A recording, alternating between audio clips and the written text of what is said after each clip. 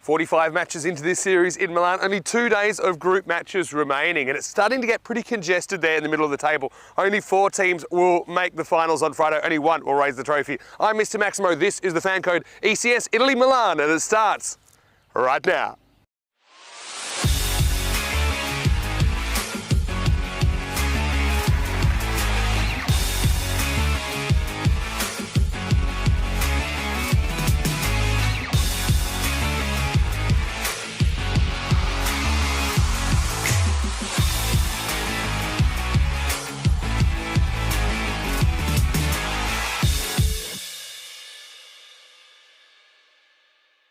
The European Cricket Series is proudly brought to you by HCL Software, Fan Code, and Grizzly Bear Sports.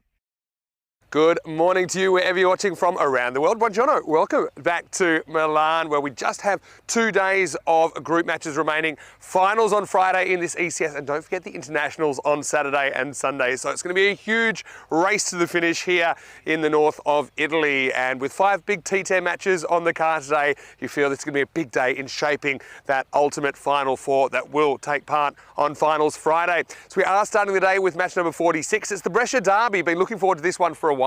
It's Brescia CC versus Jinnah Brescia. Let's see what happens at the toss. Rob Kemming has the 2 captains for the coin toss here for match 46. Your call. Tails is called. It is tails. We're back first. Tropical have locked up a spot in the semi-finals, but really nobody else has at the moment. I said you need kind of at least 6 wins and probably a good net run rate or 7 wins to get into the semi-finals. And with a 5-3 record, we know that Jinnah Brescia, they'll play first up this morning. They'll play this match and they'll play straight away against Milan United, which will be a tricky one as well. So certainly they have to play their way into the semi-finals first. Brescia CC similar. They've lost 3 games along the way as well, but they'll play 3 times today. So they hold a 4-3 record. Again, they look a very, very good cricket team to me, but they are going to have to play their way into the semi-finals. So huge game first up this morning. Weather conditions were pretty nice, mostly sunny, expecting a maximum temperature of 22. Currently it's about 16, but I think it's pretty good for cricket. Not as wet as yesterday because we didn't have the rain overnight like we had the night before. So although there is a bit of dew, I think that'll burn away. Still pretty slow outfield, we know that, but with these dimensions, I expect that there'll be plenty of 6s hit as the day goes on as well. So let's get ready for the first ball of the day. We're going to go over to the cube. It will be me on my own today, but we are almost at the first ball. News from the toss right here in match number 46 is that Jinnah Brescia, they've won the toss. They're going to bat first. And good morning, everyone in the chat as well. Great to have your company from the box. And yeah, so the news there from the toss.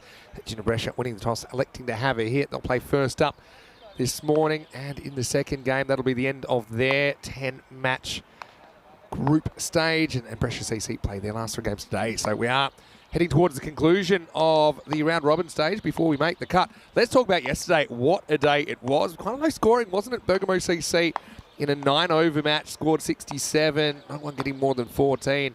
Milan United pushing it all the way to the last over as Gudamadu Agi Sanjeeva, his 44 not out was enough to propel his team over the line off the second last ball. Trentino Aquila then with a master defence back to the 10-over matches.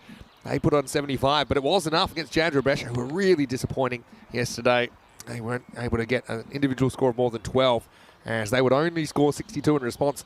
A thrilling 13-run win to Trentino Aquila, who will have a bit more drama later on, but before that, they lost another tight one, 87 this time for Trentino Aquila, hit by Mirza Beg with 28, but they only have had 2 scores over 30 in this series for an individual. Milan United, again, pushed it to the end, didn't they? Sanjeeva, again, pretty critical. His 41 was very, very helpful in getting his team over the line with just 2 balls to spare.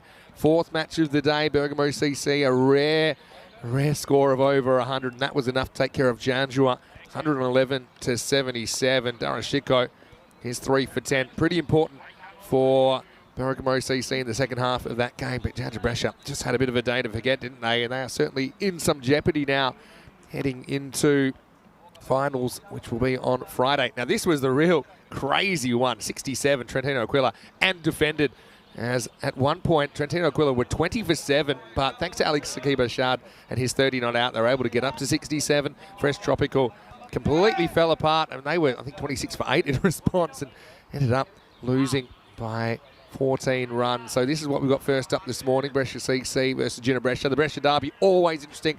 We kind of are hypothesising 6 wins puts you in the frame for the semi-final. It might go down a net run rate then. Jinnah Brescia, good confident move, I think, to bat first. Both these teams with 3 losses. Brescia CC, 2-run favourites over Jinnah Brescia. 2 very, very high-quality cricket teams. So you can see both teams not quite averaging 100 with the bat, and that shows you that runs have been hard to come by because there's no lack of quality in these 2 lineups. Brescia CC were all Italian champions in 2021. That's why they played in the 2022 ECL. But Jinnah Brescia were the team they beat in the All-Italian final. So no love lost between these 2 teams, that's for sure. It's going to be Javed Mohammed to get us going. And shake, rattle and roll starts with a big swing and a miss. Yeah, day 10 action here from Milan in Italy. Javed Mohammed certainly gets a lot of outswing with a new ball. It's just a matter of whether he can control it, I think. Most of the time he does. But yeah, I wanted to say hello to Rob Thompson, and he said that his daughter Holly is watching. Hello, Holly. Hopefully you are well. This is Vinny here, talking to you from the ECN commentary cube in Milan, the north of Italy, where it's a beautiful sunny morning so far. I said Tanvir is the batter here. Gets something a little bit short and pulls it away for the first run of the day. He's out there with Mohammed Rizwan for Jinnah Brescia. Got to say, Jinnah Brescia, they change their outfits almost as often as I do. We saw their red kit first up. Now we've seen their navy blue kit. And now, I've got to say, I quite like this one. This is the black and gold number. It's a kind of, it's a bit of a disco kit, if you ask me. Jinnah take a lot of pride in their appearance. Hello to Kroom as well. He said he's just getting over the final game of yesterday. Hopefully more like that today. Yeah, who says games need to be high scoring to be exciting? Another good outswinger from Javed Mohammed.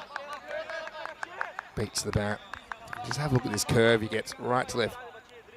I think that just sneaks inside the tram line. Again, they'll judge that based on where it passes the popping crease. Hello to Prashant as well. Had some questions about Ali Raza Islam. Hasn't been bowling that much. I think they've just got a few more options. And he hasn't demanded selection with the ball in this series. Just squeezed out from Rizwan now to deep point, who's off the mark. And Wayne is in the chat as well. Wayne watching from Australia. Hello, Nick Devonshire as well, saying good morning from Northern Ireland. It's such a great community, the ECN community. It's great to be a part of it. Unprecedented levels of entertainment with 10 hours per day of T10 action. Mohammed. Outswing at drilled at Imad Khan, who makes a stop. They don't get a run. One thing about Javed Mohammed, though, he does kind of swing it from the hand. So that new ball, once you've had a look at him a couple of times, you know what you're going to get for the most part. So even with that swing as a batter, you should be able to kind of account for it. A bit looking at maybe going over the offside where there's nobody back on the boundary now. Unless it's short, in which case you can do that. As for the first time, Javed Mohammed gets a little bit too short. And that is pounded out of the ground. Maximo! I said Tanvir. Well, he's up there for a reason, isn't he? And that was a powerful strike into the first over. The score is 8 without loss. Having a look at some of the top performers for these 2 teams. You can see that Baba Hussain for Brescia CC has been pretty important. Happy that there weren't too many repercussions of their head knock that he took the other day. Jinnah Brescia, it's Masood. That's been pretty impressive, Shabazz Masood. Khalab Sajjad, leading wicket taker out of both of these 2 teams on the park today. And he scored 11 in the series. Now, right on cue, Ali Raza Islam is going to get the new ball.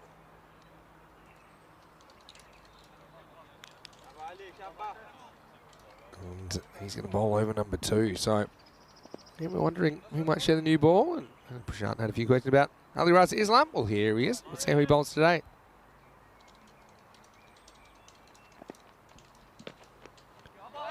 This one's a little bit short. Grabs the leg, goes past the keeper. Probably just the one leg by. It's just the one leg by. Yeah, so Shabazz Masood not opening up for Jinnah Brescia in this game. They've gone for Mohammed Rizwan, Asad Tanvir at the top.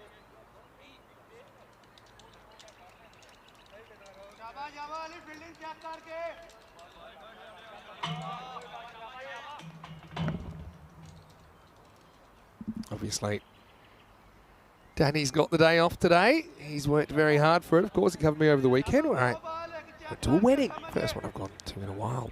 It was a wedding reception as Charles of our ECN family. He was married to Jinnah in Mauritius a couple of months ago. Well, anyway, this is up in the air and it's a catching opportunity, the first of the day, and it's taken. And these two teams expect the fielding to be good. That is the Riaz Madassa zone. He's had a pretty good series, hasn't he? Former Pack Lions Getty player. As the pull was tried again from Asad Tanvir, but this time he didn't get as much of it. So, first wicket of the day, and it goes to Ali Raza Islam. And Jinnah Brescia lose their first. It is 9 for 1. It's a really interesting table. We thought with so much quality here in northern Italy that it'd be pretty congested for semi-final spots. I think to be completely safe, you need 7 wins. You can probably get away with 6 if you have a good net run rate. That's my hypothesis. I mean, we'll see it play out over the next couple of days. But at the moment, you've got Jinnah Brescia with 5 wins with 2 matches to play. You've got Brescia CC with 4 wins with 3 matches to play. So they could both end up on 7 wins. But they won't both end up on 7 wins because they're playing each other right here. They can't both win this game, obviously. Once again, quick hello to Holly, who's watching, I assume, from New Zealand. What a nice way to be able to spend some time with your dad, Rob. Rob's a big supporter of European Cricket Network. And it is one of the few sports on TV where the commentator will talk back to you. So get involved in the live chat, ECN European Cricket Network. Oh, this one almost carries the square leg. And now we've got 2 batters at one end, and the throw's air-mailed, and he still might be out. Well, this is a crazy run out. Oh, it's just an absolute cook-up from first to last. I'm sure this is going to be out, but let me talk you through it. First, it almost carried a square leg. Rizwan takes off from the non-strikers there, number 7. And then the throw goes over the bowler, but there's a backup fielder who then has to go around Ali Raza Islam and runs him out anyway. So it's going to be Imad Khan that finishes it off, and you can see there that the batter's well short of his ground. And, well, again, that is something quite unique, and that's the kind of action you'll see here on the European Cricket Network. You'll never see sport like it. And just what fortune that Imad was so close. Yeah, it's going to be Naveed Chowdhury to Imad Khan. But yeah, what about the little kind of body block, the little screen put on by Ali Raza Islam, and it's actually pretty good composure from Imad to hit one stump there because he had a bit of traffic to get around. And, well, bizarre stuff really. And well, that's unfortunate for Mohammad Rizwan, who is, well, we'll see who the man is that is out there in the end. Umair comes out and, well, next ball, no problem, as it's going to be up and over the fence. Maximo! Well, pitched up, and this is a really good cricket shot. Check that out on the replay. Yeah, it is Rizwan that's out. So Masood goes large as the counter-attack comes. Otherwise, Islam hadn't gone for a run before that. But yeah, how about that? I don't think I've seen one fielder screen another fielder, unintentional as it was, from Ali Raza Islam. It's good heads-up play.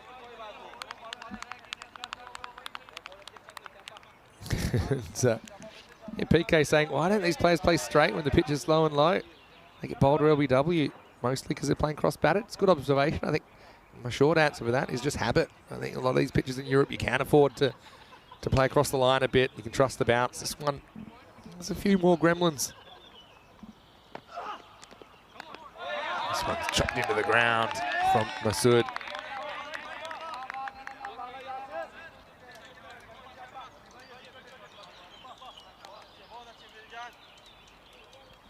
Otherwise, Islam. Yeah, apart from that, 6 hasn't gone for any. Yeah, Holly saying that her dad taught her everything she knows.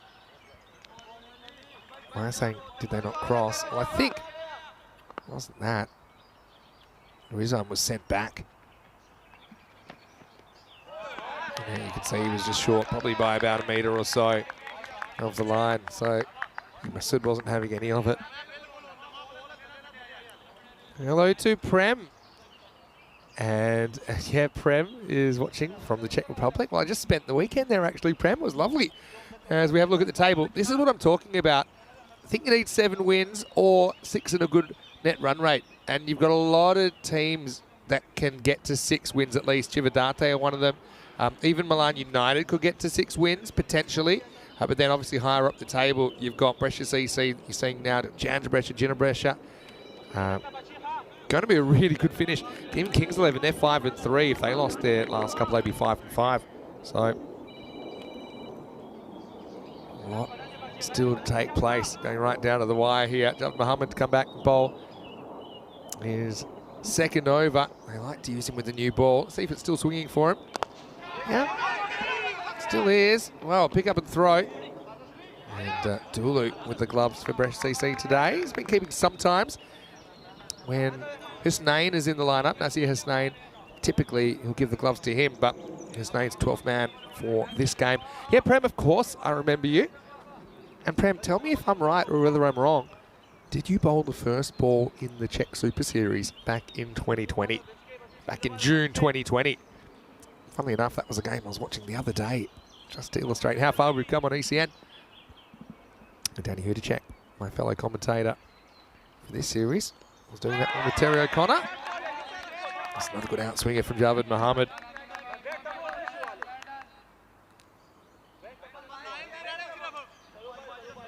And yeah, Meyer just kind of querying that run out. But yeah, did you guys realise that actually Rizwan did run back and he was only out by, I say only, by about a metre or two at the bowler's end. So yeah, it was pretty clear who was out on that run out. But it was a bizarre path to the stumps, wasn't it, for the ball? It was square leg, it was air-mailed over the bowler. And actually the only reason that Email was able to make the run out was, but he was so close, he got the ball in the full. He was only about 3 or 4 metres behind the bowler, backing up. Mohammed does kind of lose his swing as the ball gets a bit older. He's not curving quite as far now.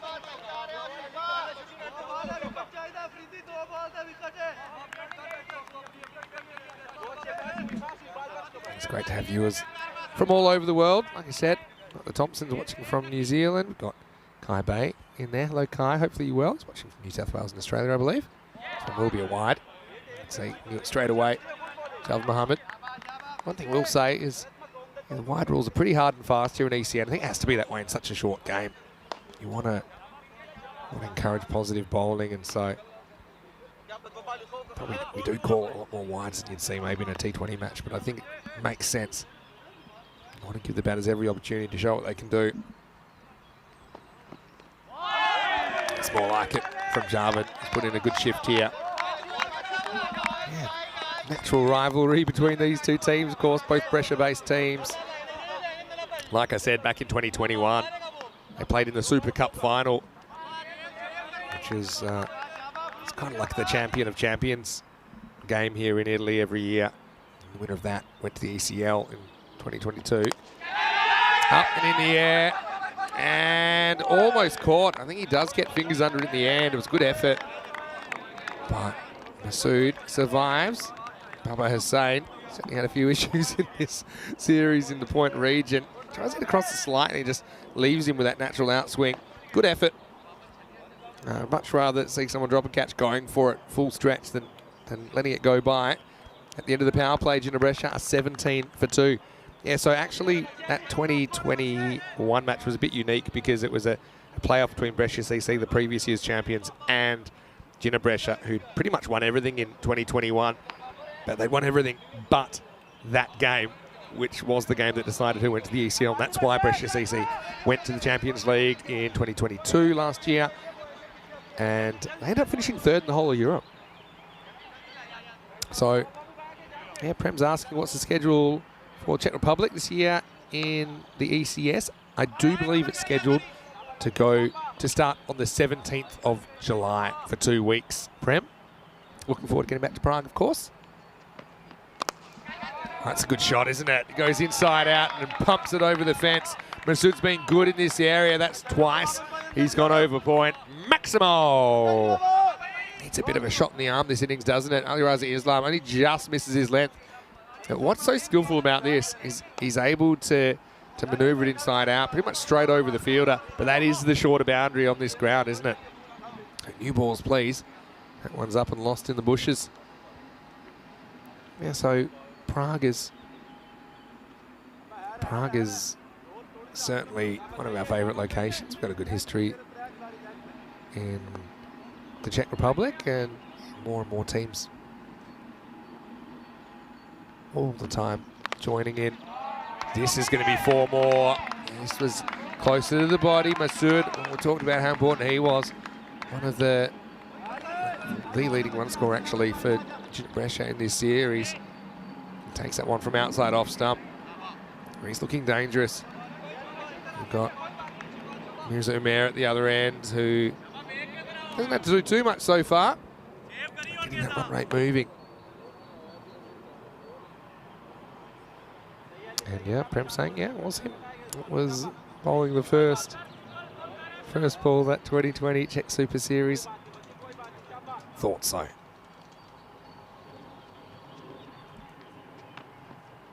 Oh, this one would have been a huge wide. He spoils it, just gets one.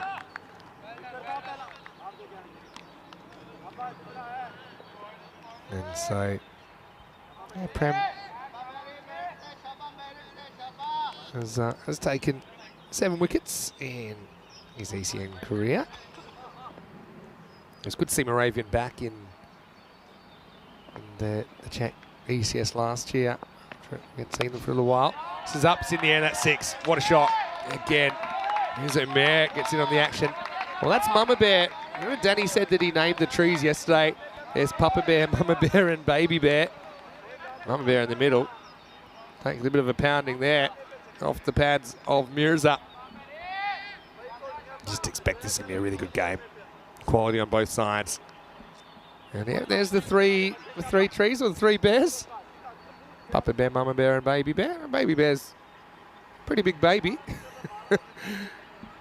They're the last line of defence for keeping balls from disappearing into the potato field.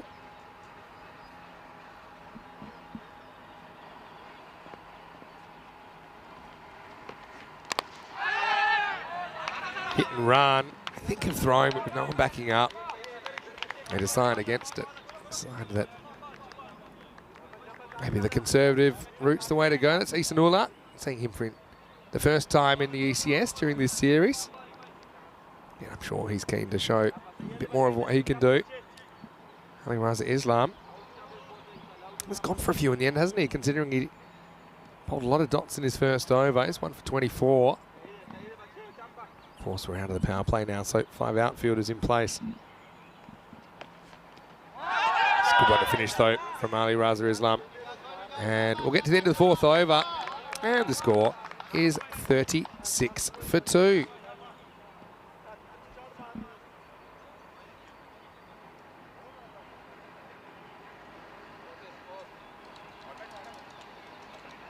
Look at the run rate there, 9 and over, which is pretty much par for the course here over the days of action we've seen so far. No, we're around about in the 9s.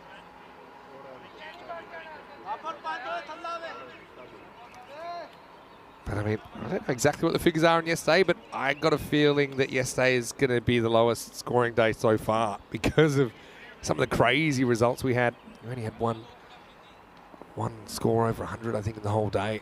Kalab Sajan's going to bowl, and he's had a really good series with the ball. 11 wickets, like we said. Bit of a threat in the middle overs. Oh, that's pretty close. That's really close, and it's gone.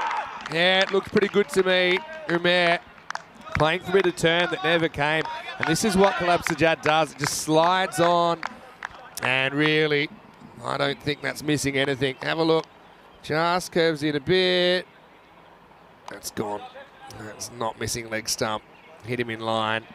You know, it's crashing into the middle of leg stump, if you're asking me. So Mirza is going to have to go. And Sajjad gets his 12th wicket of the series. It's 36 now on the board. 36 for 3. Yeah, so there we go. So there's the run rate graph. Yeah, so 7.7 yesterday, the lowest scoring day so far. So just 77 was par yesterday. Then we had the 67-53 game to finish. I think we had the 76-62 game in there as well. But still overall 9.1 for this series. So that's showing you around the 90 mark is par. If you take into account all the matches we played here in Milan, not only this year but also in previous series, you get 93 as your par. As Wasim Ahmed comes out to bat. So we saw him playing for Jinnah Brescia last year. But now playing for Jinnah. Club Sajjad though doesn't side spin too many. I think that's where Mirrors have got into trouble. Does go a bit. He likes this Dulu, doesn't he? He likes it, and I'm sure they'll end up having a look at it. But, yeah, well, the replay will tell the story. Yeah, no problem there. Oh, it's really tight.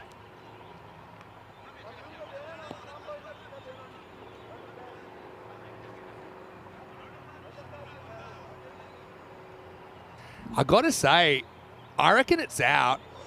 Just on a hunch. But can you go on a hunch? So, yeah, for me, I can see there's nothing behind the line, but is this the wicketkeeper talking in me, or is it too close to call? You see the bails up there. I don't know if we can get any bigger on that. Dulu's confident it's out. He's super confident it's out. I got to say, I have my suspicions, but whether it's conclusive enough to give on that evidence, I'm not sure. So batter gets the benefit of the doubt, but maybe a bit like he survived, Masood. It doesn't matter really, because he's gone the very next ball. So Sajjad, he lures Masood into hitting across the line. He has 2 in the over, and here's fantastic. Series continues. Club Sajjad. So yeah, I mean, you saw Dulu was so confident of that stumping the ball before, and as a keeper you would be, because if you can, you've got a better view than anyone really, even our camera, even than the umpire. But it's all academic really, because the very next ball tilts back the off peg. So a few momentum swings in this game already. Shabazz Masood goes for 18 off 15, 2 Maximos and a 4 in there. But he departs at 37 for 4. So look, if you take out his boundary balls, then he scored kind of 2 off the other 12 balls he faces, Shabazz Masood. So apart from those boundaries, it didn't really work a lot of ones, did he? Mike said that one looked out. Yeah, I tend to agree, but I suppose it's a suspicion. We were able to kind of pause it. It needs to be clear and obvious to the third umpire if he's going to overturn an on-field umpire's decision. So I suppose I can understand that. That's the process. Rizwan Uzzaman out there now. Yeah, so that's a frustrating one as a keeper, because if you can see the back edge of that white line, you know it's out, but you're the only one with that perfect angle. Pitched up. It's a brilliant over from Sajjad. In the end, it'll only cost 2, and he comes up with 2 wickets. Changing the game in the 5th, the score is 38 for 4 after 5. And a treat for everyone, of course, at the end of the European Cricket Series this year. We'll typically have an ECI, and Milan is no exception. They're the squads. Italy, France and Romania will play each other in a 9-game fiesta of cricket. So they'll play each other 3 times each. Each team plays 3 matches. Look at the Italian side. I've got to tell you what, Sajjad, the way he's bowling, I'd love to sneak him in there.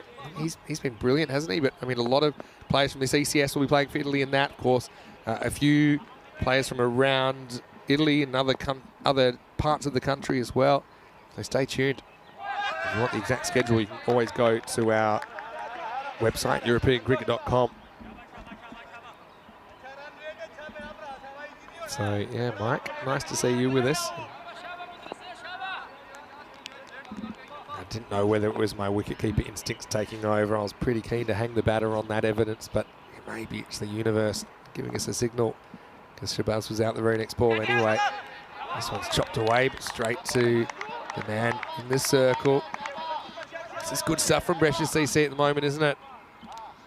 Like I said, these two, they've got history. Not in a nasty way, but just a real healthy cricket rivalry between these two.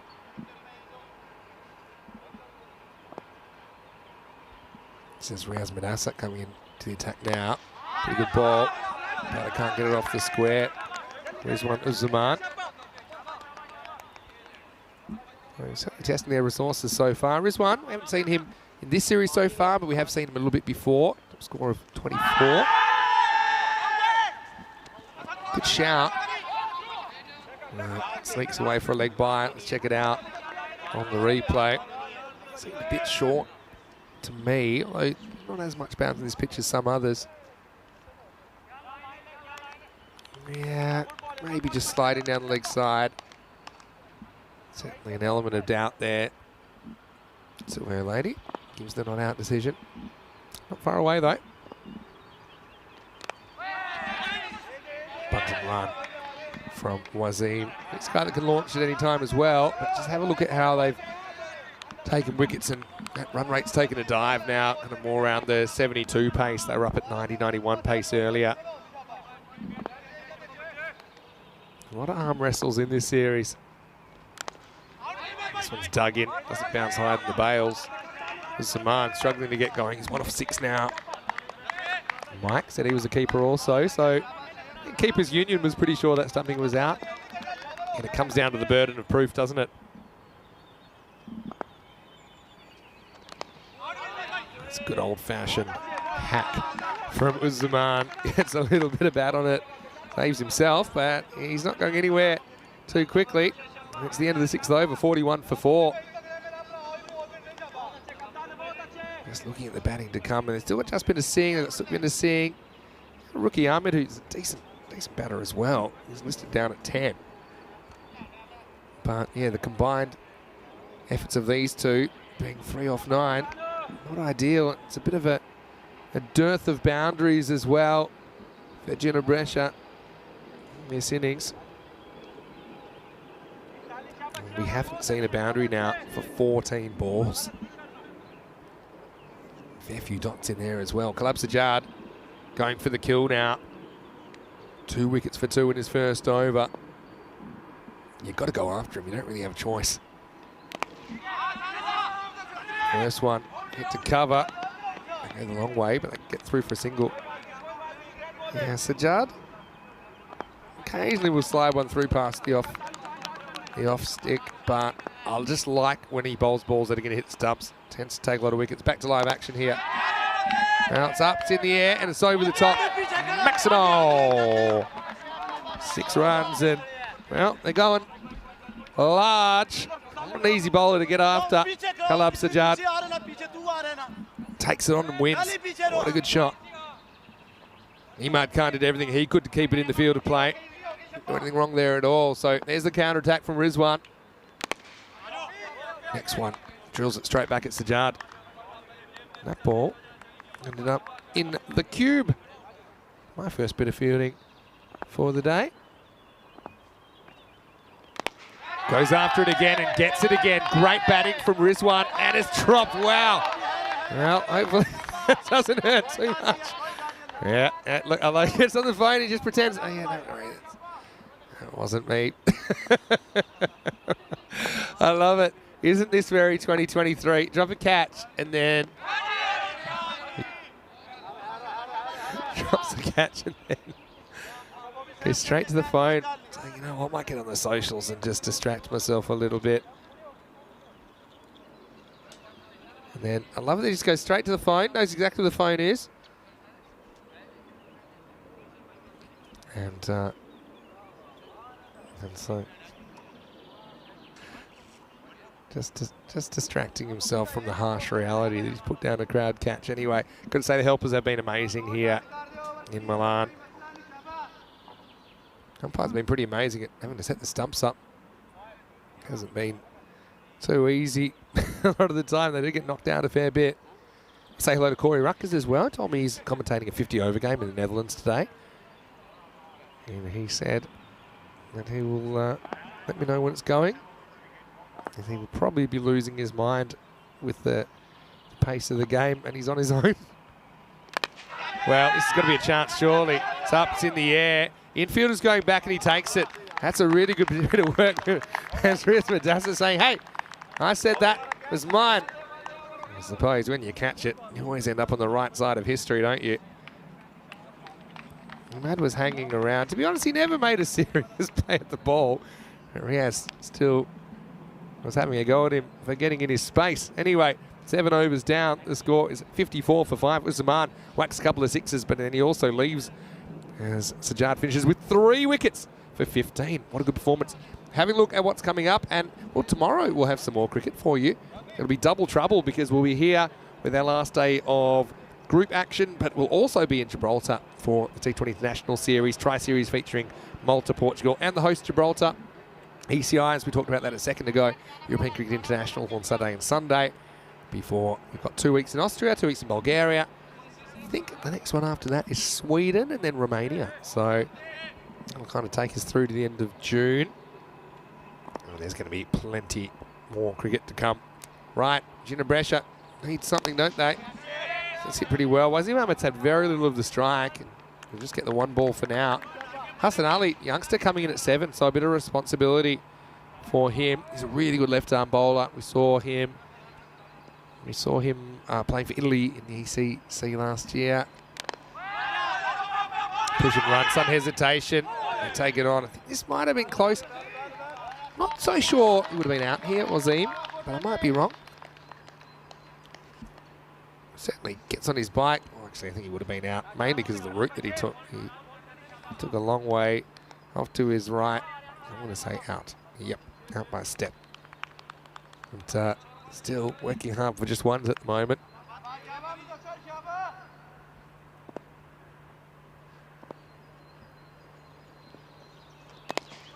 It's pretty well bowled. Again, balls attacking the something. That's the key here, I think, especially with a slight variable bounce. You get to slightly different tactics. I suppose that's what makes cricket interesting as well. Different conditions in different places, different pitches. Obviously, the outfield here a lot slower than the last couple of places we visited. You can kind of get away with that length a bit more because it's not easy to drill them straight down the ground over the long off or long on. We saw Zaman do it a couple of times. But I think, yeah, the quality of bowling and quality of fielding here is another reason we're seeing scores a bit lower than usual. Kind of point to point and a half lower in the run rate here than most other places we've gone. Dug out by Wazim. It's finding it hard to get more than singles. Yeah, Jinnah Brescia, I should say. They play first up this morning. First 2 matches, and that's it. So they're in a situation where they're 5-3. They take on Brescia CC now. They take on Milan United in the game after this. So you see the variable outs there. Just shoots through on Hassan. Takes us to the end of the 8th over. Jinnah Brescia, 59 for 5. Slip of the tongue. I said Jinnah Brescia, but they also play their last match today. That's in match 50, the last game of the day. And they'll take on Brescia CC. So again, that's not an easy game. So yeah, table's super interesting. Fresh Tropical have finished their 10 matches. They've got 7 wins. Nobody else has more than 5 at the moment. I feel like you'll need that 6th win. 7 kind of guarantees you a spot in the finals. 6 gives you what I would say is a good chance. Heart rate monitor shows they're heading for something in the 70s at this stage. Imran Naveed, pretty good death bowling option to bring on. He's going to get the 1 over here. This one's played away off the back foot. And that's one of the things about Brescia CC. They do have a lot of options with the ball. So we had the inquiry earlier about Ali Raza Islam, about why hasn't he bowled as much. I think that's one reason, is they've just got a lot of options. Naveed gets sliced away, fielder all the way back to the rope and takes it. Great catch. Really good catch down there. As Bubba Hussain has been patrolling that area. Check it out again on the replay, thanks to Spring Productions. But Bubba, he was composed, wasn't he? And I suppose what he did well there, he had a good idea of where the rope was. So he knew how far back he could move. Hassan Ali, disappointment for him, gets a fair chunk of that, but he'll go for just 2. And the score is 60 for 6. Kind of ended the bat, but I like it. Kind of went inside out. Mini helicopter. But, yeah, Bubba, he knew where his feet were, and his hands, they were also in the right place. It's going to be Mirza Farhan. Comes out at 8. Can he give him a boundary or 2? Again, you've got Wazim at the other end, who's been okay, but seems to just be getting the one and getting off strike. Haven't really seen runs of boundaries too often here. There's a couple of reasons for that. This one well blocked on the second bounce by Yasadulu. I think that when we see higher scores on ECN, a lot of the time it's because batters are able to hit boundaries in multiples. But I think here, because so many go for 1 when you hit them, you often don't have the same batter on strike that often. So it's a mixture of the slower outfield and just the conditions here. It's hit pretty well, almost too well, as it carries to Emad, who puts it down. Does block it from going for more than 1 though. Fine, yeah, he got every piece of that, but it was flat. Not an easy catch at all. Emad coming forward. Probably didn't have to rush as much on that one. Had to be super critical, but it's not easy to catch a ball coming that fast, especially when you're going to ground. Another double bouncer to the keeper. Just sneaks inside. Nazim Ahmed, again, very capable, but this is a hard ball to hit. Just sneaks inside that blue line. If it gets any bit of that blue line, when it passes the popping crease, not called a wide. Haven't had a boundary now for 13 deliveries, so another lean trot. It's actually a really good shot, but he might be gone. He is gone. Wow, it was the low full toss, attempted Yorker. And how about this for a highlight? Cue the music as Riaz Madassa just lopes around to his right, sticks out the right mitt, and it sticks. Now, easy as you like. These are the kind of things that can win your cricket matches, because Wazim Ahmed, I mean, I think he did really well to hit it that far, but he's going to go shaking his head as he goes for 7. And it's also the end of the 9th over, 61 for 7. Well, we say it all happens in the 9th. There's Madassa, because he was running so hard, he couldn't quite really organise getting the left hand over there. And he said, well, I don't need to. That's a little bit of the right-handed basket catch from Riaz. What a highlight, 61 for 7 after 9.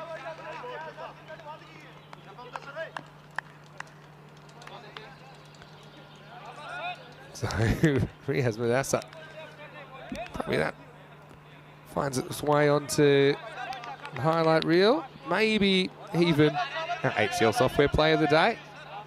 I mean, the way to catch it two-handed would have been, yeah, to get the left hand, but then you have to cross your left hand over your body, which then sometimes can create a few problems if you don't judge it correctly. So yeah, he went the 1. Instinctive stuff, really, wasn't it?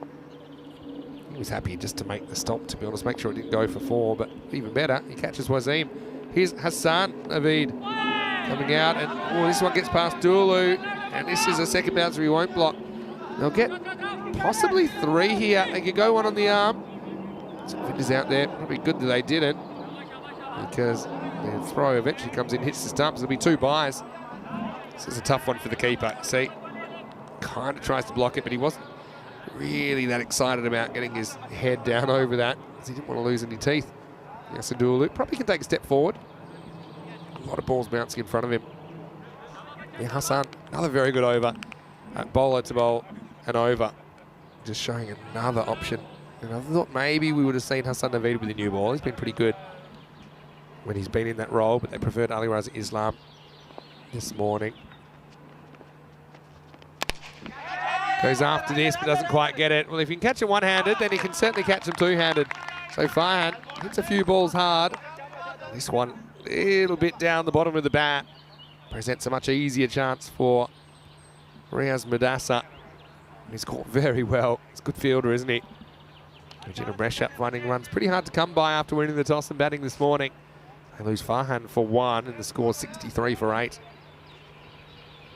Just be hoping they can get a boundary or two, maybe lift themselves up into the 70s. We have seen those kind of scores defended.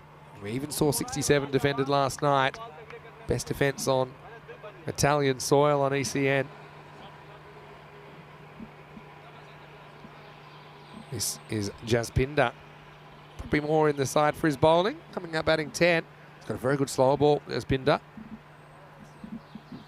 So Jinnah Brescia will be hoping they can do something to Brescia, something similar to Brescia CC, as has been done to them in the first innings. 4 balls to come. Both these batters yet to face a ball. Bit of fake footwork and a very real French cut from Jaspinder. He gets off the mark. So yeah, I love the fact that with 10 games to play, I've got no idea what this Final Four is going to look like.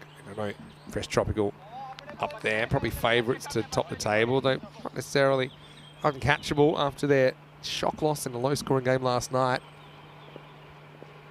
So Winder gets an opportunity, gets it onto his own foot, and everyone's happy just to concede a single there. So up to 65. Done really well at preventing boundaries. We haven't had a boundary since the 7th over. So now that's actually 3 full overs without a boundary. Been hard to combine this innings. Not especially dewy this morning. Outfield, pretty good nick for the first game of the day. That does typically dry out a bit as the day goes on. 2 to come. And that's bowled him, I think. Yeah, he's gone. Yeah, he's going to be bowled. And I think Jaspinder knew it. I think that this ball hits the off bail and sends it into outer space. Here you go. There you go. Well, it doesn't really send it into outer space, but it does knock it off. That's the rare double play, isn't it? As Jaspinder will be bowled. Again, wandering all around the crease like somebody about 3 AM after a bachelor party. Ball's fairly straight and straight enough to hit the target. So Hassan Naveed chips in with a wicket. He just kissed the bail, didn't it? Dulu, he'll be annoyed. Feels like he's cost another dismissal because he came up with a run out. But yeah, Jaspinder, good hearing. He's heard the bail drop. 65 then with the ball remaining. They're down to their last man. And it's Rookie Ahmed. Number 11, to be honest. Just giving some more opportunities to batters above him. Can Rookie send one out of the park here? Last ball of the 10 overs coming up. No, he can't. So what a good last over from Hassan Naveed. He'll finish with 3 for 2. And Jinnah bowled out off the last ball of the innings for 65.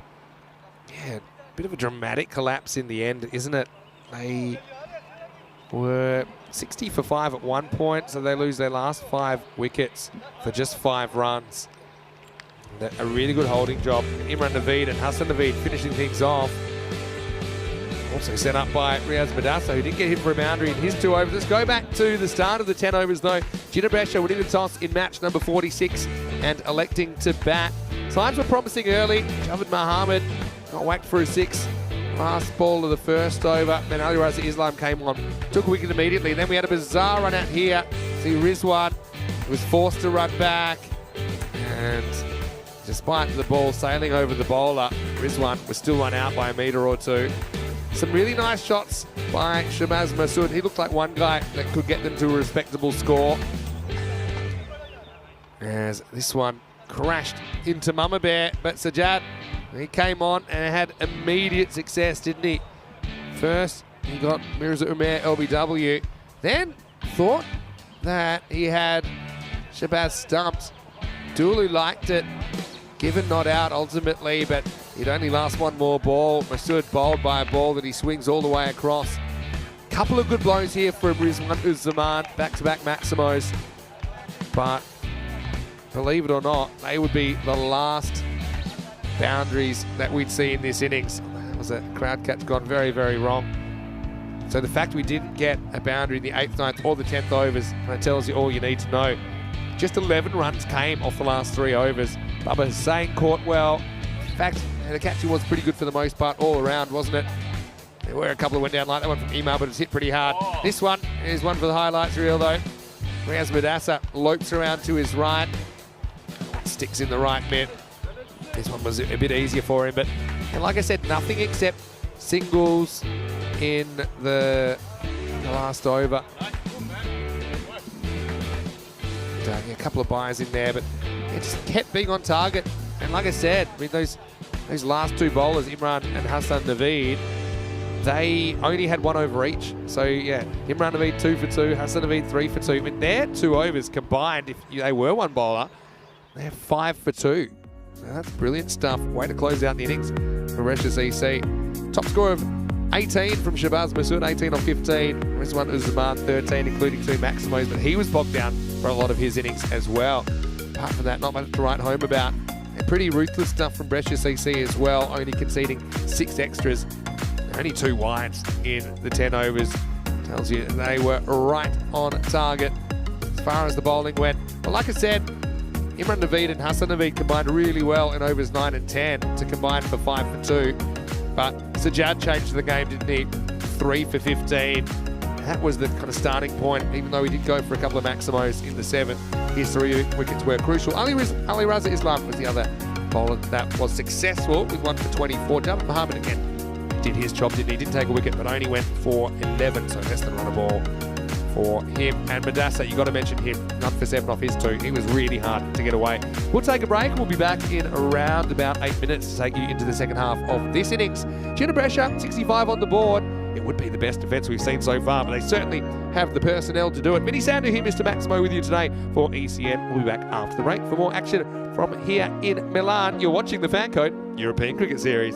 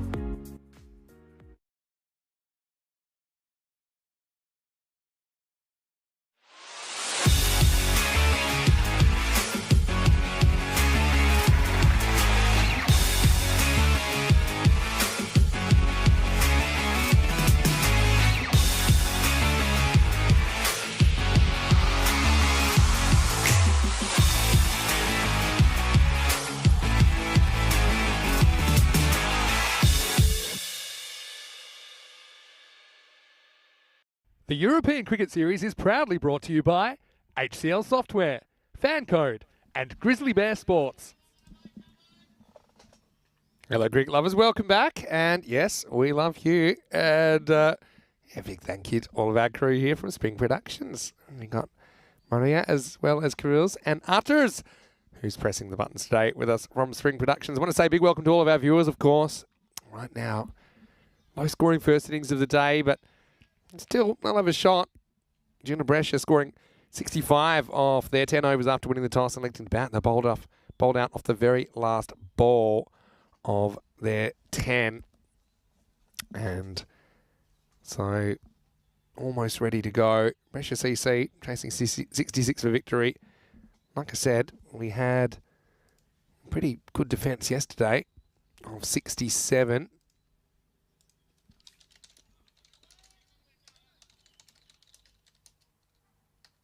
Let's go. Brescia CC chasing the win in the air. A bit of luck first up. I think it's probably just one. Yasaduli out there, very experienced.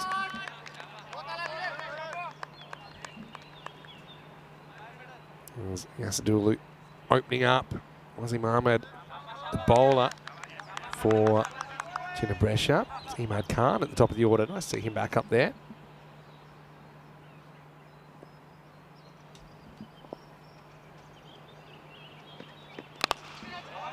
Hit pretty hard and beats the fielder. This runs away and it does get there. So 4 runs. And Imad Khan, he's a guy we've seen kind of slide down the order, but I remember heading into the ECL last year, the Champions League of European Cricket, he was their preferred opener. Ali Rasta Islam ended up replacing him at the top and doing really well, so he found himself kind of in the 5 or 6 zone. Imad Khan, but you can see from that first shot, he can pack a punch. And, well, Exhibit A, this one, it's going to be 4. And just bouncing inside the rope. And some good fielding off the field this time. Let's have a look at this. Unless my eyes are deceiving me. Just bounces inside. Yep. 1 bounce, 4 runs. So, Imad Khan taking on the field and winning. It has been the hot zone so far. Power play is all important, isn't it? It's one thing we didn't see Jinnah Brescia taking full advantage of. 18 for 2 they scored in the first 3 overs. Just had a couple of things off the rails for them, including a run out. Goes after it again. Now he gets a little bit lucky he doesn't hit this better, actually, because it's down towards the end of the bat. They had made the field change. You can see Hassan Ali gone all the way back to long off. Just like that, they get it down to a runner ball required. Yasadulu, again, he showed he could do it against good opposition.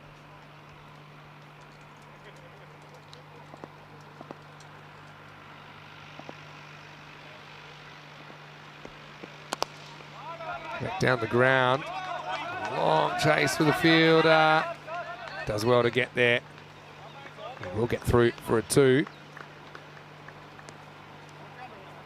Yeah, Yasadulu had a really good ECL.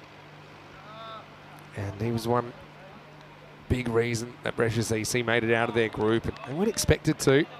They ended up knocking out Carlton CC of Scotland. The slower ball goes wrong and goes down the leg side. And they end up knocking out Carlton CC of Scotland back in last year's ECL. Holding Carlton to 118 off their 10 overs in the final. And Carlton before that, they weren't, they were undefeated before that. Dulu, 66 off 25 in the Group C final. Saw them through Championship week where they'd ultimately finished 3rd. This one hits the tram line. It's a really good example of what's a wide in ECN, because that outside edge of the ball just touches the blue. You can see it. It's a tight call, but it's a correct call from the umpire. Yeah, so what innings that was. Dulu, 66 off 25. Put on 49 for the first week with Ali Raza Islam. And then put on 70 with Baba Hussain.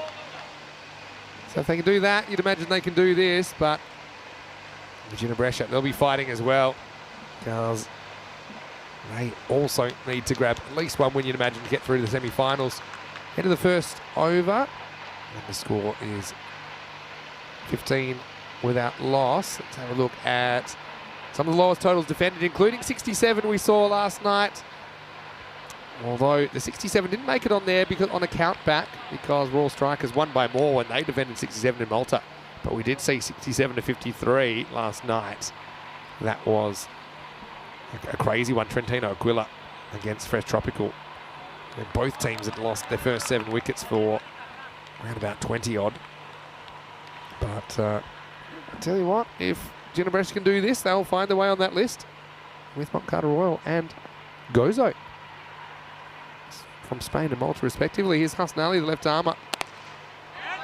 Comes on, first ball's hit by Dulu towards the fielder. They don't get a run there.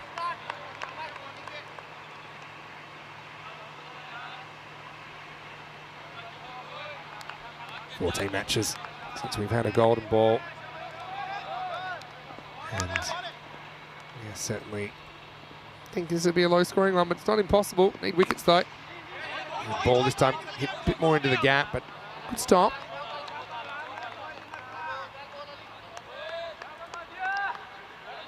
Just feel you get one or two big overs and you're in business.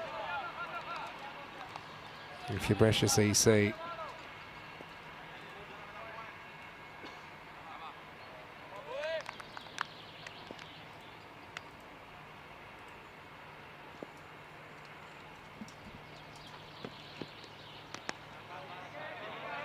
It's a really tough call for the umpire. Probably is wide. Can you work out where this passes the crease? Yeah, I think it's a good call. You're dealing with quite an angle there, but I think that definitely goes over that. The intersection of the blue tram line and the popping crease. So I think it's closer. Hassanali feels like he might have snuck this inside, but again, if there is doubt on these, typically they'll go to the batter. It's a tight one. I suppose as a bowler, you're dicing with danger.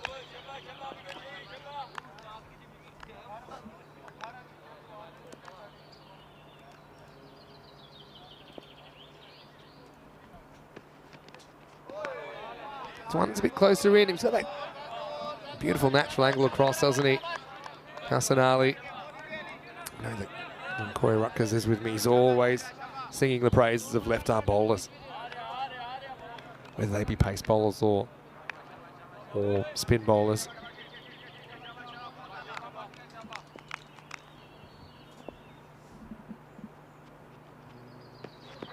Well, this one goes very wrong, but almost brings a wicket.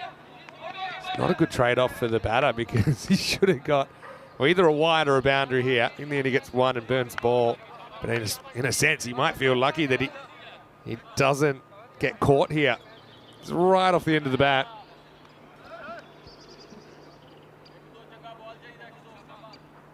That's a Dulu. Loves to go over the top. Not huge on foot movement, but he's big on bat speed. Probably exactly what I described there. This is a good example of one that does stay inside the tram line, I think, when it passed the crease. And then yeah, the keeper ends up taking it really wide, but it's not a wide. Good umpiring.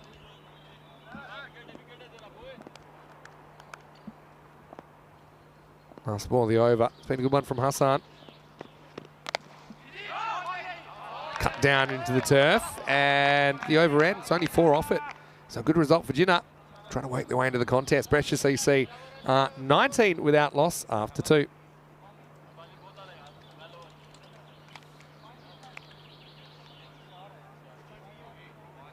Having a look at the table. I mentioned it's pretty cluttered there. Teams on 4 and 5 wins. Different amounts of games to go. Brescia CC and Jinnah Brescia, 2 teams at this stage, if they won the rest of their games, they would have 7 wins, same as Fresh Tropical. But even the fact that the top team will end up with 7 wins and 3 losses tells you that no team's really run away with it and gone kind of 9 or 10 wins out of 10.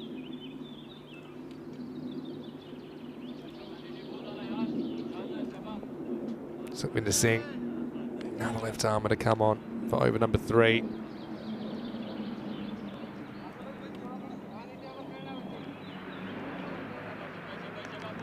I'm wondering how many of you out there remember Brescia CC, the ECL in 2022. Of course, we just had the 2023 iteration, which was won by Jinnah of France.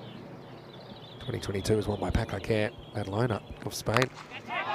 Sukhvinder bustles in, but he's too short. He's pounded away straight over the square leg umpire's hat. 4 runs. What a shot. Imad Khan's looking really good here, looking really organised. Good off the front foot now. Just sits back just over top of the bail, kind of high. He's very, very well composed.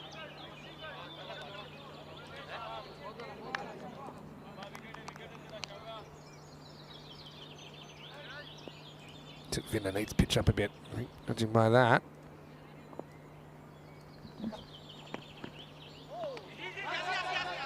Next one sneaks through. Head dot to the bowler, but not handled cleanly by Mirza Umar. Sneak through for 1, so it's not really happening at the moment.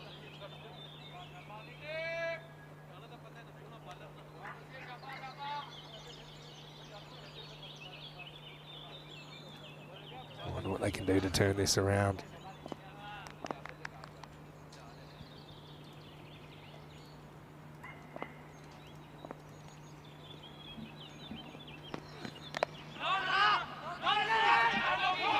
Some hesitation, and he would have been out because he forgot which end of his bat to hold.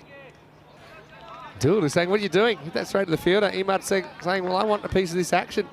Kind of goes on the hit. Dool said, you serious? And then he finds himself in a bit of a mess where he lost control of his handle. Would have been gone.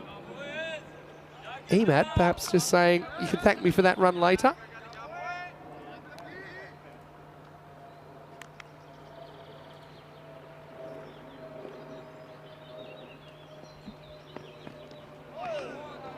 Big swing and a miss this time. Sukhvinder doing a pretty good job. He went for 4 first ball, but this is what you've got to try and do. Build pressure. I suppose at some stage you've got to create chances and take them as well.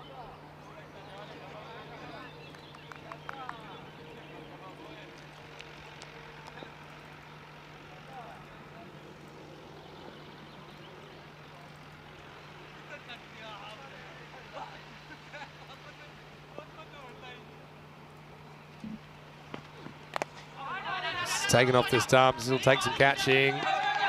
Jinnah does well, pulls up just in time. Be a long single.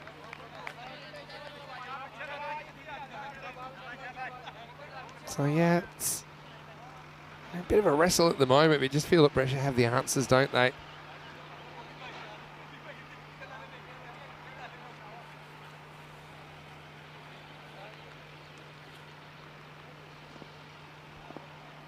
Still decent over. 6 and over kind of gets him there. That's the issue. There's been 6 off this one.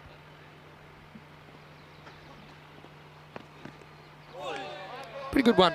Gets past the outside edge of Dulu. As the power play comes to an end, it's 26 without loss after 3. A fairly comfortable power play for Brescia CC. It wasn't all their own way, but particularly that first over, meaning that they're in no serious trouble at the moment. Jinnah Brescia at this stage, 18 for 2. You can see that on your screen at the moment.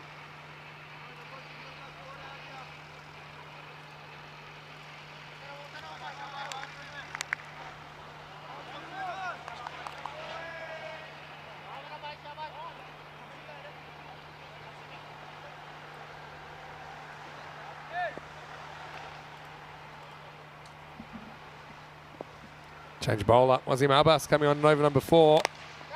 He gets whacked away, square of the wicket, and this will be 4 as well. So, yeah, Imad Khan's been a bit of a difference maker here, hasn't he? He's been pretty brutal. Been good either side as well, hasn't he?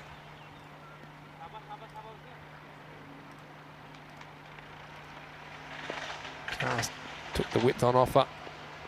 Slow ball, clever bowling from Wasim.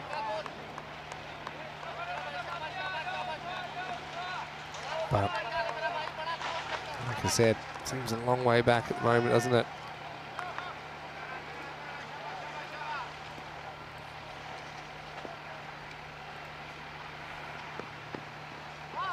Another slow ball. Yeah, credit to the bowler for going back to it there.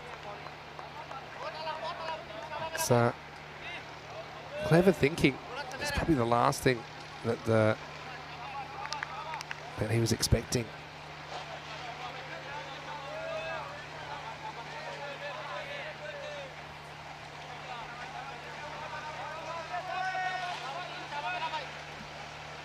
Wasim, mentioned before, former Jinnah Brescia player.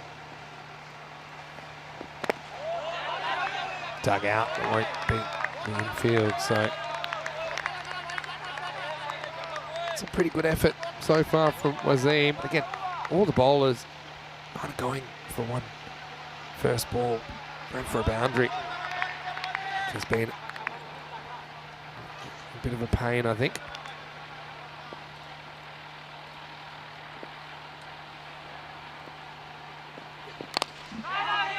Goes after this, and it should get to the boundary. No, it doesn't. It really pulls up, and they'll only get one. Wow, that's a brilliant result for the fielding team. But again,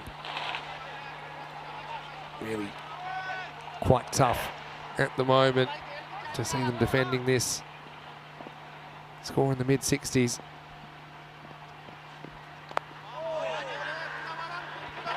Dulu. A little bit off at the moment, but still his team well in control. Into 4 overs, the score 31 without loss. And kind of fairly comfortable at the moment. Let's say a quick hello to everyone who's watching on Fangird, of course, in the Indian subcontinent. Hopefully you're well today. What's the weather like in your part of the world? I mean, here it's beautiful, 17. And heading for 22 degrees. A few grey looking days, I suppose, over the weekend and even the start of the week. But right now, looks like one of the better days of the year. So Winner's going to come around the wicket now. Interesting. He's going to be zeroing in at the stumps, you'd imagine, to Emad. He doesn't.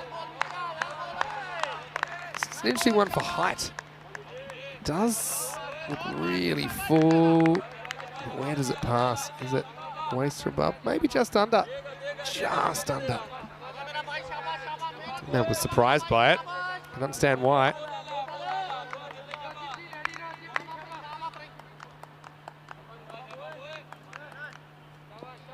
But yeah, I think it's a good call.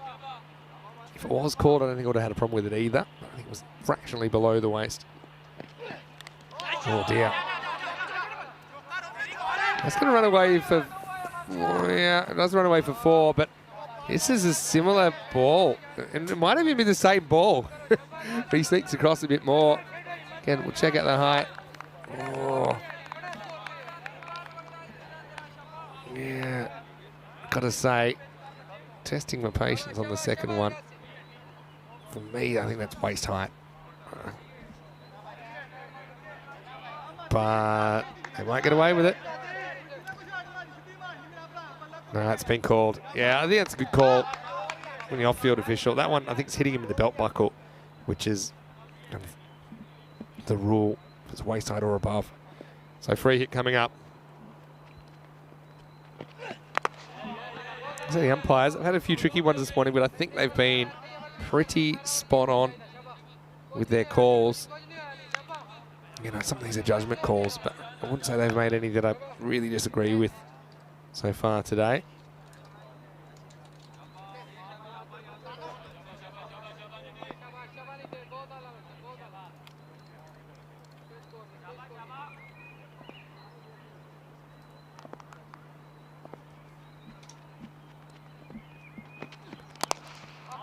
Back at St Winda, who does his own fielding. So Jinnah, assuming they lose this, then I think they head into a must-win clash with Milan United in the second game of the day. That'll be their 10th and final. I don't see teams that are 5-5 getting through at the moment. Jinnah, assuming they lose this, they'll be 5-4.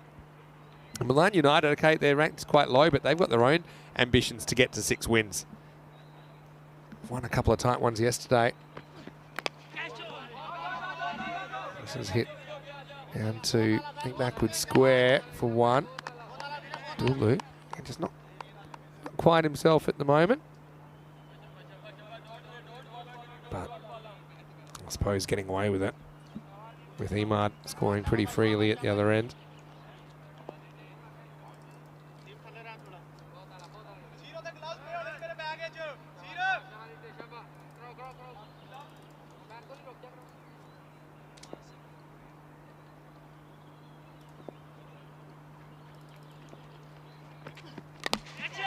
Goes after this. Might have found the fielder though.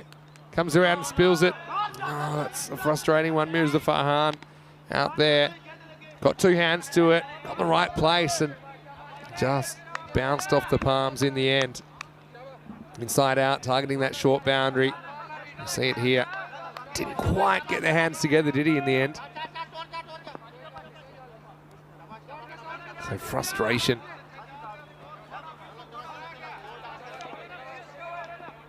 For Jinnah Brescia at least.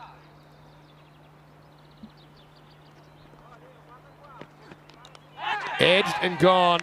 So Dulu, his innings comes to an end and yeah, just couldn't get a lot happening.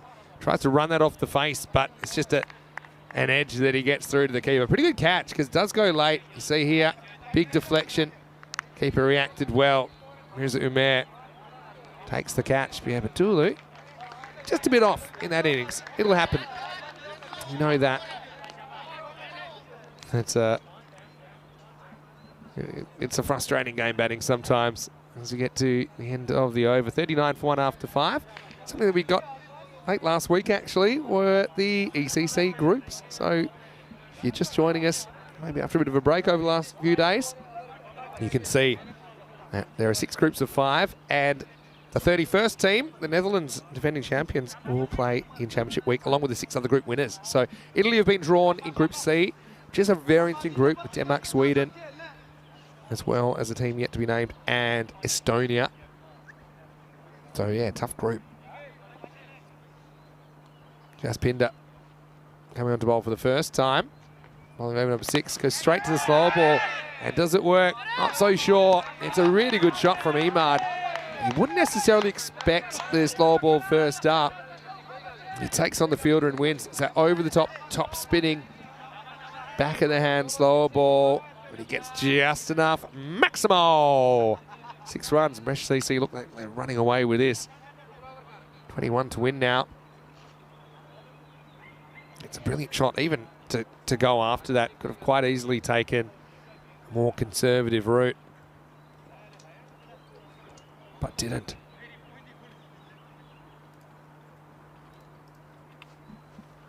Bit of a running shoelace job. Maybe gives us another chance to have a look at the teams we'll see this weekend. France, Group A, which is a super interesting one, including Spain, Isle of Man, Czech Republic and Greece. And the other team we'll see this weekend, Romania, in Group E, which is a pretty tough one. But I will say the England 11 be big favourites in there, but the other 4 are kind of pretty closely matched, I think. Up and out of here, Maximo. Imad just had his shoelace tied. I mean, might have been tempted to tie it together. This is the pace on delivery, but it wasn't that rapid from Jaspinda. He disappears for another 6. Brescia CC have just found the boundary more often in short. And I suppose they've avoided losing wickets in clumps as well. 50's up as well for Brescia CC. Now, an audacious reverse attempted.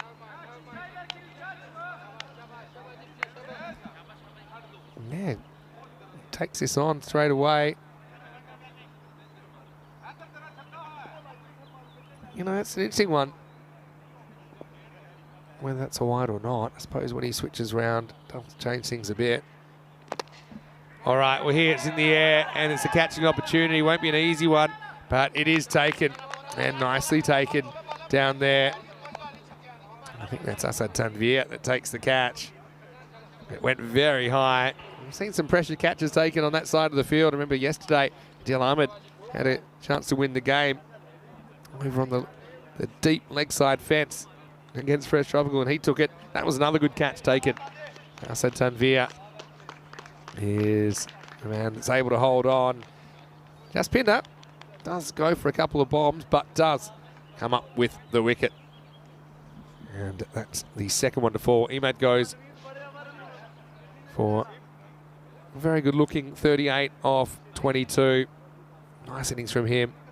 So it's just a bit of an up and under job. Bit of a top edge, I suppose. Safe hands of Asad Tanvir doing the rest. 51 for 2.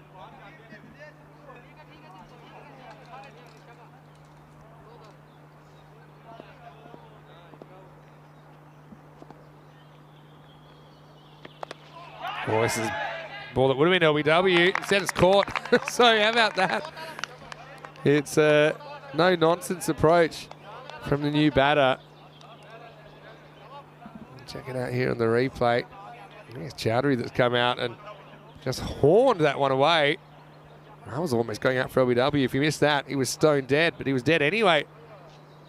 And well, credit to Jaspinder. Comes back well, doesn't he?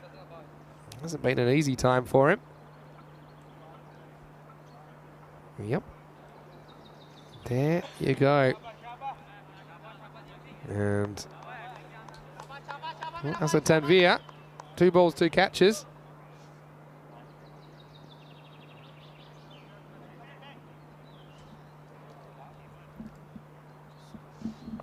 Jaspinder.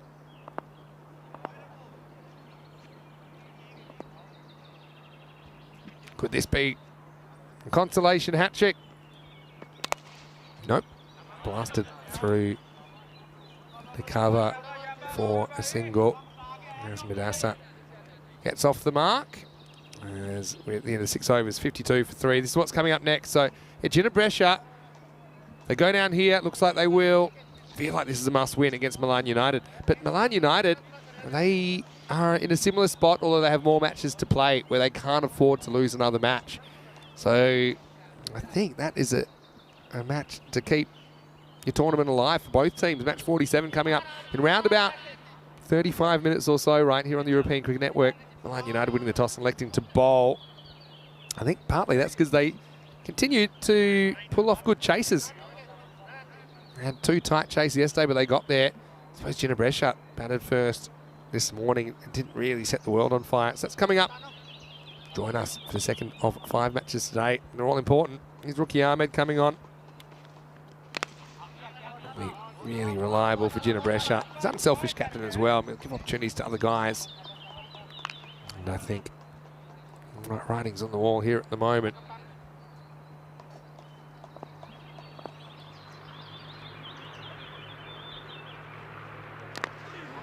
The rookie, most of the time, is right on target. This is no exception. A scramble through for 1.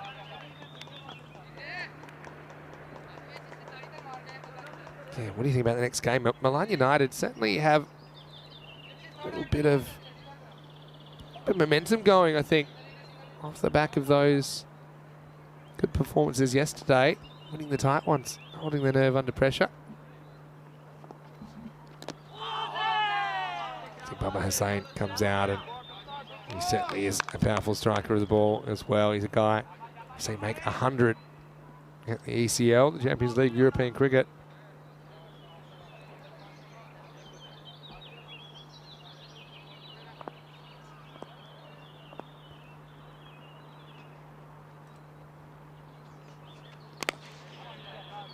Played back fairly safely. A little bit of sting out of this game now. It feels a matter of time until we get the winning runs hit. I could do it in 2 blows now.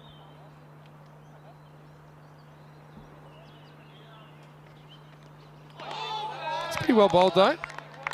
And credit to rookies putting in a good over here.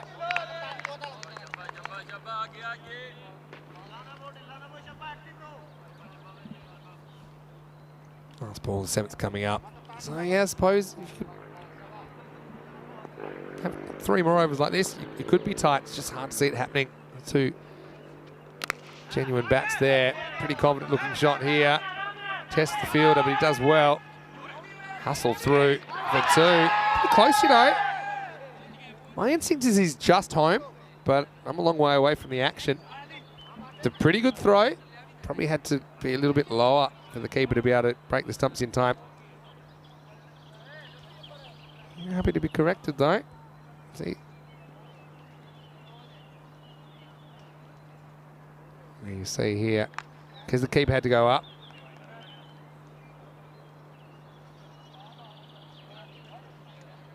That shows he's just in.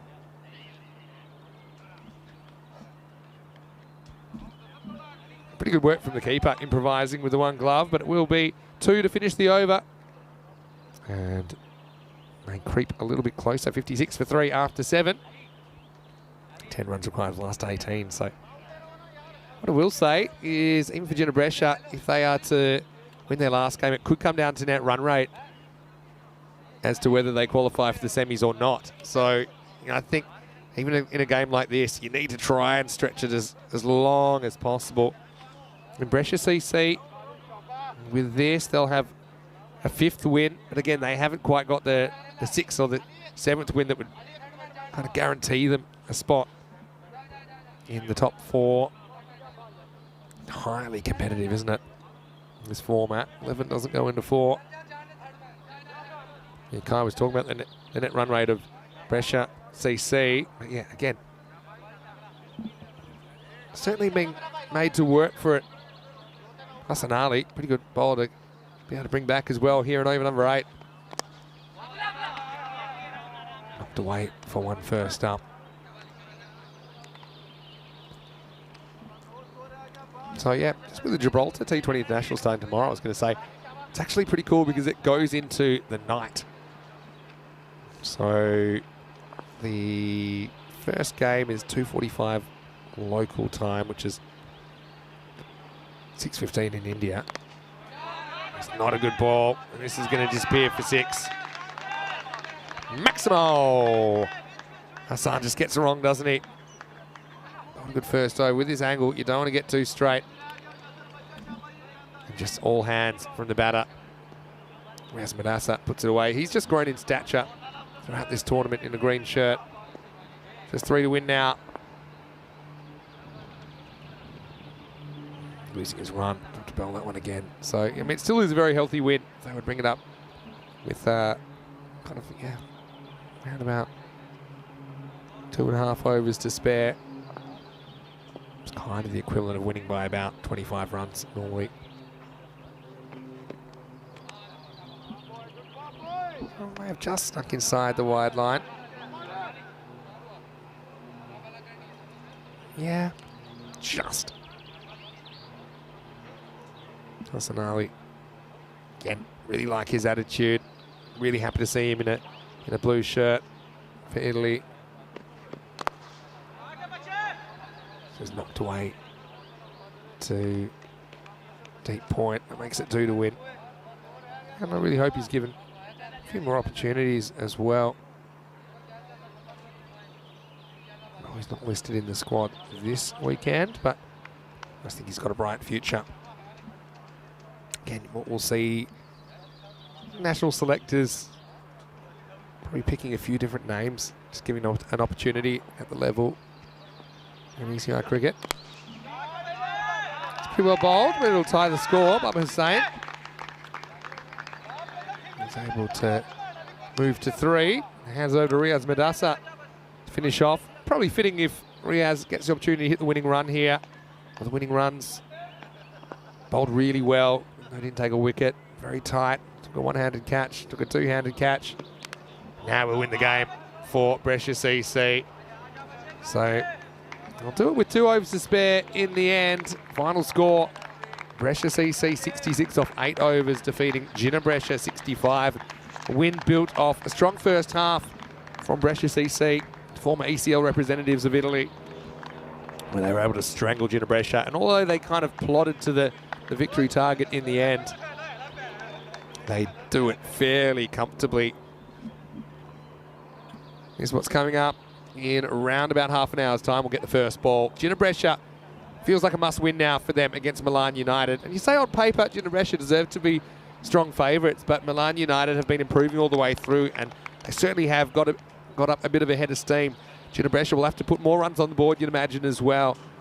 Batting first, as they've been sent in match 47, which is about half an hour away. We'll rejoin you in about 25 minutes' time to take you into that one. Let's go to the highlights. And it was these boundaries that made all the difference. Imad Khan opening up, and I'm happy to see him back at the top of the order.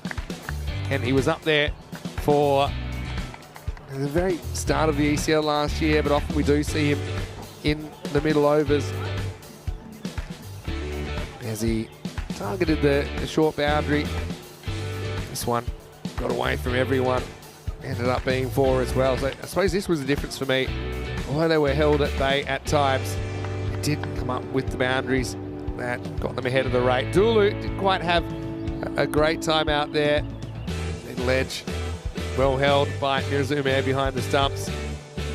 Jaspinder got nailed out of the ground a couple of times. Firstly with a slower ball, then with a slightly quicker one. But he did also get his revenge, didn't he? As he finally had Imad Khan caught in the deep by Asad Tanvir for 38. Then very next ball, Chowdhury would go the same way. So he was on a hat-trick at that stage. He wouldn't take it. And ultimately, he knew it was a matter of time. This was tight, just in. And 66, not really challenging Brescia CC in the end, although Brescia did push them to take 8 overs to score the run. So that was something, I suppose. And that was the one that did it. 12 balls to spare in the Brescia derby. First of 2 Brescia derbies today, of course, because we'll see Brescia CC and Jinnah Brescia going later on in the game, later on in the day. But in this one, Brescia CC take the points. 38 for Imad Khan. Nice contribution for him at the top of the order. 12 on that for Riaz Madassa, finished things off. Dulu, a little bit out of sorts. 7 off 13 for him, but they could afford to carry him in this run chase that they knock off with 2 overs to spare. As far as the bowling went, well, it was always tough with that kind of a target. But some good performance in there. I think that Hassan Ali, none for 14. Probably just a couple of balls getting away from him. Wickets for Jaspinder, who took 2 for 13. Good comeback after going for a couple of 6s. Sukhvinder with 1 for 14. Rukhsar Ahmed, pretty good over from him as well. Maybe they could have afforded to bring him on a little bit earlier, as he went for 4 in his only over. We'll take a break. We'll be back in about 25 minutes, and we'll head into match 47. Feels like a must-win for both teams. It'll be Milan United fielding first, sending in Jinnah Brescia. Vinny Sander here, Mr. Maximo for ECN. We'll see you after the break for more action right here from Milan. You're watching the Fan Code European Cricket Series.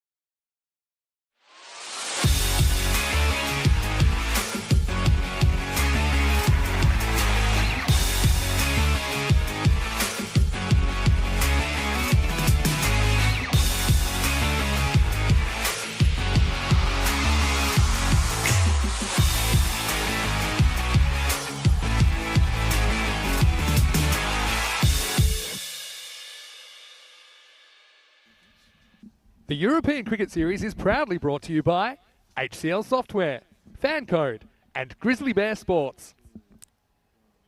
Hello and welcome back to Milan. Vinny Sandu here, Mr. Maximo for the European Cricket Network, and it is time for the second match of the day. It's match number 47. Two teams that can't really afford to lose this one. Jinnah Brescia, we saw them go down in the first match of the day. Milan United had a pretty dismal start to this tournament, but both these two teams are going head-to-head in match 47. Let's see what happened a little bit earlier at the coin toss.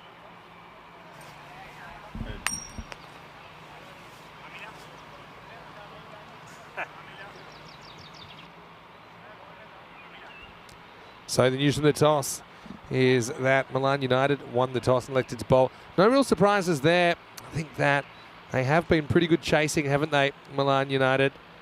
And so they will get that opportunity. And Jinnah Brescia weren't exactly great, were they?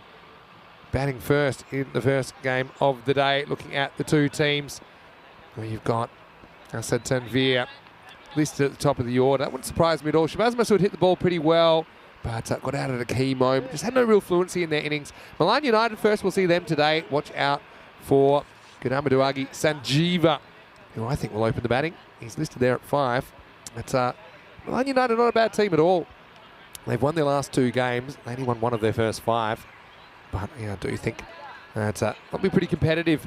Jinnah Brescia, though, 11-run favourites according to the supercomputer here in match number 47. So Jinnah Brescia, that doesn't include their last result, their record. So they're actually 5-4. So you've got 2 teams that have lost 4 games, and I don't think you can afford to lose a 5th if you want to qualify for the semi-finals, top 4 of 7. And speaking of Sanjeeva, he's going to open up for Milan United. Jinnah Brescia using their 3rd strip of the series. I think that's a record for most uniforms. Again, it won't mean too much. If they go down to this one, they'll struggle to make the semi-finals. So, wherever you're watching around the world, great to have your company. Shake, rattle, and roll. And here's Asad Tanvir opening up, and he's opening up with Mirza Umair. And Jinnah Brescia. And really good team, building and building and building over the last few years here in Italy. Here's a pretty good player. Will also do the keeping for Jinnah Brescia. I mean, they're shuffling the deck a little bit. Just spend a bit of time listening to Corey, who's watching a match, who's commentating a match in the Netherlands today. This is a good ball outside the off stump. Sanjeeva, he's competed, hasn't he, for Milan United in this series. So, those of you that are watching, I might even drop the link in the chat, and you can listen to Corey if you want to dual screen it. Big Sports European cricket here. This is up and over the top. Will pull up just in time. Now we'll come back for two.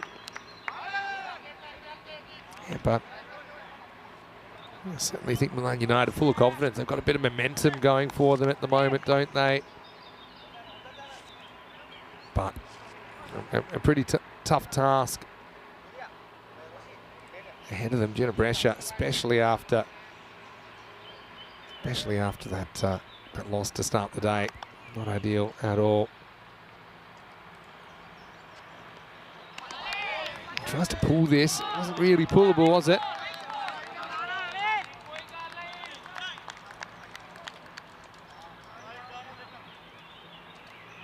But dot ball. I suppose the issue with Milan United, can they find 5 bowlers that can all keep it quiet? Sanjeev was obviously very capable, but they've got a few high risk, high return kind of bowlers like Guy and Silva, the spinner. This one's a little bit short. It takes on the pull again. Don't know if this runs all the way to the boundary. Pulls up just in time. The result's another 2. We are seeing a few 2s.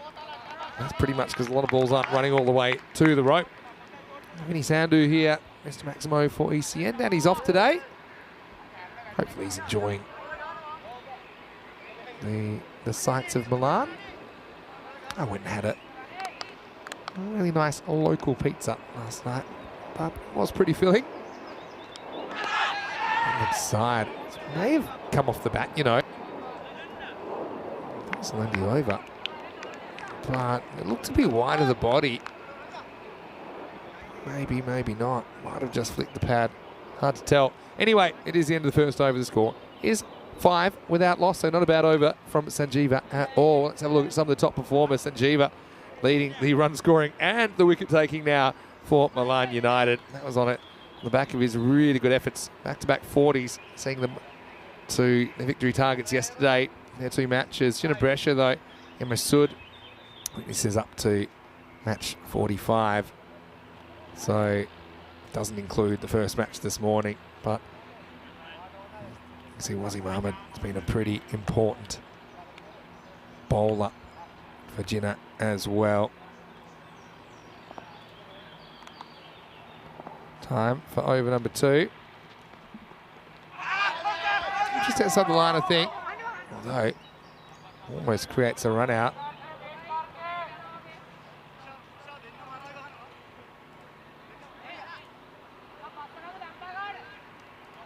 Yeah, good call from the umpire.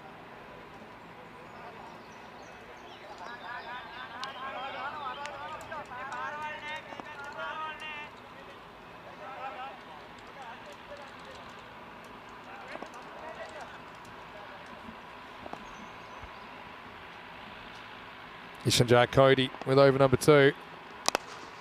Takes it on and absolutely smacks this. Well, Tanvir is a power hitter, and that is power maximo. The first one of the second match of the day, and that was absolutely tattooed straight down the ground. He likes that kind of half pull, half drive, kind of like a flat bat shot, isn't it, from Tanvir, and it goes the distance.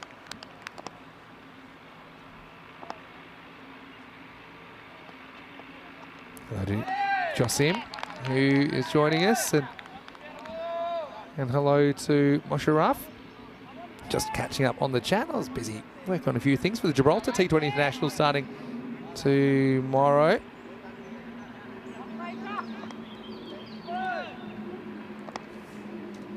Watching a 50-over game in the break, though. A little bit slower, fair to say.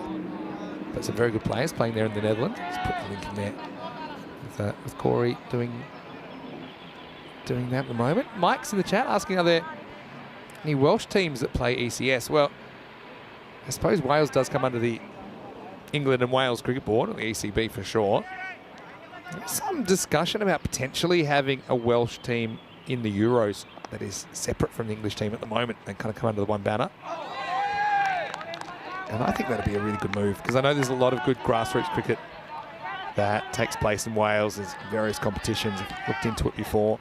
As far as having an ECS in the UK, one of the issues we ran into, it's related to Brexit and the logistics of getting people and equipment from the Schengen area into the UK.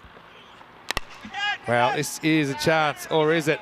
It's been called, but it's a tough one. What a catch! They've taken some spectacular catches in this series, and it's that man, Kudumaduagi Sanjeeva, that takes it. He called it. Normally this is the outfielder's ball coming in, but Sanjeeva are just so red hot, and he says, it was near me, I'm taking it. He goes with the flight. You can see Roshan Silva's coming in, but Sanjeeva takes it flying away to his right. Well, sometimes it's good to be selfish when you're that good. And he takes it, sticks the landing.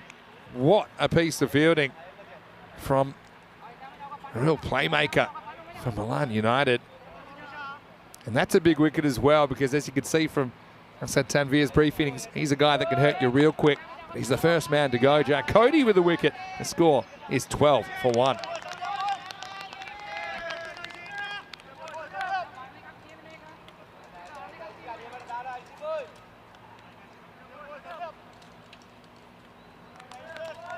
Yeah, I mean, as far as flying catches, Milan United, they've locked up that market, haven't they? Hello to Tim Reedman as well. Hello to Bajendra Yadav and everybody else. Hopefully you're well. Trying to keep up to date. Bit of multitasking today, if I'm completely honest. Joe Cody to Masood, who comes out at 3, and he escorts the first one over the fence for 6. Maximo! Well, Hanover had a bit of everything, didn't it? Big hits, spectacular catches. And at the end of 2 overs, it's 18 for 1.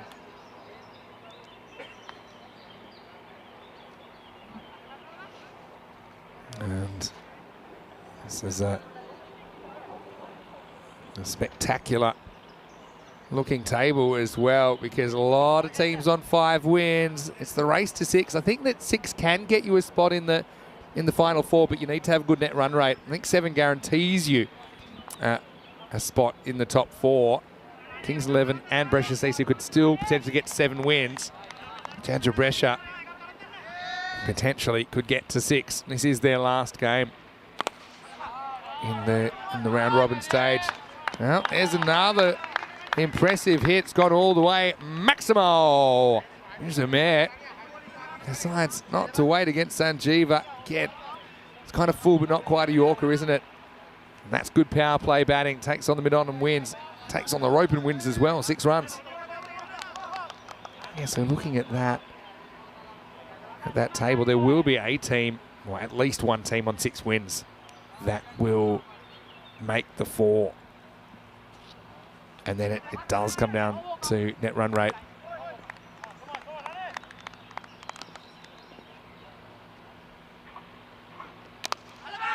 Oh, in the air, straight through the hands of the fielder. Oh, that might have hurt him as well. Might have just flicked the fingers.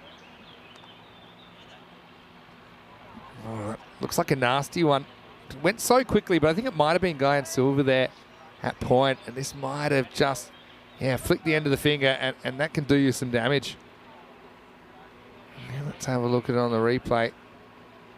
Oh, yeah, and he landed pretty hard. I think there might be a slight break here. Good to have the specialist on hand to have a look, but yeah, that was a nasty one. Don't know if it's the ball flicking the finger, maybe dislocating a knuckle or something like that, or if it's actually on the impact.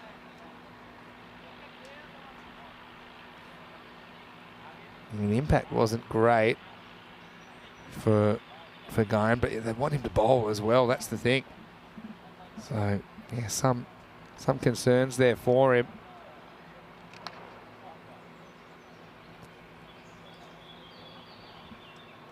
This is what's coming up tomorrow, just while we have a moment. So yeah, as far as the timings in Gibraltar, we have typically two T20s in a day, although I think day 3 has 3. And so it's a little bit later in the day. The first match, Portugal-Malta, will be at 12:45 GMT, which is 2:45 in Central Europe. It's 6:15 in India. Yeah, but then the second match, a little bit later. So it'll go into the night time. It starts at 7:15 Central European time, which is 10:45 p.m. in India. So that will be the schedule. Portugal-Malta first up, then Gibraltar up the home side against Portugal on day 1. So 4 days of play there. Just the way that he's touching his ribs there, I think that's less to do with the fingers and more to do with the fact that he's winded himself, Guyan Silva, when he hits the ground. But good to see him up on his feet. And hopefully if it is just a matter of getting winded, he can kind of shake it off and we'll still see him with the ball a bit later in this innings. But yeah, speaking of Wales, got to say, it's only fairly recently, in the last month or so, I finally was able to watch Welcome to Wrexham, the famous documentary at the moment, which details the purchase of the Wrexham Association Football Club in North Wales by Ryan Reynolds and Rob McElhenney of the USA, movie star fame and TV star fame. And I've been tracking that, so I'd say I know a bit more Welsh than I did before. It was very entertaining, and obviously Wrexham getting promotion recently back into the Football League after about a 15-year absence. So to all of our Welsh viewers out there, a very big hello.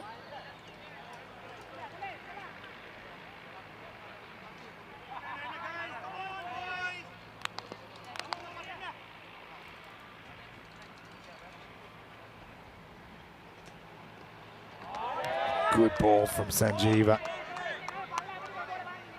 And that one really took off. Occasionally it will on this pitch. Yeah, but the Welcome to Wrexham documentary, I really enjoyed it. Yeah, Maya saying a Home Nations ECS might be cool. Teams from England, Wales, Ireland, Scotland, Jersey, Guernsey, Gibraltar, Isle of Man. Yeah, I suppose, yeah. The issue with Brexit is throwing everyone. Well, that's pounded.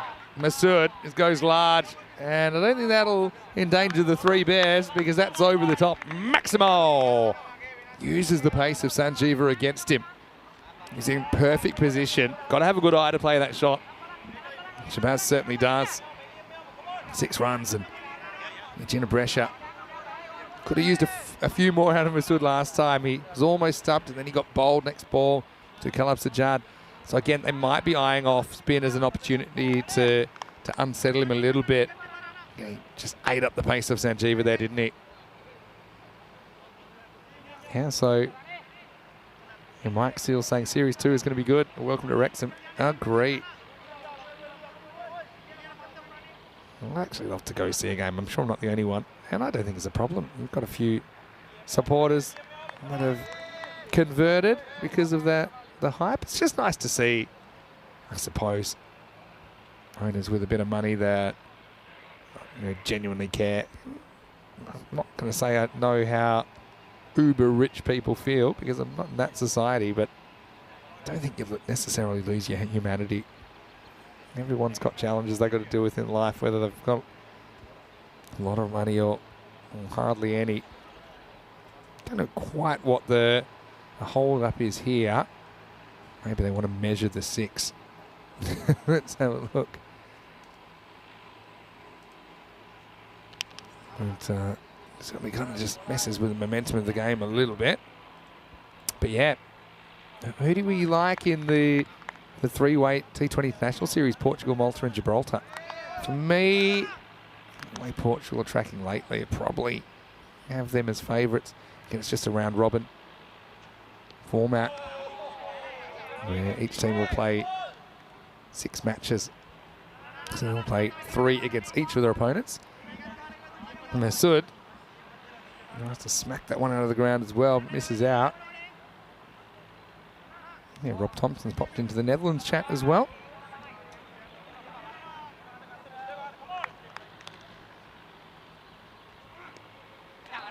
It's okay, you know. And so Sanjeeva, a mixed bag, to say the least, will be the end of his over. So he goes for 12 in the end. It doesn't sound right, but it will be the end of the over. And I think the score is 25 for 1. Well, I know he went for 2 big 6s, so I'm not convinced he went for 12. Maybe that's what they're trying to sort out now. But anyway, we'll head into the middle overs. Yeah, because there were 5 off the first over. And if there were 2 big 6s in that over, then yeah, it's not my job, I guess, to suppose, out the score. We'll get sorted out in the wash. Yeah, Mike Seal saying the faster the bowling comes, the faster it goes. He loved facing fast bowling. Yeah, to an extent, I suppose. It depends on the conditions, the integrity of the wicket, things like that. Mike is saying, measure the 6. It's big. It was pretty big. I'll give you that one. It was over the trees. Russian Silva coming on to bowl over number 4.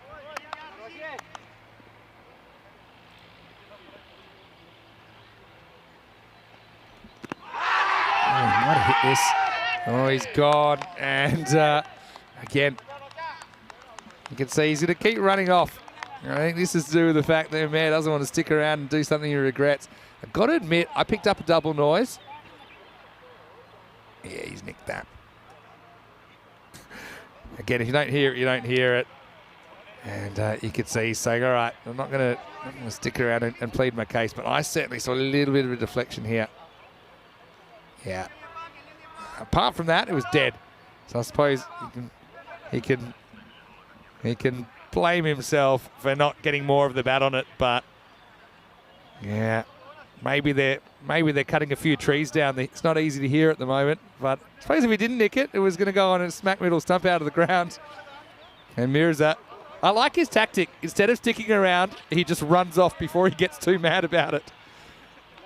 Anyway, that's the way it goes. If you hear it, you hear it. If you don't, you don't. And the second wicket falls, it's 31 for 2. Got to say, umpires, they do a brilliant job. I said to the umpires at the start of the day, you'll make more correct decisions than any umpire on planet Earth today because you're just having to make so many decisions. Rizwan, the new batter. Just works a ball off stump away, gets off the mark.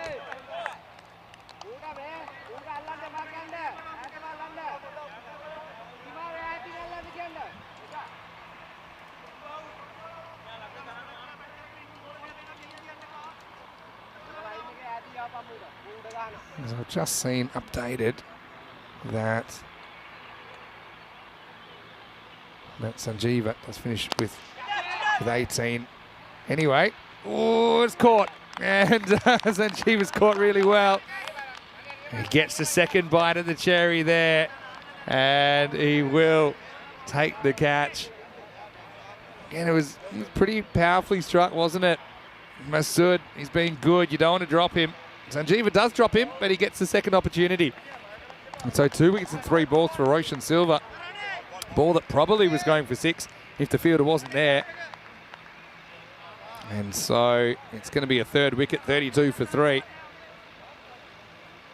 Life doesn't always give you second chances. And Sanjeeva just looks around, just makes sure that the rope's not creeping on him. A bit of a glance back here. Bit sheepish. But does take the catch. Remember, both these teams need to win this to stay in the hunt for the semi-finals. So yeah, a lot of pressure on both of them. Roshan Silva has gone wicket, 1 wicket. Yeah, before that catch was taken, I was just going to say Sanjeeva's figures had been updated. None for 18 off his 2 overs. So they've sorted that out now. Yeah, but Roshan, dream start for him. Wasim Ahmed comes out to bat, and he couldn't really get going in the first game of the day. Wasim. This one's right on target, fielded by the boot of Roshan Silva. And Wasim had a funny little time there, didn't he? He was out there for a while, but couldn't hit a boundary in 9 deliveries. Ended up getting caught late in the piece for 7. He wasn't the only one, though, for Jinnah Brescia, who ended up making 65. Bowled out off the last ball of their 10.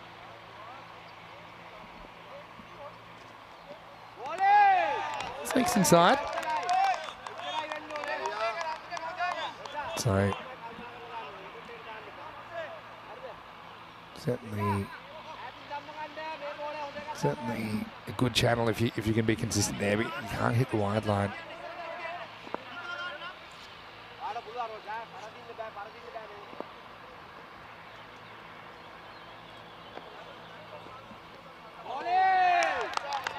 Another ball on the offside channel. Wasim Ahmed a bit cheating to get a boundary away here.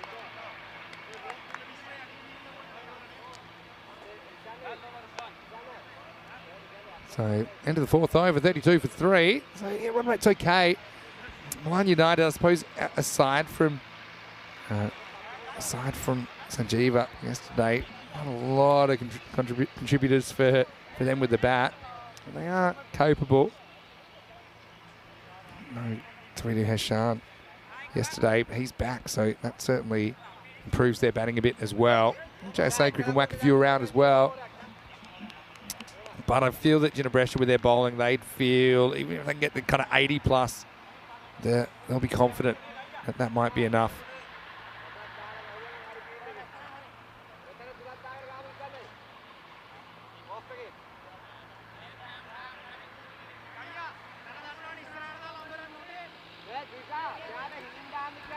It's going to be Guyan Silva. He's recovered from his blow. Just winded himself, I think. The ball some of his left arm spin here in over number 5. Pretty on target first up. I think Milan United super happy to see the back of Shabazz Masood for just 12. But a lot of batting still to come for Jinnah Brescia.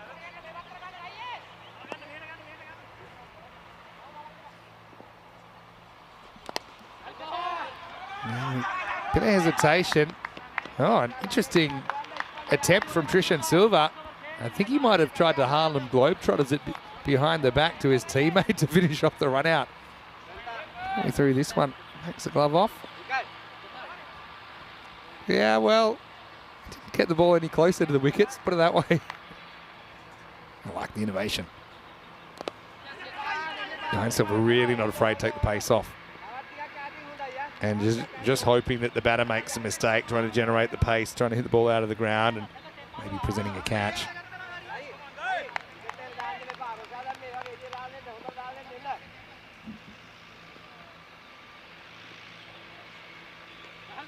Yeah, called. Might be quick enough to go to the boundary, so it'll be 2 wides. I suppose the issue here, does he move across and when? He can move once the ball's bowled. Yeah, that's fine, because I think it only takes a step across once the ball leaves the hand, so then the line stays where the line is, and at any rate, it missed the line by a lot. Good umpiring. Quite sure what's going on here. I think he may have some tape on his hand, but it's on the non-bowling hand, so the umpire just wanted to have a look at it. And he said, yeah, that's fine. If you're bowling left-handed, doesn't really present an issue.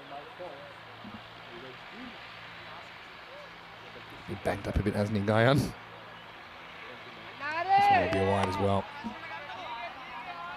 So you can see he's really not wanting to get too close to the batter at the moment. Mohammad Rizwan.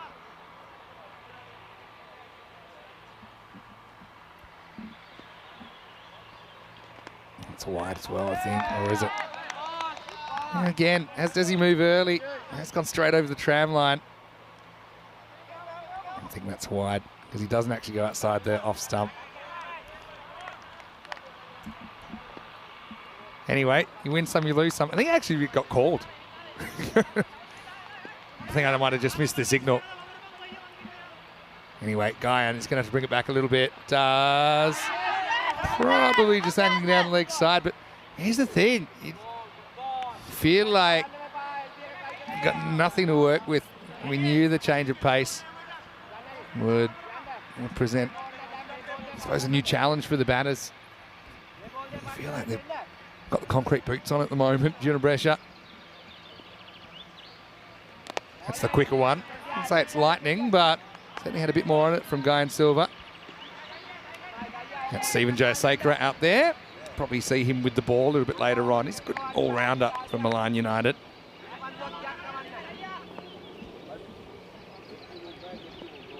Last ball of the first half. He's after it again. Kind of overswing and just barely leaves the infield. Takes us to the end of 5. 41 for 3 after 5 overs. And so it's interesting. Danny and I, we kind of thought that scores would get bigger the longer the tournament went, but it's been pretty stable, hasn't it? Around the 9 to 9.5 mark. Occasionally 9.6. Yesterday was a bit of an outlier, 7.7. So that's a long way behind the previous low-scoring day, which was day 4. It was 8.5. So you're 9.1, the average. But if you want to go with the current trend, you know, something like 85 or so, if you're Jinnah Brescia, I think they're feeling pretty confident about defending that. Milan United had a couple of low-scoring thrillers yesterday where they just got home with a handful of balls to spare. 1 or 2 or 3 balls to spare. Josakera, just mentioned him. He's coming in to bowl over number 6. So they're back to some medium pace. I feel like you just need one guy to come and have a heater if you're Jinnah Brescia here. Come out, hit a 6 early in his innings, start bossing it. Maybe you can get that kind of 10 and over that would get you to 91, which statistically is a pass score. I'd be very, very happy with that if they could get there.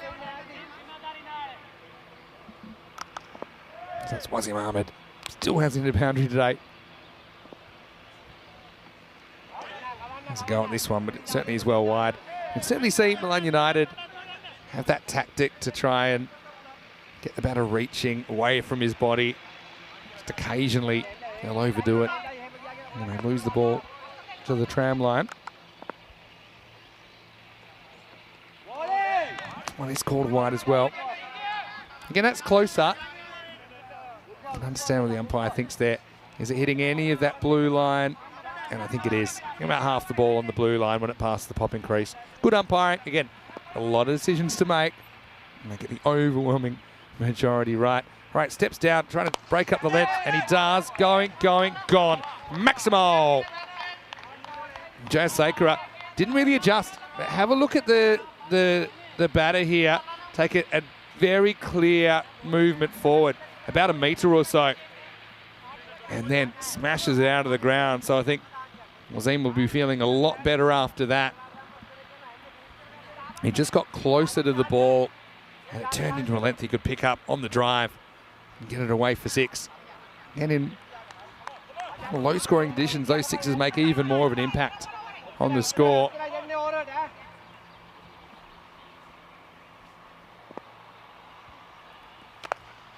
Now a ball is cut away. He goes back, and he's going to get 4 more. So Wasim Ahmed, after that boundary drought, he breaks it with a 6 and now a 4. And yeah, you know how he jumped forward last time? Let's see what his tactic is this time. He kind of goes back, if anything. And so Josakera kind of makes the adjustment for length. But after going forward, quite often you're keen to go the other way because you think the bowler will make an adjustment and you can be ready for it. Good batting. 50's up for Jinnah Brescia now in the 6th over. That's a pretty good comeback though. If you look at where bowlers have had success, typically it is when they've gone full. So if in doubt, I think full is the way to go. You don't necessarily have to get it right up as a Yorker on this pitch compared to some other pitches around Europe, because it does stay a bit low at times. That's a good one. That is a good Yorker. So good comeback. Good little battle here between Jai Sakura and Wazim Ahmed as well. Regardless of how this goes from here, the question will be, can Milan United get the runs? Their batting hasn't necessarily been very reliable in this series. He's on the walk again here, Wazim. And doesn't quite get something. He can drive as easily this time. Just knocks it back over the bowler for one. Cricket is an aggregation of one-on-one contests. And that was a really interesting battle between the bowler, Jai Sakura, and the batter, Wazim Ahmed. I'll say two magnificent kits on display as well. Loving the bold blue of Milan United with the splash of red. And the black and gold number from Jinnah Brescia today. Far forward, I think, creating some doubt in the umpire's mind. Maybe a bit high and bit leg side. But anyway, it's the end of the 6th over. The score is 55 for 3, so not a bad over at all for Jinnah Brescia.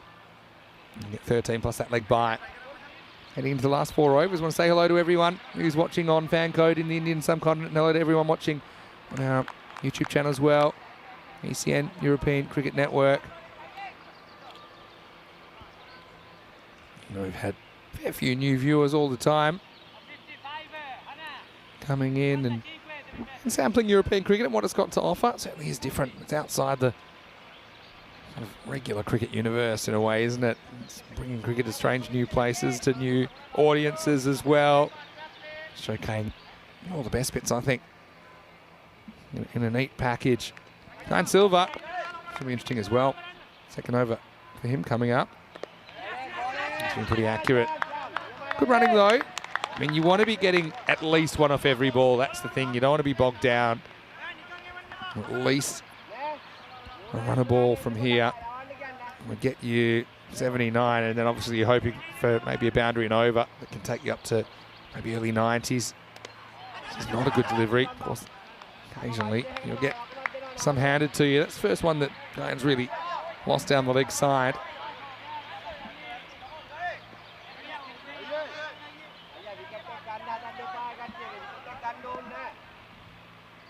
This one.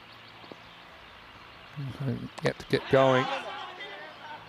He's able to get one here.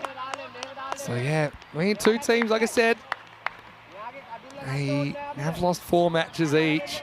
Milan United had a horrendous start to the series really, but they had matches in hand. And they have matches in hand on other teams in the competition. That's why they can still do it. Takes this one off the stumps, but he can't beat the fielder. So once again, another single. Quite the turnaround if Milan United could play their way into the finals. Straight semi-final shootout coming just in 2 days' time. This one falls foul of the umpire. It was an easy decision to make, I think. And Milan United, they play this game here in 47, and then I don't see them till tomorrow late in the day. In fact, they play the last 2 matches in the group stage. They'll play Cricket Stars in match 54. They'll play Albano in match 55. So this is the only time we'll see Milan United today. And they'll still have their finals hopes alive if they can win this game. Jinnah Brescia, I think if they lose this, their hopes are dashed. This is their last game now. Seem to be angling down the leg side.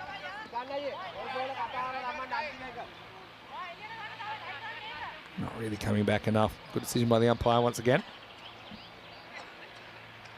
Guy, you can see he's still in some discomfort. Remember, he fell awkwardly earlier.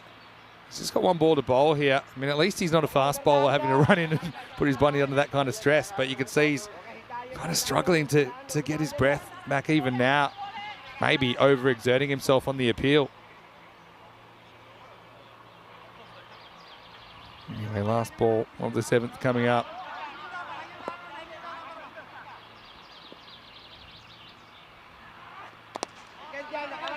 Whipped away for one. So that guy does a pretty good job, if you ask me. Goes for 57. Not 57, that'd be worse. Goes for 17 on his 2 overs, and the score is 63 for 3 after 7. Coming up on the European Cricket Network, we have cricket all through the year. We're going to go deep into December once again. Cricket in all 12 calendar months in 2023. These are the next stops, including Austria and Bulgaria. 2 weeks each coming up. Rico will be in Austria with me, and I'll step aside to allow Charlie and Rico to take you to Bulgaria for those 2 weeks. Of course, ECN Gibraltar T20 Internationals starting tomorrow. That'll be a 4-day series. 2 matches a day with 3 matches on Saturday from Gibraltar. So it's going to be a lot of cricket coming up. And don't forget, you're going to have basically 2 international series at once, because we'll have the T20 Internationals on the weekend and the T10 Internationals from right here in Italy. Tri-series involving Italy, France and Romania. Anyway, I think that Guyan, he's just getting a bit of attention from his teammates. Meanwhile, Wasim Ahmed's getting a drink. I seem okay for time at the moment. I suppose having a bowler like Guyan getting through his overs pretty quickly helps you with that. 19 degrees currently, heading for a maximum temperature of 22. Mostly sunny at the moment. Hello to Neville, nice to see you in the chat as always. I've got to say, as far as weather's gone, I don't think I can remember better weather, pound for pound, than we've had here in Milan. It's been really, really nice. Now we've had a couple of moments, had one thunderstorm, I think, in the early stages of the tournament that rolled through, but pretty as a picture at the moment. Roshan Silva, remember he took 2 for 1. Haven't seen him since. There he is. And he's not going to get a wicket here. But Guyan finds himself in the action again. Well, he almost takes his partner's head off here. It's like Hashan down there. Guyan Silva, they put him down there for a rest, but he doesn't get a rest. And then they pretty much fight over the ball. Heshan with the strip. Credit him with the steal there. As he grabs it off Guyan, saying, hey, I want that. Anyway, they do scramble back for a couple. I'm a bit concerned with the time, although I feel like it was the batter that took the drink at the end of the 7th over, so should probably get a bit of an allowance for that. They'll make the necessary adjustments. But it just seems the game's dawdled a little bit in the last few minutes. Very strict on the time here in ECS cricket. That's well bowled. Tries to create a run out, but can't. Roshan Silva. Hello to Nick as well. I like this comment. They're saying, show respect for your fellow human beings. That is very, very true, Nick. It goes for everyone, really. A lot of work goes into producing European Cricket Network and all the entertainment that it provides. Here's one, drives back past Roshan Silva. No singles are okay at this stage. They're hovering around that 9 and over. More or less a par rate for Jinnah Brescia. I'd say they've got an above par attack though. Look at some of their options they've got. They've got just Pinder, Bosler slower balls. You've got Wasim Ahmed, Sukhvinder Singh and Hassan Ali, so a twin pair of left arms. You've got Rookie Ahmed, who's a very experienced campaigner as well. Some good bowling options. Milan United will have to counter. Wasim goes on the walk a little bit. Misses out in the cut. An extra bounce doing him. It's a really weird dynamic last couple of days with it. The bowlers have been ruling the roost here. I mean, I know it's not an easy field to hit boundaries on, particularly fours. And so the bowlers have been grabbing the momentum and keeping it. And then it's forcing shots like that. And Wasim tries to take this from outside the off stump and go leg side. And that's what happens when you're not picking up boundaries as easily. So it has a kind of compounding effect, doesn't it?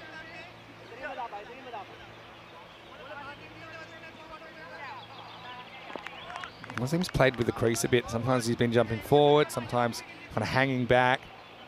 I suppose maybe the time comes you just stand still and try and play what's given to you. Don't try and get too proactive. I feel like he's going to run forward here. No, takes my advice, but he might have picked out Sanjeeva, and he has. So Wasim, frustrating day with the bat for him, although he does contribute 18 and a run a ball here. Moves the ball forward a little bit. Yeah, so he just stands still. And again, not easy to take on these outfielders and win. And Sanjeeva does the rest. It's a wicket for Roshan Silva to finish the over. He finishes with 3 for 5. They're really good figures. 8 overs in, hits 67 for 4. And Tim saying he's really enjoyed the series here in Italy. Thoroughly enjoyed it so much. Good to hear, Tim. Yeah, it's a beautiful place, I'll tell you that much. Just kind of hovering around the 8s at the moment, heading for something in the 80s. You can see the difference one or two good overs can make. When Roshan Silva bowled the 4th, took 2 for 1. I'm quite amazed they didn't bring him back straight away. They brought him back in the 8th, and he takes 1 for 4 in that over. So 3 for 5. Very, very good figures. Nice to see this man back, 3D Hashan. Man, we affectionately called Rambo the other day for his hair. He actually hit a 4 off his head, and it still went to the boundary pretty quickly. That's the power of it. So now we can see what he can do with the ball. Over number 9 on the way. Short, kind of steepling bounce. Does Mohammad Rizwan. And he's having his own issues getting going. It's a hard place to be. I mean, batting looks a lot easier on TV than it really is on this surface and on this field. This one will be a wide. So yeah, it's a tough one as a batter to know how much you should kind of try and create something versus just receiving what the ball is and playing the right shot. And see, Wasim Ahmed was keen to try and disrupt the length. Hashan's been a little bit short a couple of times in a row. Oh, this is a slightly slow ball, I think. Bites back and almost knocks the off stump out of the ground.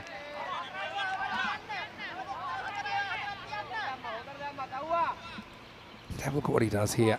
Yeah, I think it's a little ball that comes out the front of the fingers and just comes back a little bit off the wicket. A bit slower than his stop ball. This is hit real hard, but he's picked out the fielder. Again, this is frustrating, I think, for Rizwan, who's absolutely creamed this. Especially when you're struggling to get the ball away. When you hit the ball this hard and you only get 1, you find yourself at the non-strikers end wondering what happened. Hassan Ali gets another opportunity. Playing high-ish. This is a top edge hanging. It's a catching opportunity, and it's taken. They have caught pretty well. This time Suresh Silva takes the catch.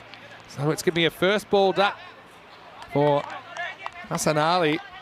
He gets a bit of this, but not quite in the middle, so he'll be disappointed.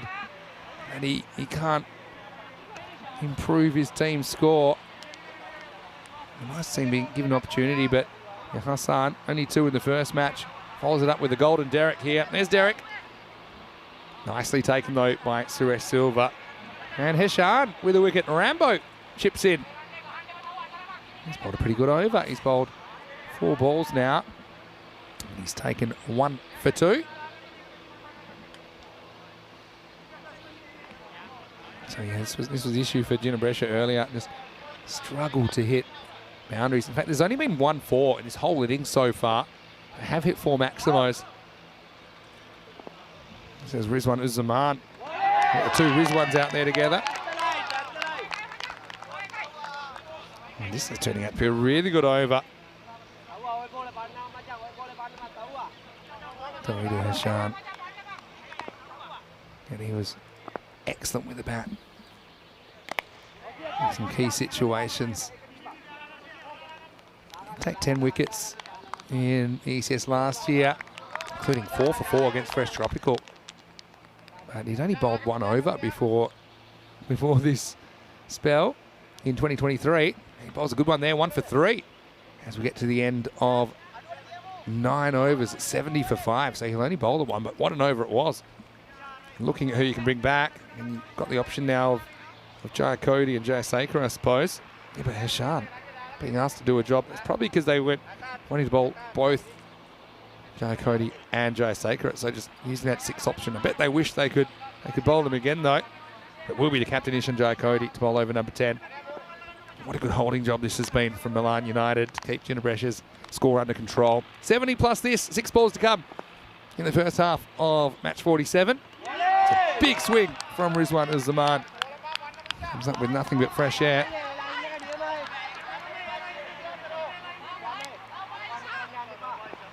And the difference, if you do clear the rope here once or twice, get up in the 80s, feels like a different game.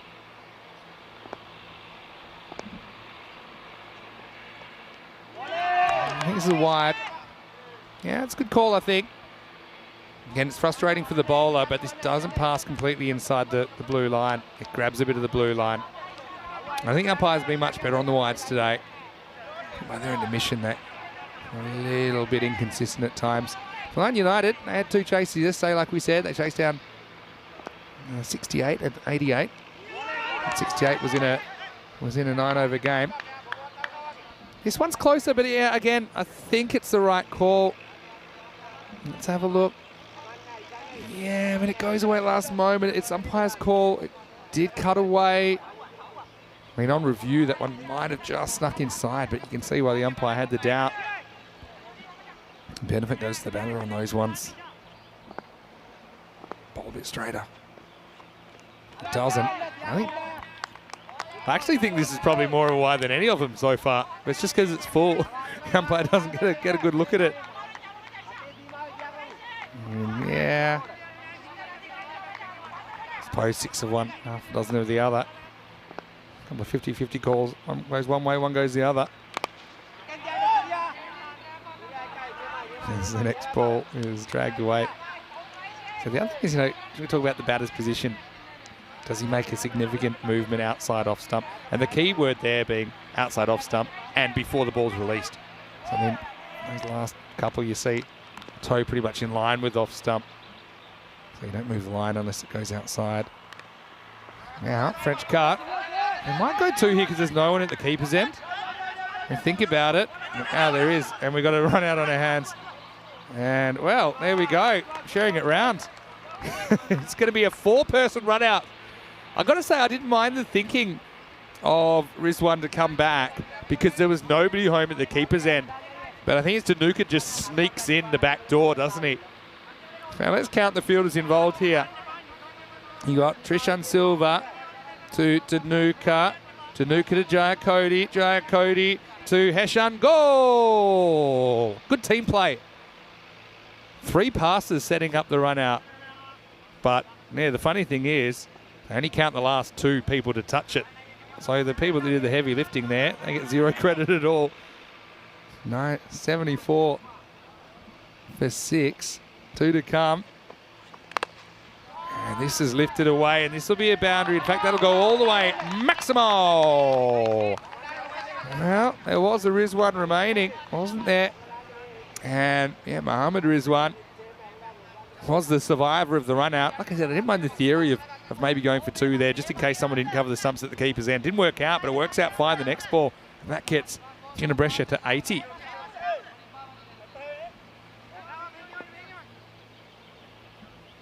Last call, the last ball I should say. Goes for it, they're going to go for 2. I feel like they'll get away with it if they go straight away.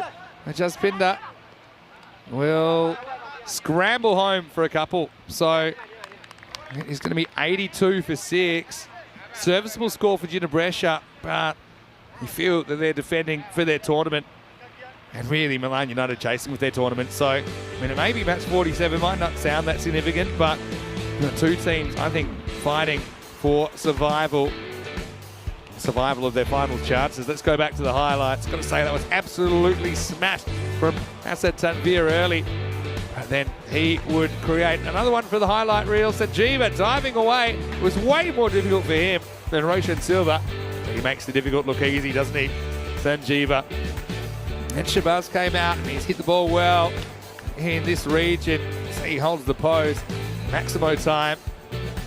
This was also a nice shot taken on the mid-on and winning. But Jinnah Brescia, yeah, they got some of these 6s. But again, the issue here, the 4s. Only 1-4 in the entire innings. So it was tough to do it on the ground. We saw a few dramas for the fielders at times. This one was given out. Felt like there was a little tickle on that. Umpire didn't pick it up.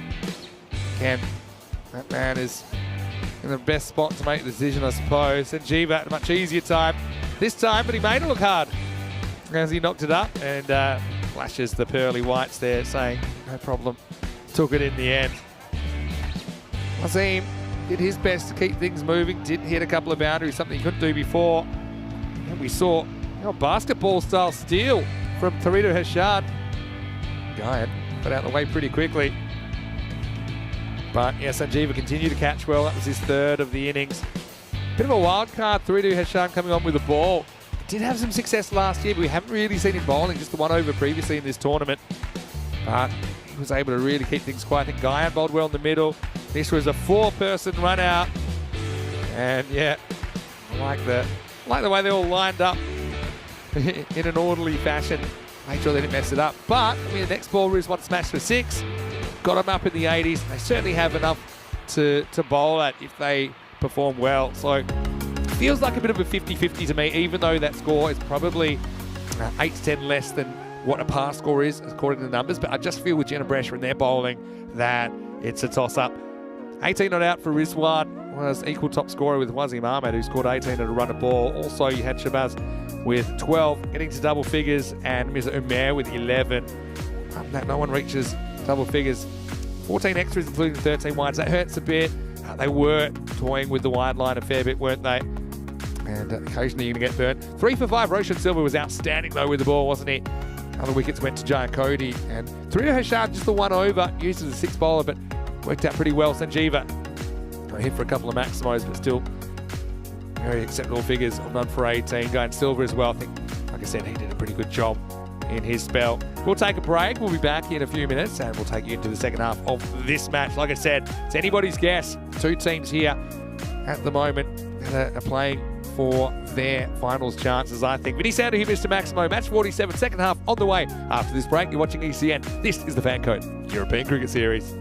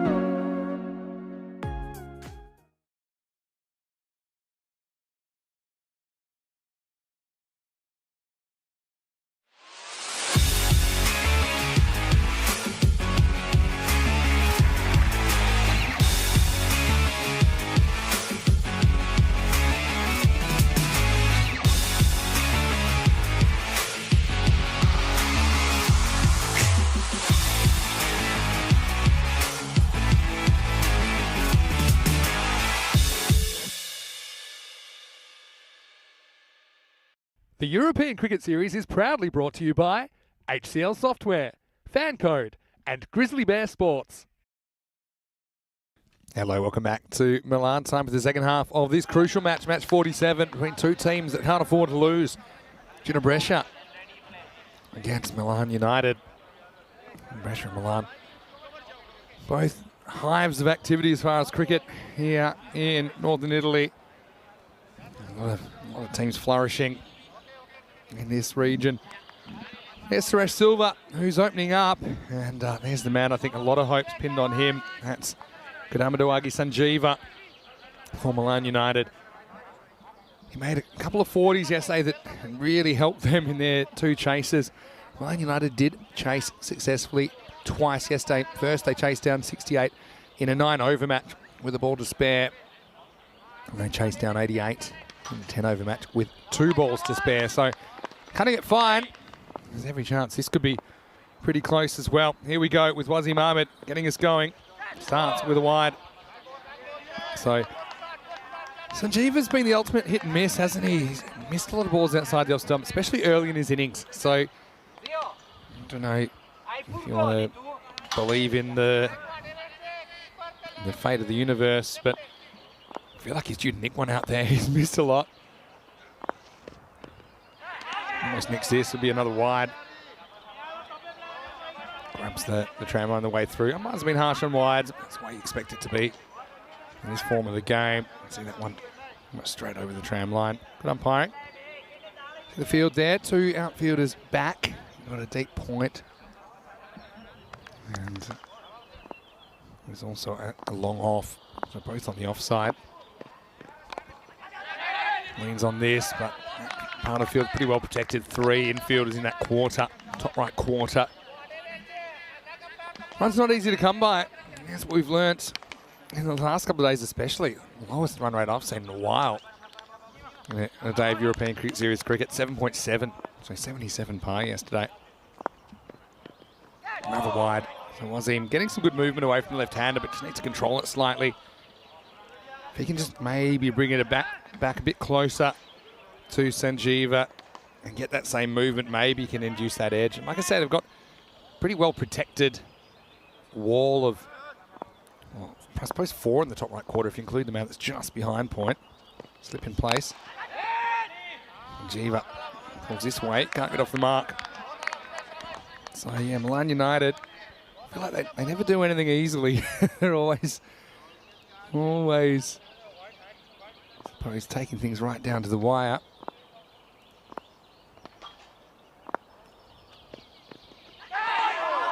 Big swing and a miss, like I said. I suppose these things aren't very scientific, but I feel like he's due to nick one. Has missed a lot in that region.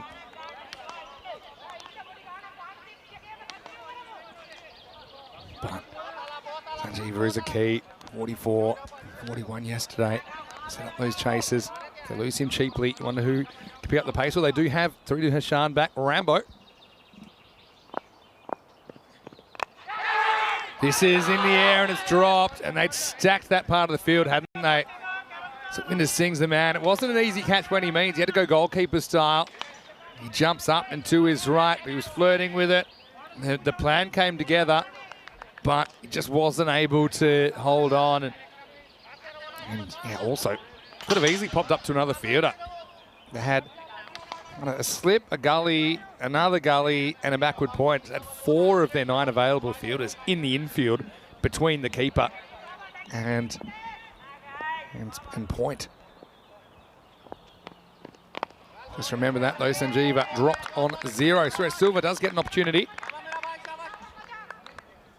But yeah, it's one that Sukhvinder will kind of rue. Like I said, it wasn't an easy chance, but he did get 2 hands to it and got a good look at it, I think.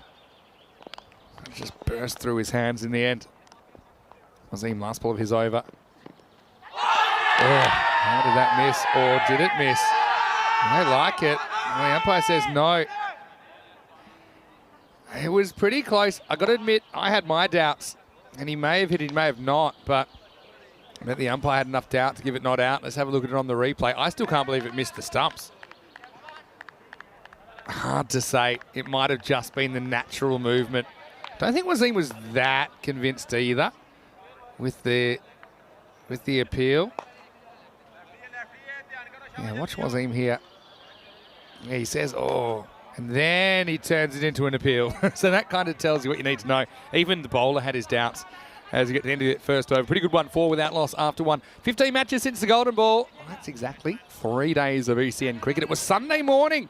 First game of the day. Well, we saw a crazy Golden Ball, didn't we? Fresh Tropical hitting a 6. Way of the ball getting caught by Kamarjit Singh of Brescia CC, but he stepped over the line in the process of taking the catch. Golden Ball tiebreaker, of course, unique to ECN. And if you get 2 off the additional ball, then you win the game. That was right down to the wire. All right, here we go. Over number 2, and Hassan Ali coming on. Going left arm around to the left-hander, trying to get that across angle. Good umpiring, this one sneaks inside. But this has been the angle that's kind of bothered Sanjeeva, especially early in his innings. So it's a good heads-up play, I think, from Hassan. Normally he wouldn't do this, but he probably knows that the right-hander bothered Sanjeeva when the ball was moving away from him. Like that. Almost an instant replay. They've stacked that quarter of the field, like I said. This is a very good start for Jinnah. Look at that natural movement that Hassan Ali gets as well. And he'd settle for 6 of those at the moment. Sanjeeva, he's all over the road, isn't he? 1 off 6. Can he get going here? Does get something on this. I think it's a matter of time till we see Sanjeeva taking matters into his own hands and kind of jumping across that side off stump and trying to turn it around the corner, because there's no fine leg at all. So then that angle would kind of be onto the middle of his bat. But it's a big risk to take. It's a definite risk to take. I think he'll take it sooner rather than later, though.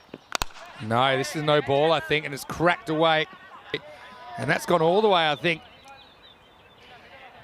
Well, I'm going to say it's Maximo time at first. Suppose he's out of his crease slightly. It's on the run. Yeah, it did get further forward than I thought. Yeah, it's not really coming down that much. And then, yeah, so I suppose maybe you lose your benefit of the doubt if you charge. But yeah, my feeling is it was still high, even though he was charging. And it has been called. It's a 7-up, so free hit to come. Sanjeeva. And see, I don't think this is a wide because he gets so far across. And then he gets across before the ball's bowled. So this is what I thought he might do, even without the free hit in play. Pretty good keeping, actually, because he doesn't have a good look at that. Moves it, Matt. Because there's nobody. As well as they've protected the top right of screen, they haven't got anyone protecting the top left. Now, change of angle for Hassan Ali. Oh, edge, and doesn't quite carry to the man at slip. Well, right off the bottom of the bat, that's why it doesn't carry. I'm a little bit surprised Hassan Ali goes back to this approach, because I actually think it was working pretty well. He just bowled a bad ball. And they got hit for 6.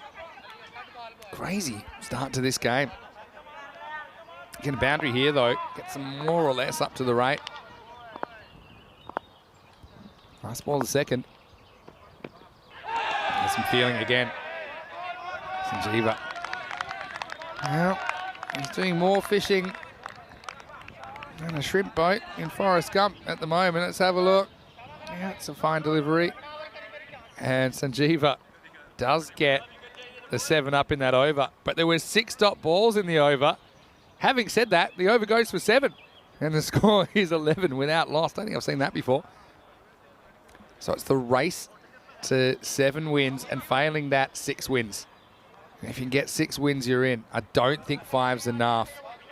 Just looking at the possibilities. I mean, maybe there's an outside chance if every single game went a certain way that maybe some 5 and 5s could get there. Up in the air, hanging, has to backtrack, and he turns late. And the result will be a single. So now, Suresh Silva is dropped on 0. He's only faced the 2 balls so far.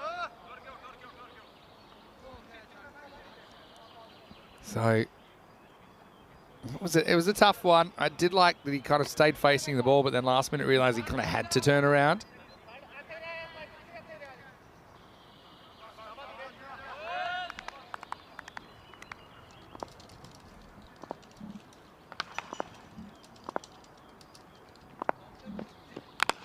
short, goes after it. Again, this is a teaser for the field. It probably pulls up. It does. They're going to take on a 2, but a good throw might have him in trouble. I think he's gone here. Mate, the only thing here, Suresh Silva does run pretty wide. I feel that he was gone, though, just live. Let's see what the pictures say. Hassan Ali does have a pretty powerful arm. Let's have a look at him here. Oh, this is super close.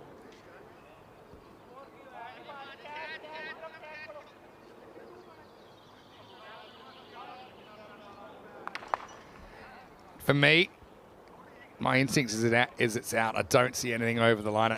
It's having to draw a long bow, though. Yeah, he's gone. I think it's the right decision, and maybe it was the umpire's call on the field. Really good replay from Spring Productions. Almost ran off the screen, but yeah, I mean, I've got to say live, I just didn't see him getting there. And so, good throw from Hassan Ali creates the run out. It'll be 1 and out. Suresh Silva had a close call on 0, but he's run out for 1. The score's 13 for 1. Yeah. Again, I think it was Suresh's idea. He says, all right. Kind of had to retouch his bat, and that might have cost him his wicket in the end.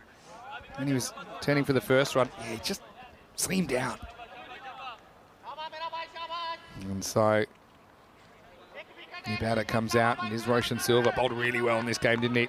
And both teams kind of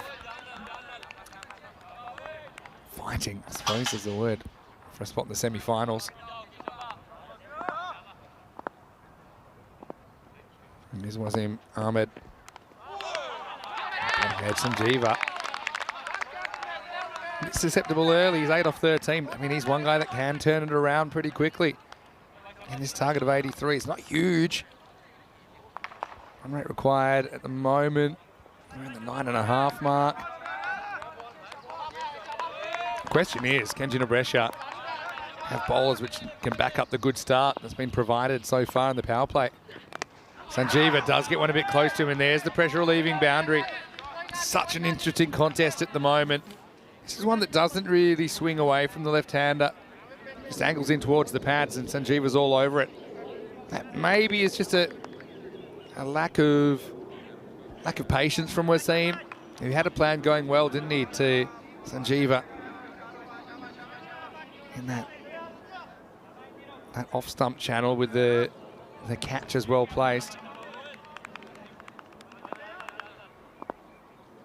Couple to come. Wasim wants his man here. Slower ball. That's going to be 4 more. So again, now he's trying out the variations, and it might just be a case that Wasim doesn't have a wicket and he wants one, so he kind of goes fishing. And the slower ball. It's not the field that he's bowling to at the moment with no one back on the leg side. So Sanjeeva breaks out of his malaise. Back-to-back boundaries. Might be lucky to still be there, Sanjeeva, don't forget. Was dropped on 0. Now he whips this one away. It's a different player when the ball's angled in towards the stumps, into the power play, and serviceable, I suppose, in the end for Milan United. They're 22 for 1 after 3. Such a fascinating contest at the moment.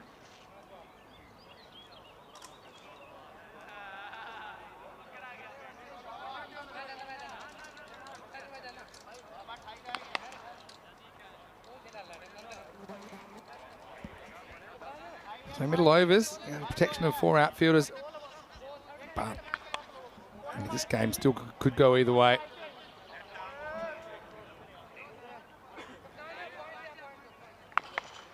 Got to shout out again to Spring Productions and all the officials. It's quite remarkable how far we've come. Again, on the budget that we have at ECN, it's not as big as some other bigger organisations, but I think the level of production we do get, the fact we're able to make more and more correct decisions, I think is a real step in the right direction. Sanjeeva now still with Sukhvinder Singh. And first ball whistles past the off stump.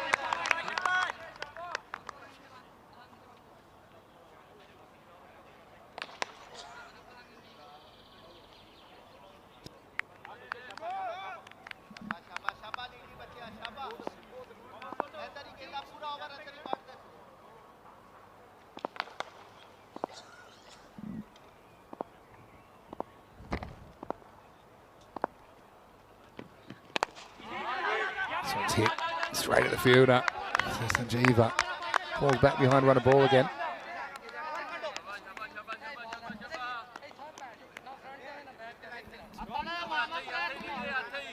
Satvinder though, certainly like his hustle. I mean, he was the man, don't forget, that put down Sanjeeva before he'd scored. He'd love to finish the job. And he does. He knocks over leg stump. This one doesn't really get up as much as Satvinder thought. And he gets his own personal revenge. He put him down on 0. It cost him 17 runs in the end. Sanjeeva going for 17. But he was worked over a little bit in that innings, wasn't he? Satvinder, well, I'll be feeling equal parts joy and relief, I think. So a big blow.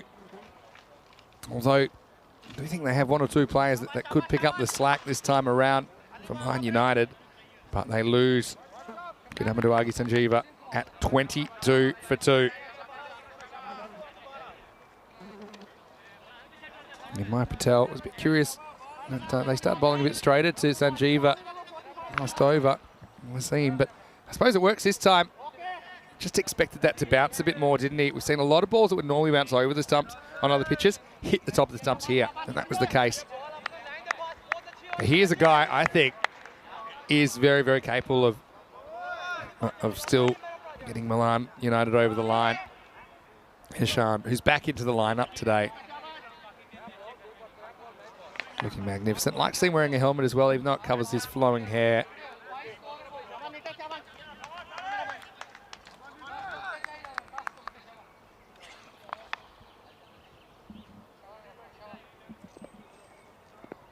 So let's see if Taredu can pick up the pace. Does it win the sing? Pretty good ball first up. He's out of ideas, doesn't want to nick it, so he lets it go past.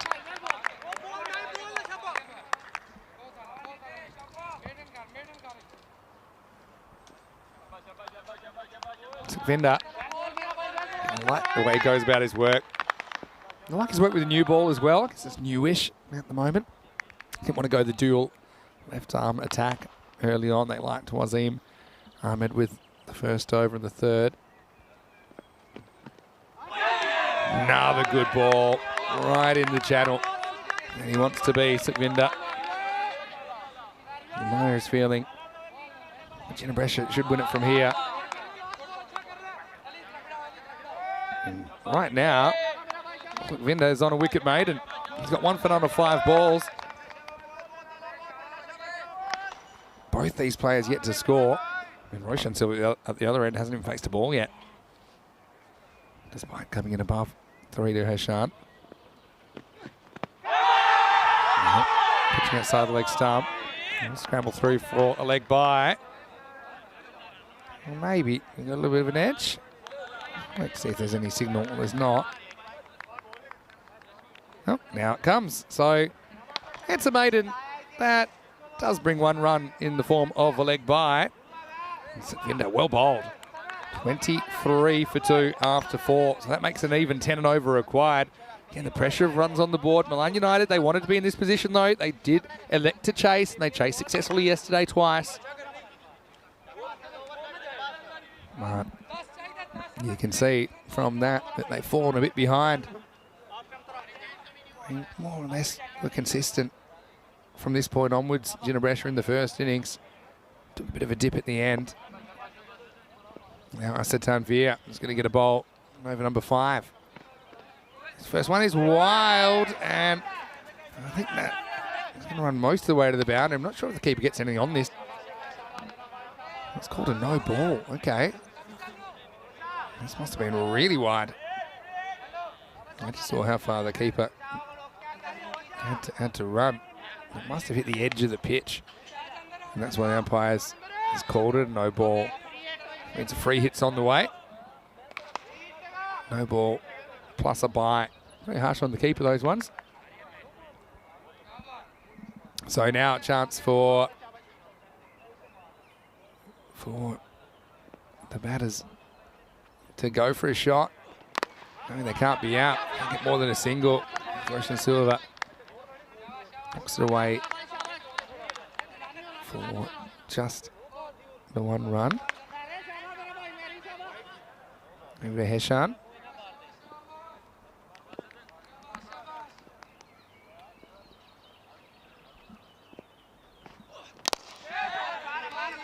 It's driven down the ground, so Heshan gets off the mark at the 5th attempt. So yeah, you need a partnership.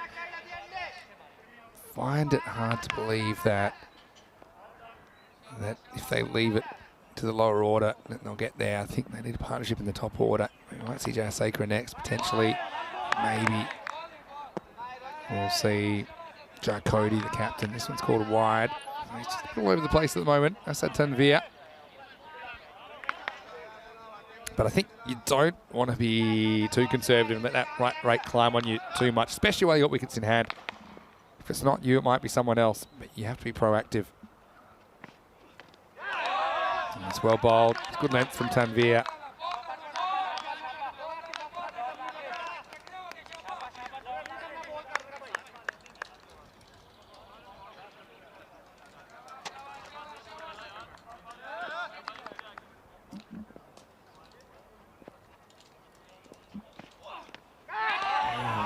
Pretty wide. Yeah, I think it is a wide. Again, they've been very consistent on this. This is over the line. The question is, does he move outside the off stump before the ball's bowled? And the answer is no. So it is a wide. It's a tough one for the bowler, but it's his responsibility to get it inside the blue line, which he doesn't.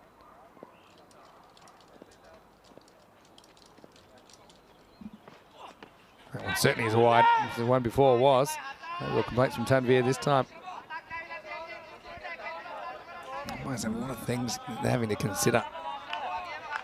Wide call's even more crucial, I think, in this form of the game where you only get 60 lead deliveries. Creeping up, Milan United, up to 30 now. And that's going to be gone. So when he does bring it back, he gets the wicket, and it's Roshan Silva that nicks off. Here's Omer with the safe hands behind the stumps. Yeah, so Tanvir brought it back a touch, and you can see the batter pretty much giving the game away. His head flicks around. If you get lucky, maybe get a bit more bat on this and it flies past the keeper. But Umair wasn't going to make any mistakes. So Milan United lose a 3rd wicket now. It's 30 for 3. Sanjay Cody comes to the crease at 5. So it's the captain's responsibility that he wears the burden of at the moment. Out there with Heshan, who's had a slow start to his innings. Well bowled. That's a good channel, isn't it? And the batter knew got a big piece of that. Asad still a bit unhappy that he sprayed a couple of wides. Just turns around, gets back to his mark.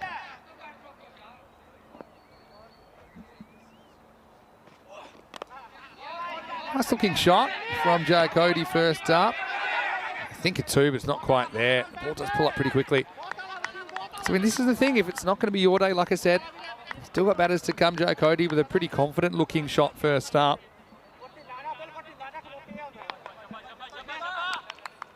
Heshan's a real wild card for me, though.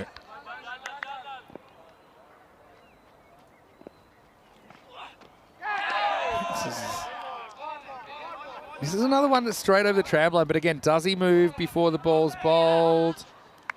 I think that's a wide because he doesn't move outside the off stump. So, again, it's a tough one. Man United feel they should have had that one. But anyway, end of the 5th over, the score 31 for 3. Maybe, I suppose we get another look at all these, don't we? The umpires don't get that benefit. Have a look at the ECC coming up, and I think they're about 20 weeks away from the ECC. It'll creep up, don't worry about that. With 6 groups of 5 teams each, only the winners at the end of the 3-day group stage make it through to Championship Week. Well, they'll join the Netherlands 11, the defending champions, and the other group winners. Looking forward to that. It's the Euros of Cricket starts 25th of September right here on the European Cricket Network.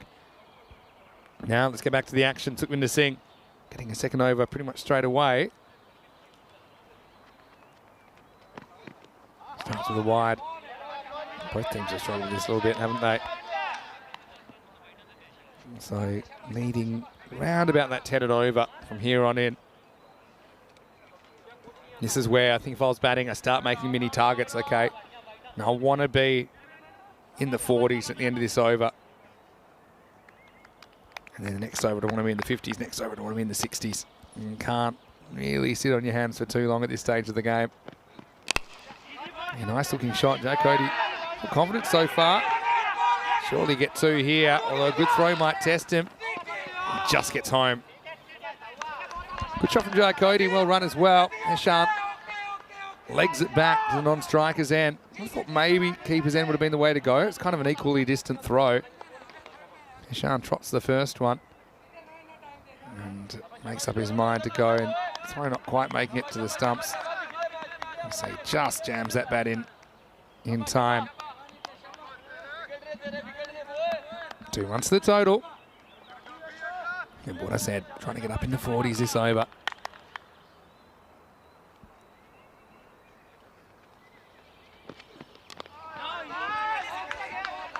Leans on this one, just getting one this time. Maya had something interesting to say. He says, usually he defends bowlers because the bounce between bat and ball is too much batting side, but man, it's boring watching someone bowl wide after wide. So that's why, I mean, I'm a proponent of not moving the line. Try and encourage bowlers to bowl a bit straight on and see a bit more of a challenge. He said if you bowl 3 wide deliveries and over, automatic no ball and free hit. Well, I suppose one of the issues with that is sometimes the wides aren't, I suppose, part of an intentional plan. I like the way they're trying to reduce top balls at the moment. Heshan just gets out the way. Moves to 2. I suppose maybe it's too much of a penalty of a bowler that's actually just genuinely struggling with their control. But yeah, I agree. I'm thinking we've pretty much got the wides right. I mean, we do umpire wides a bit differently to longer forms of the game here on ECN. But that's by design, not accident. I think you want to have a contest. You don't want bowlers trying to bowl around batters all the time. Sliced away from the fielder. This could run away for 4. Pulls up. And they just make the stop in the long grass. Joe Cody get a comfortable 2 on that occasion.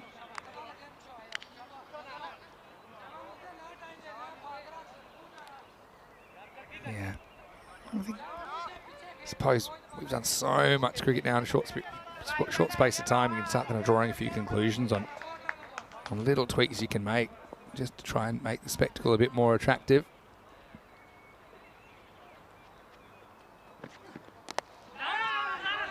I won't get a run here because it's straight to the fielder. But Joe Cody's come out and he's looked fairly confident, hasn't he? And then you've got someone like a Jaya Saker up your sleeve who can provide a bit of punch. Right. Creeping up, isn't it? Remember I said you'd want to be 40s at the end of this over? Well, they're 38 with the ball to go.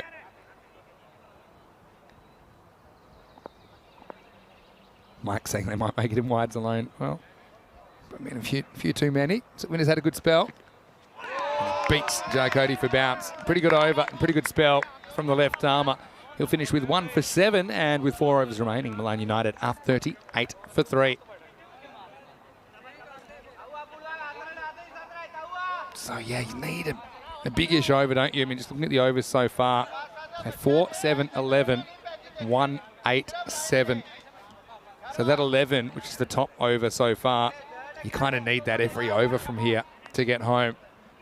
Sanjeev 17, but he struggled while he was out there for the most part. Interestingly.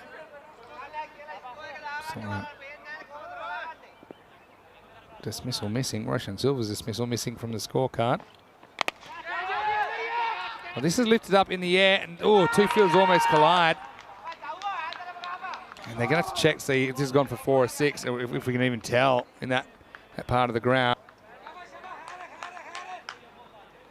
Does step back. Where's he hit this from? It's fine for height. I was a bit worried we're going to have a collision there. And they have a look at it. Get a good look at the rope there. It is 6, I think. Yep. That's definitely in the bushes. I think maybe just some of the bodies in the way, not giving the umpires a good look at it. So, Maximo.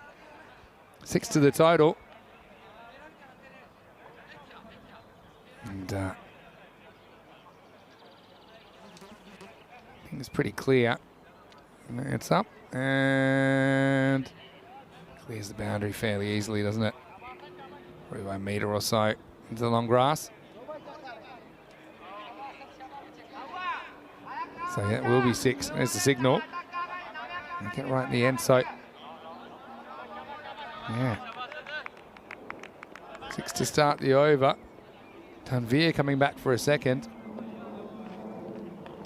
Sneaks back down the leg side. This will be 2 bonus runs. There'll be 1 bonus run for the wide. Hashan, he's feeling it, so he wanted to keep the strike. Got overruling Jai Cody, whose call it was.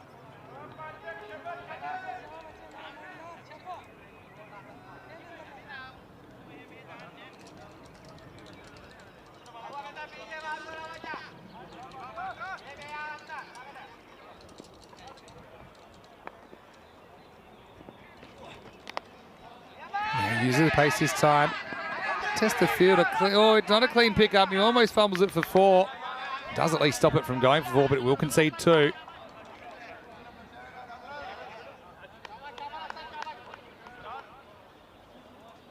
Yes, all these might add up.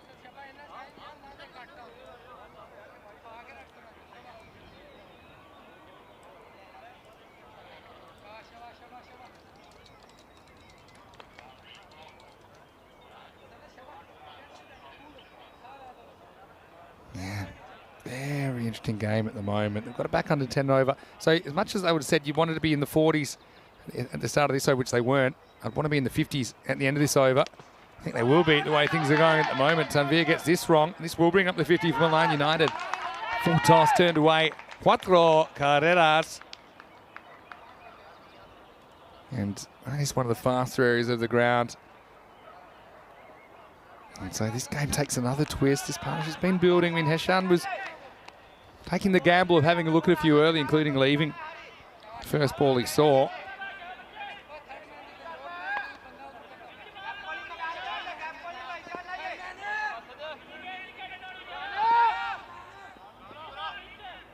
What a tense game, especially when you consider that both these teams can't afford to lose.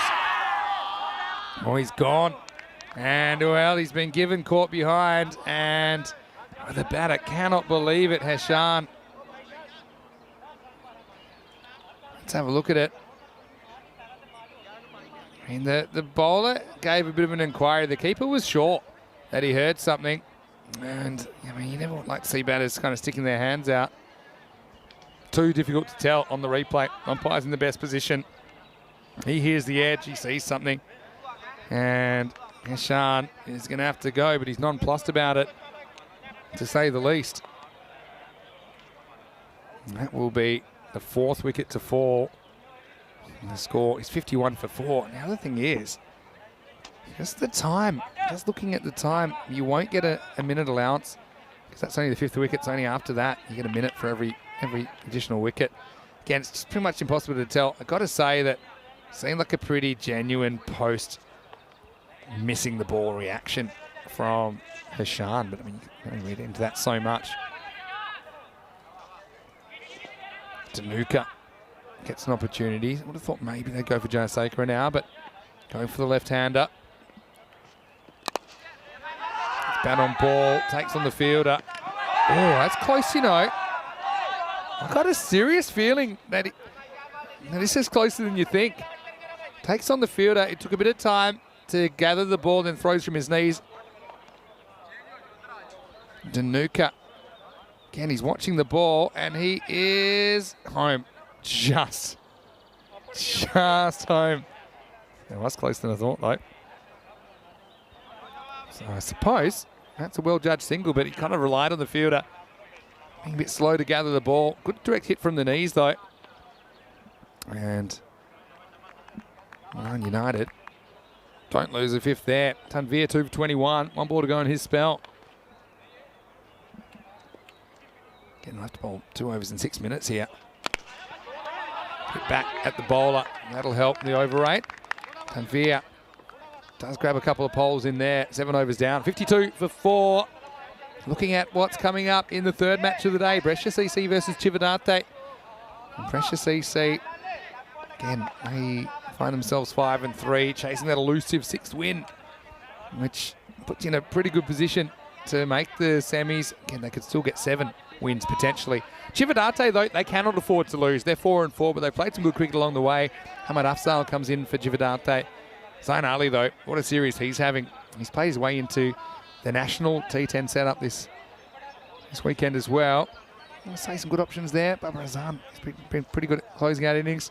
All right, just Pinder gets a bowl here. Over number 8, 31 required. It starts with a ball that's horned away. Fielder goes back and he drops it for 6. Well, that is a huge moment. Rizwan Uz-Zaman seemed to have it under control. I mean, it wasn't the most difficult catch, was it? But at the very last moment, it popped out and then he snatched at it a second time and knocked it over the ropes. Well, that is a huge moment.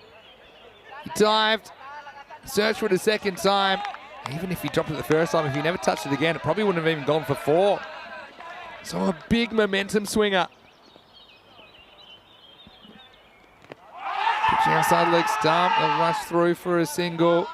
Leg bite will be called. So how about that for a moment? And then, yeah, the other thing you've got, and I don't know how much they're thinking about it, but you've got the time ticking away. Just feel a few things conspiring against Jinnah Brescia at the moment. Oh, that's the worst feeling in cricket, I think. Not just not out, but 6. There's that slow ball. Wides aren't going to help either at this stage. They have run themselves into time trouble. They may get a bit of time back for referral, so I think we might see a couple of minutes go on that clock. It's information I'm getting, but they're going to have to hustle. Goes straight, lifts it up, pulls up, well knocked down by Shabazz. They're going to take 2, though. It's good running. Tanuka gets the jump on this. He's been good since he's come out. I mean, creates a left-hand, right-hand combination when you've got a bowling attack that's struggling a bit with their control. I think that could be one valid reason they've gone for Tanuka over Jinnah Brescia, who they might have also thought about bringing out there. 21 off 15. Another cliffhanger. The batter taking some time to Tanuka to get himself set. I think they might get a slight allowance for that as well.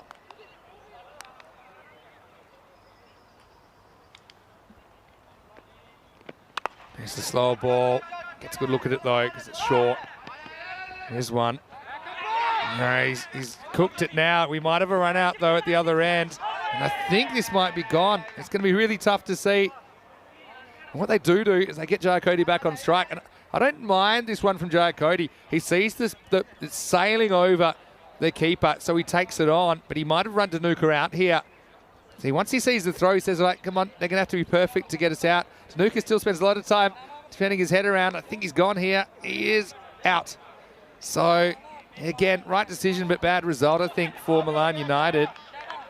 And good work by Jas Pinder to get the ball down onto the stump. So, yeah, Tanuka probably had a feeling he was gone. Handy little innings from him.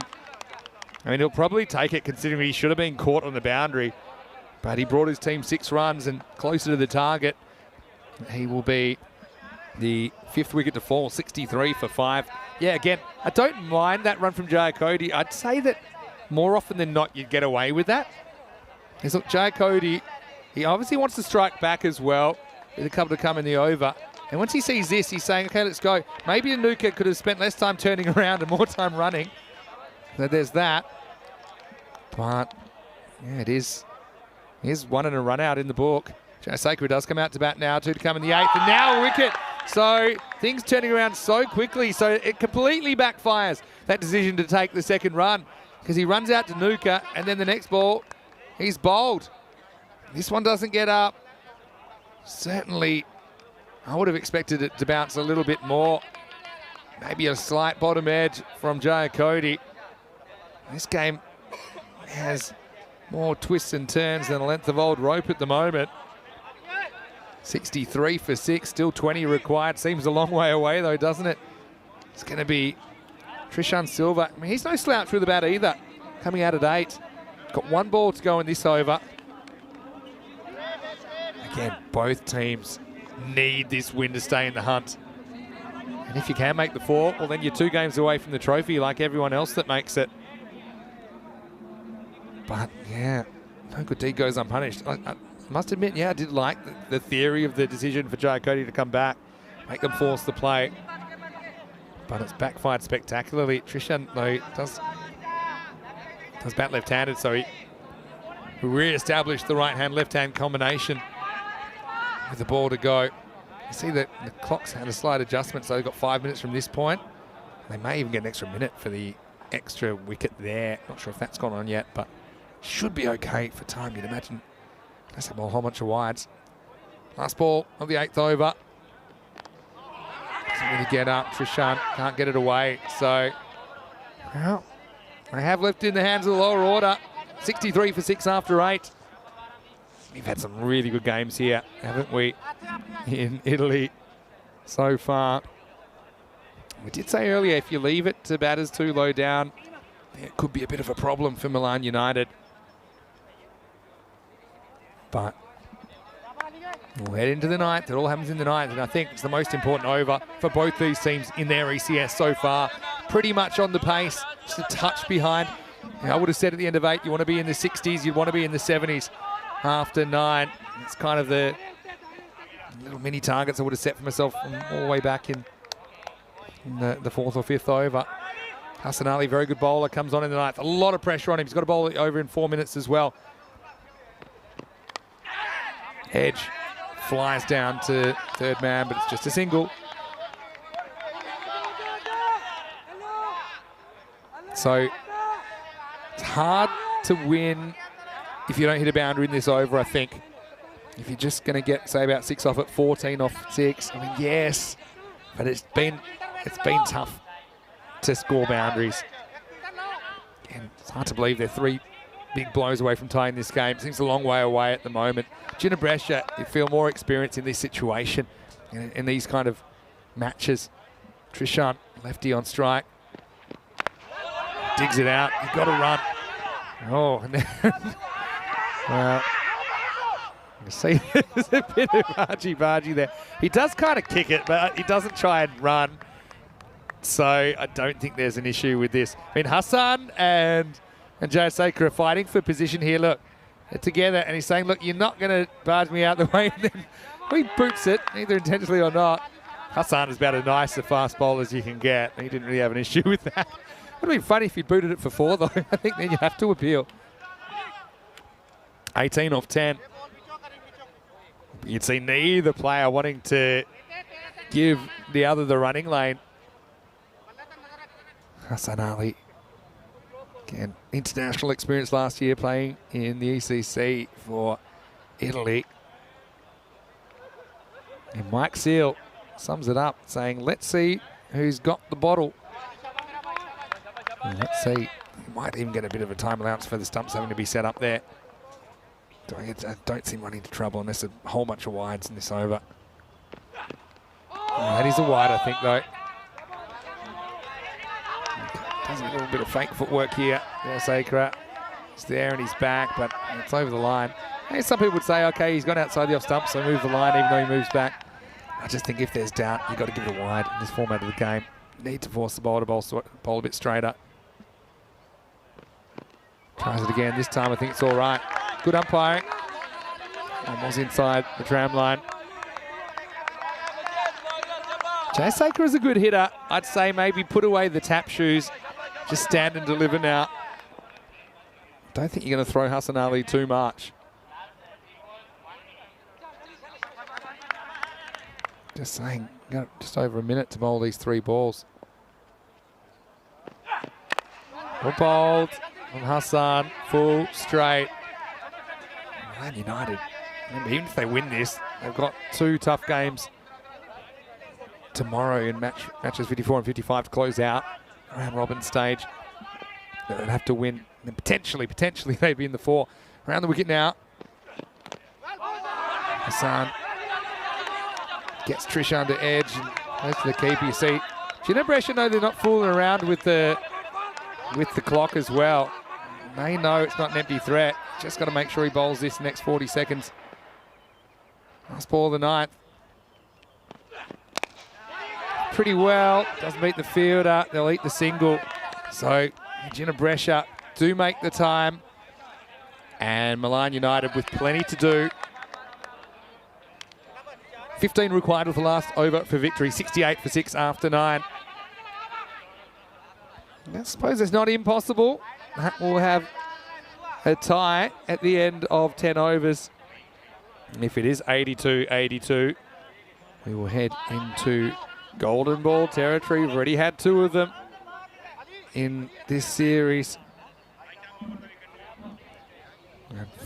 Golden ball 15 matches ago. Could we have our third of the series here? We'll need 14 for that to happen.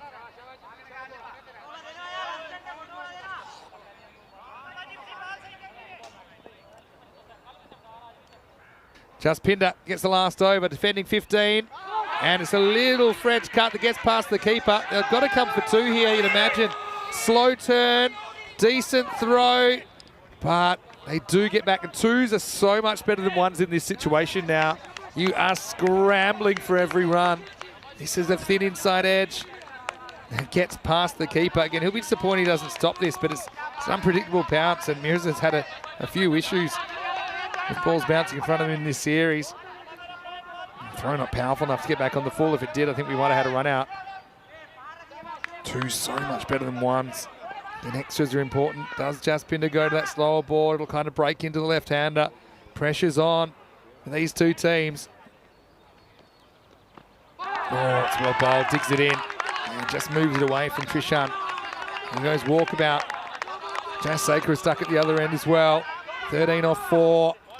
Need 2 boundaries in these next 4 balls, otherwise I think you can forget it. Where are they going to come from?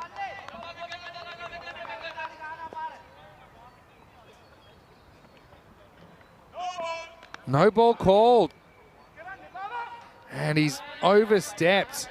Wow, can you believe it?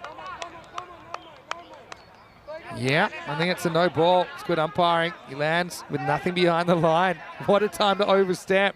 Free hit coming up. Trishan needs to not back away. He needs to get in front of the stumps more. He's running himself into trouble by backing away. Free hit coming up. Does get something on it. And I think Trishan looks at the scoreboard, sees his 5 off 8 and says, all right, over to you, Stephen. Makes it 11 off 3. Yeah. I think you're trying your hardest to get Jaya Sakura back on strike no matter what. 6 and a 4 will tie the game. There's 3 to come. Milan United, can they pull off a miracle here? Slow ball, takes the bait in the air and is caught. He catches it sliding in, and it's Wasim Ahmed that takes the catch. Jaya Sakura is going to have to go. It was that overspinning, back of the hand, slower ball. Again, just loses his shape and loses his composure slightly. So does the fielder, Wasim.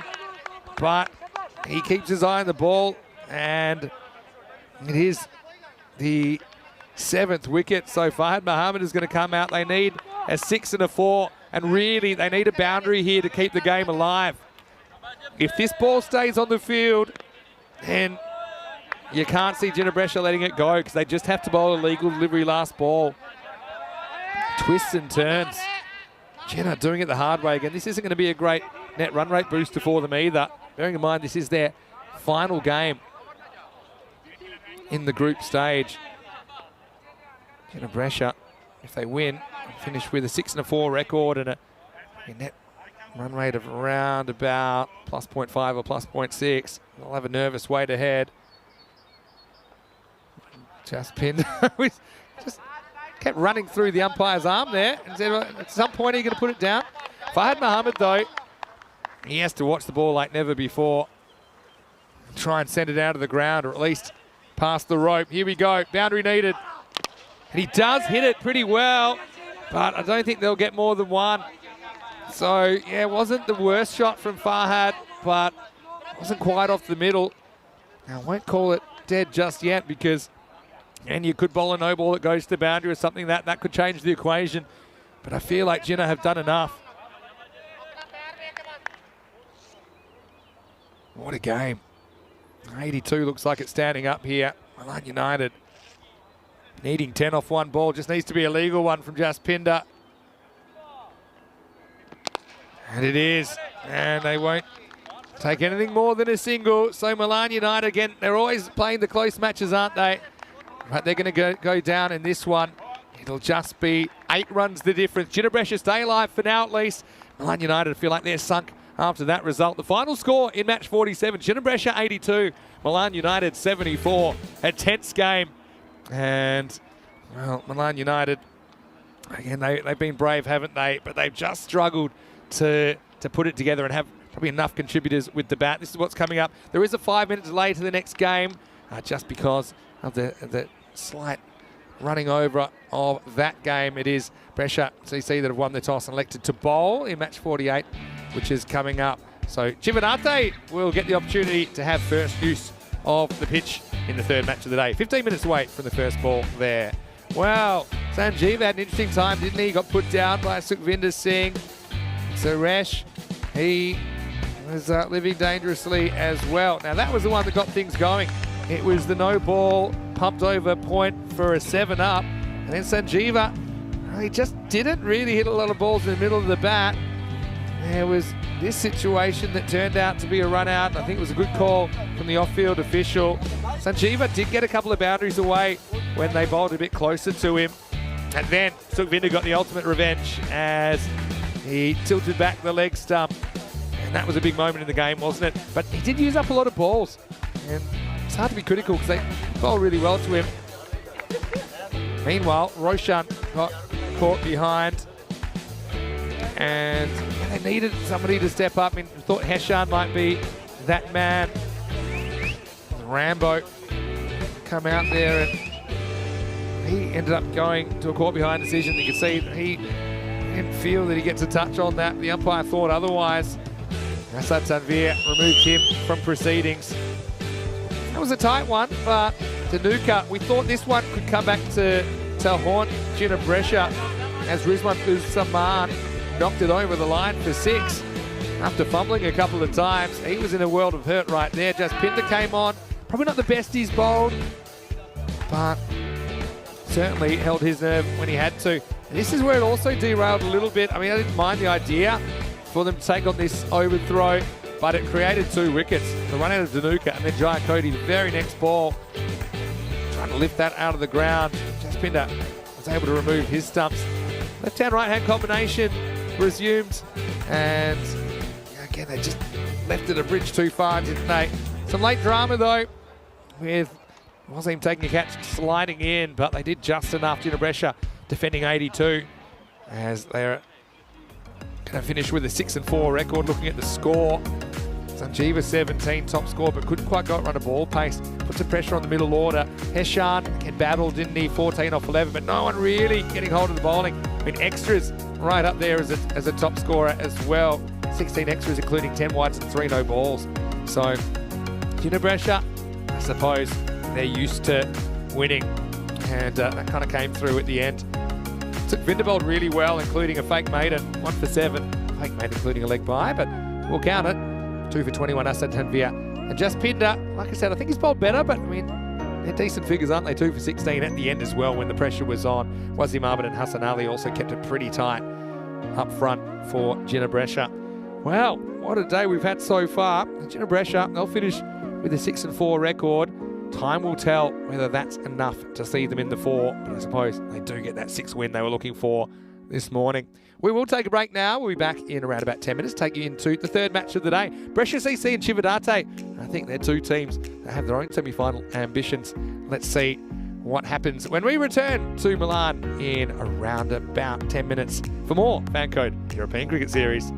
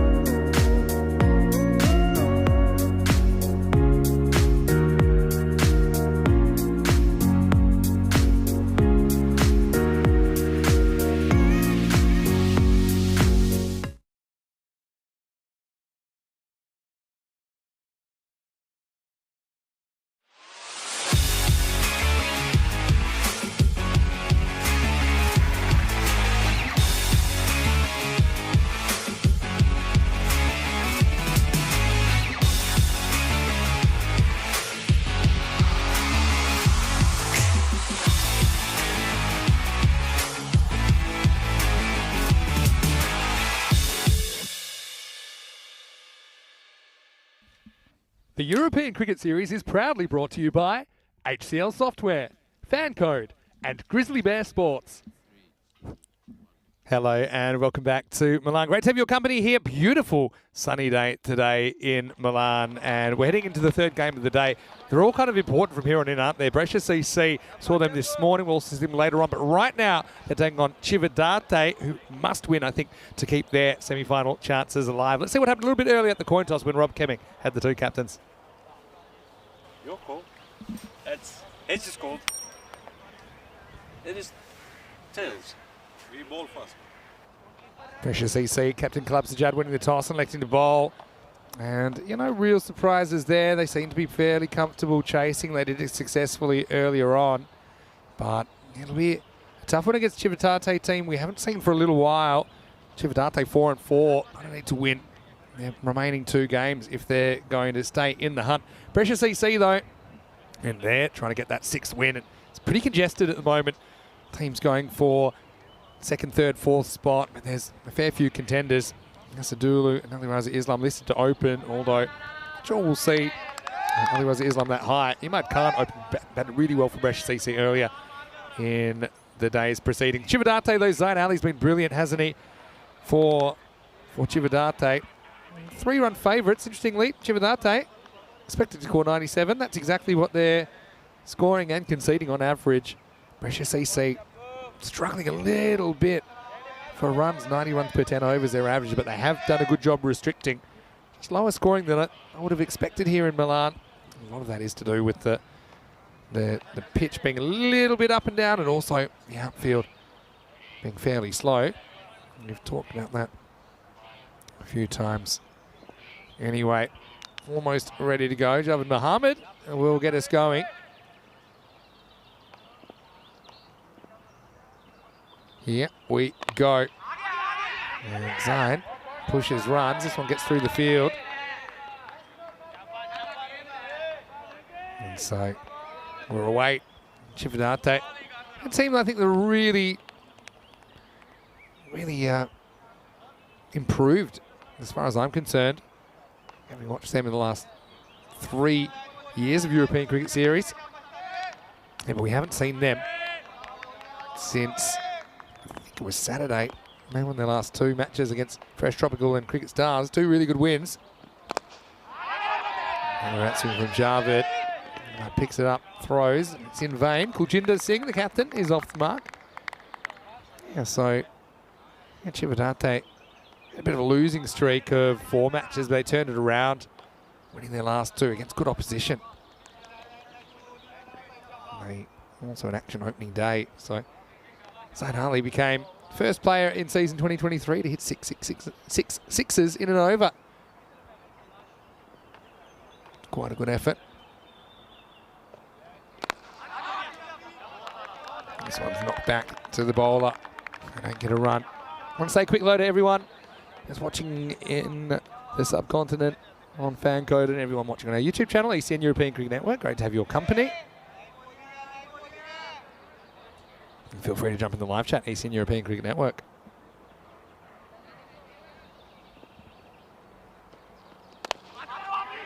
Another outswinger, but Zayn Ali chops down on it. Gets 1, gets 2.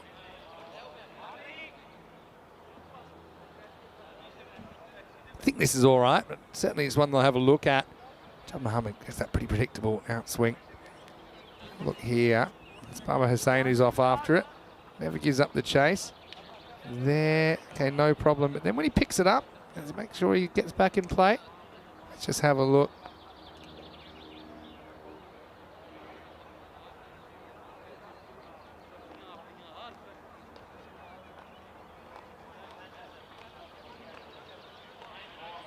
I think this is 4. Yeah, it is 4. Oh, that's a bit of a rookie error from Baba there, got to be honest. The ball had already stopped. So they do get 4 for it in the end. Just got to make sure that you've ungrounded that foot over the line. Great work from Swing Productions. Officials all over that stuff. Zayn gets his first boundary in slightly unusual circumstances. And so Against Brescia CC, who are a champion team, you kind of need all the help you can get. They get a bit of help from Bubba on that occasion. Boss in the chat saying Zane's a clean hitter, no doubt about that.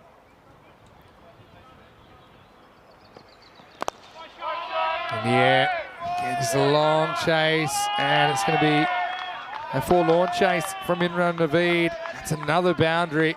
Cividate, they've had a lot of success hitting boundaries, haven't they? They get a couple in the first over, 11 without loss after one. Let's have a look at some of the top performers.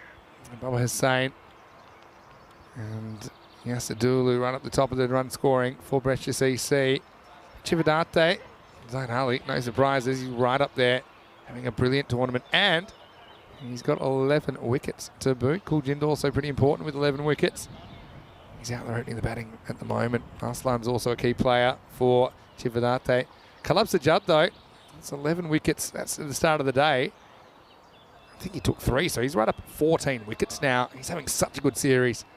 For all this statistical information, you can always go to our website, europeancricket.com.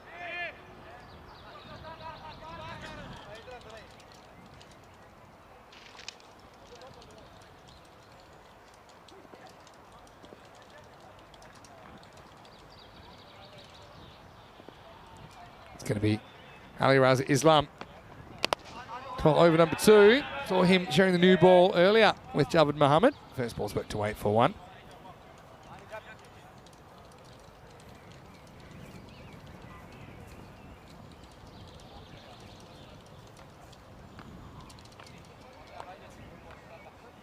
Ali Raza Islam, one of the players of the ECL last year. A really good time of it.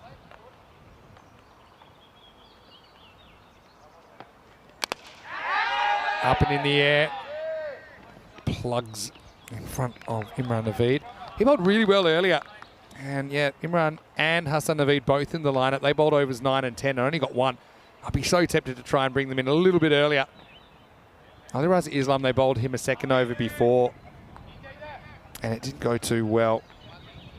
So with so many bowling options, I'd be hesitant to give anyone a second over, maybe with the exception of Javed Mohammed, because he does swing that new ball so much and you kind of get more out of him if you bowl him up front. Not sure what's the story here. They're just holding things up for a second.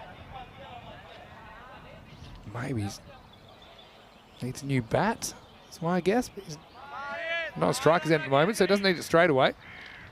Looks like he's going to make that replacement. Told you to sing.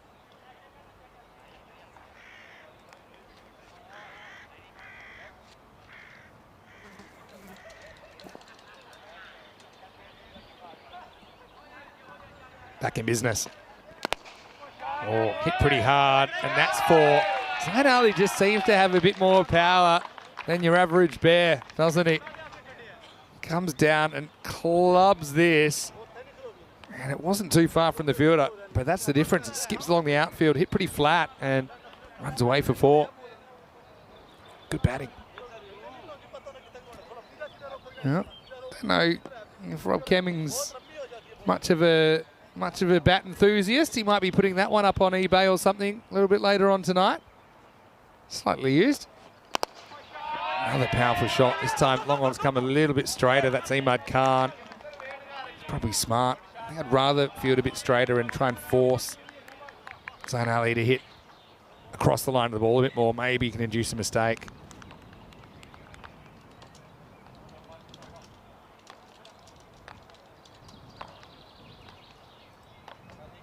Yeah, so I just think I'd probably bowl Ali Raza Islam 1 and then maybe bring him back, depending on how some other bowlers go.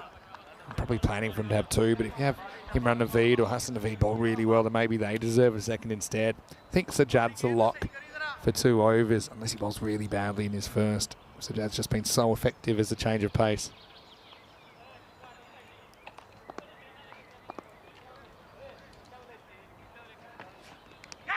Edged and gone. So there's the wicket. Jinnah, the new bat. Not really working out too well for him. Ali Raza Islam gets one in the offside channel. I would say it did a lot sideways. A simple catch for Dual loop behind the stumps. He just backs away, gives himself a bit of room. And Jinnah knew he got a fair bit of wood on that one. So Ali Raza Islam, he's away with the aeroplane, and it's the end of the second over as well. It's 18 for 1 after 2. I want to say hello to Tim again in the chat. He's enjoying the commentary. It's nice of you, Tim. Of course, Danny's off today. It's saying to see all the stats, scores, and latest information, go to ecn.cricket or europeancricket.com. That's right. Have a look at this. How congested is it in the middle? So look at all those teams on 4 and 5 wins. Now Jinnah Brescia, they're on 6, but they've played all their 10 games. So I have a feeling we're going to end up with a bunch of teams on 6 wins and 4 losses, and they won't all make it into the semi-finals. If you can get to 7, then you can kind of guarantee yourself a spot in the semis. But the only teams that could get to 7, Brescia CC, that are playing right now, they could be on 7 wins by the end of the day. But they've got a tough one against Jinnah Brescia later on. And Kings 11, 5 and 3 could potentially get to 7 wins as well. Remember, Kings 11 had a shocking start to the tournament as well.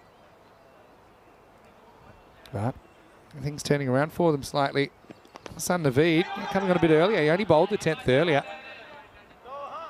Yeah, let me look up Kings 11. And they started with just 1 win out of their first 4. They were 1 and 3, but they've won their last 4 matches. And one team that seemed to be able to score those 100+ scores. Exception rather than the rule.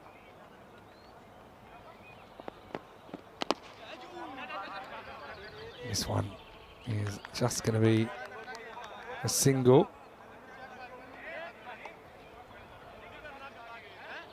So, pretty interesting start. Zain Ali, though, he's a 6-hitting machine. He's still there. Marslan's joined him. I mentioned he's a key player for Jivanate as well. Boss just says Zain Ali is love heart emoji. Sometimes words don't do the job, do they? Bit of a loose shot on this occasion from Zain Ali. Great to see Zain Ali playing for Italy this weekend. First time that be able to see him in T10 international cricket. I believe it's the first time he's played in an Italian shirt. So good opportunity for him to show what he can do at a higher level. And a young guy as well. Just 21 years of age. Oh, he almost goes there. I have a feeling when Zain misses this, he thinks he's gone. He thinks this is hitting the stumps, but it just misses leg, and I mean just. Zain knows he gets away with one there. Naveed really impressed me. Hasn't always been in the side, but when he has been and when he's had opportunities, hasn't done much wrong at all.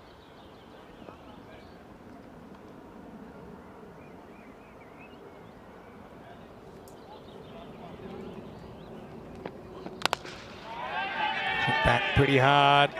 A lot of work for the fielder, and he's not really able to get there. Result, it's 4 runs. And so, yeah, bit of a rough one for Brescia CC. Just finding the gaps, and Imad's a very good fielder, but that was just hit too well. Zain seems to be able to get the ball to run further and faster than his compatriots.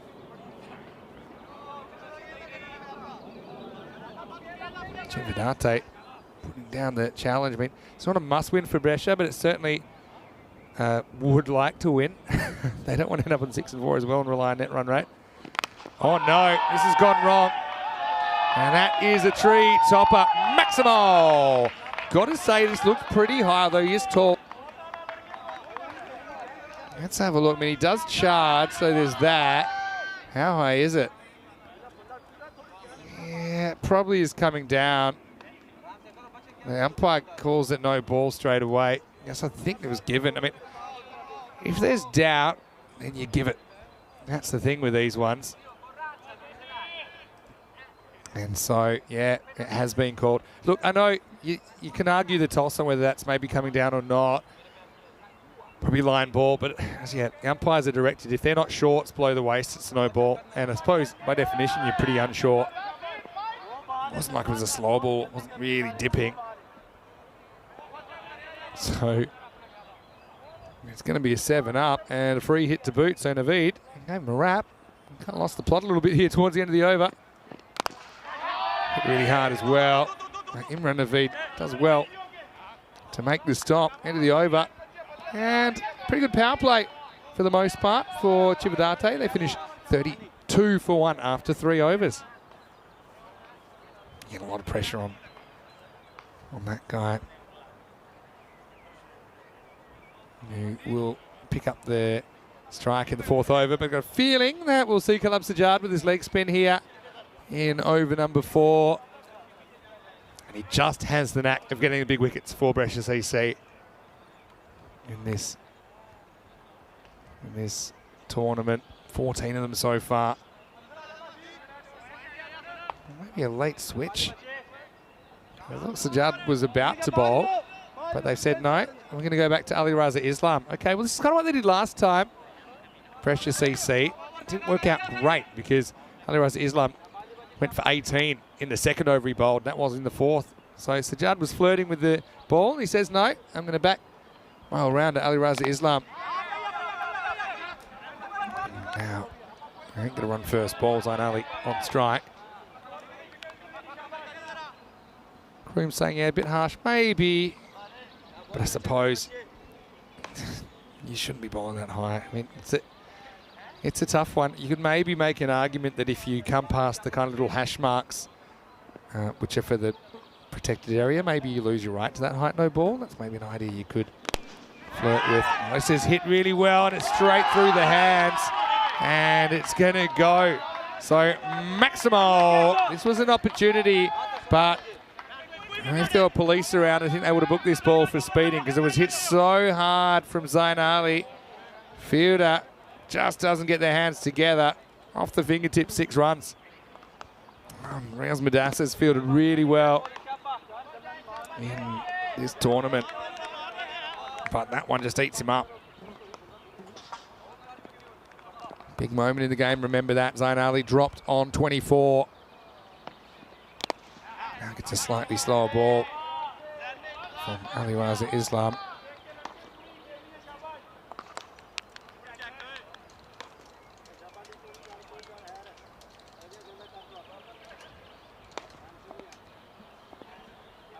But Cividate out of the blocks here.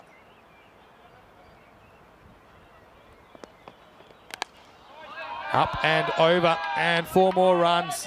It's Arslan this time, getting in on the action.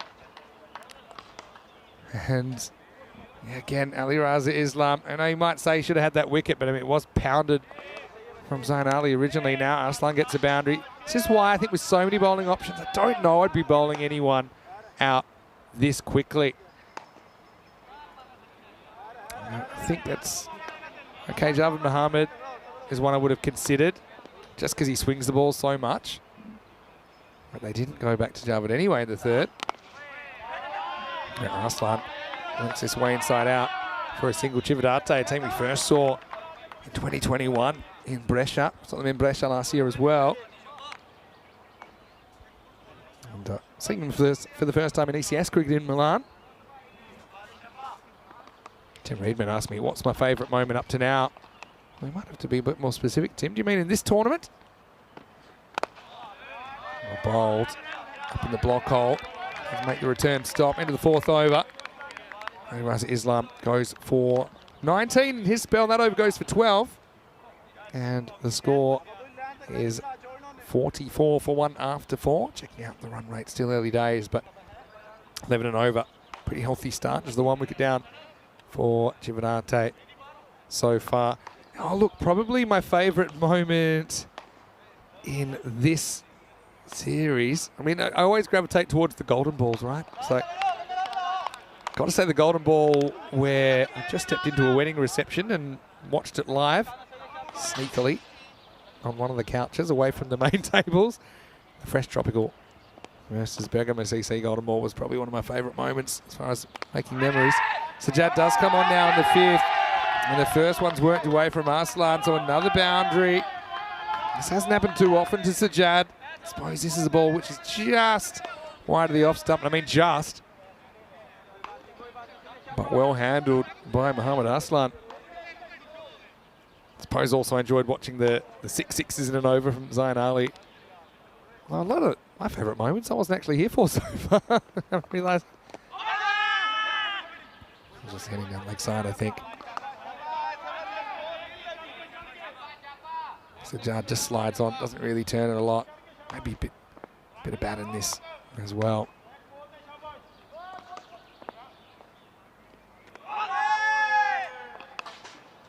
Yeah, this one's called a wide, straight over the tram line.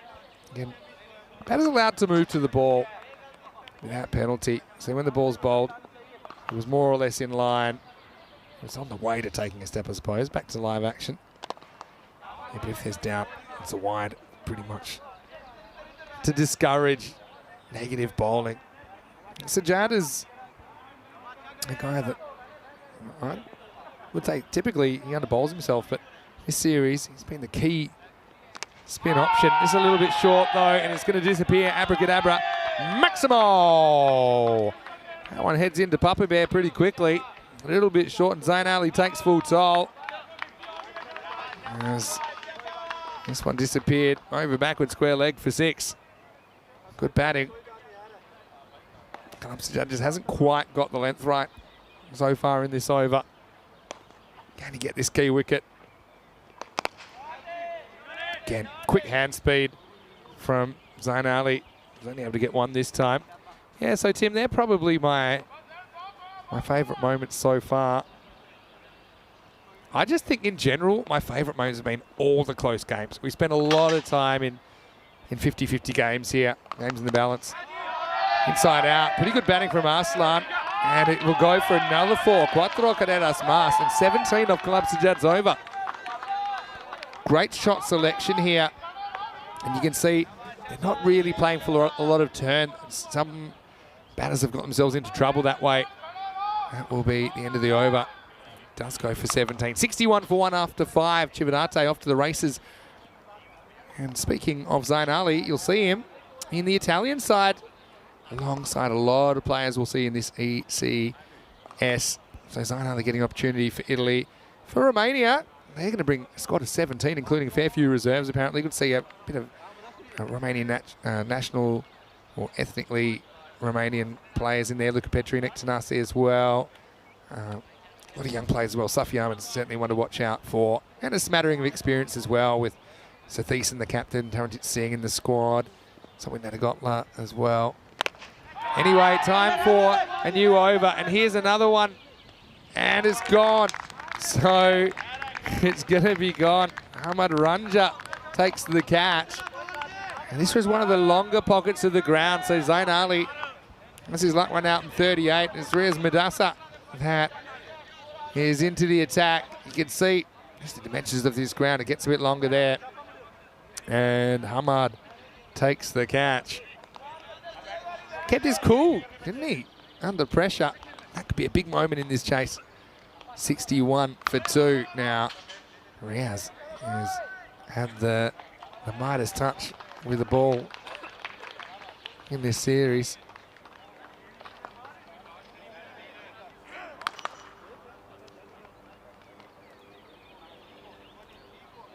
Long boundary for an ECS ground at least. And so Zain falls on his sword, but he's got his team off to a great start. Got him through the first half of this game. Someone else has to pick it up from here. Arslan's looking good.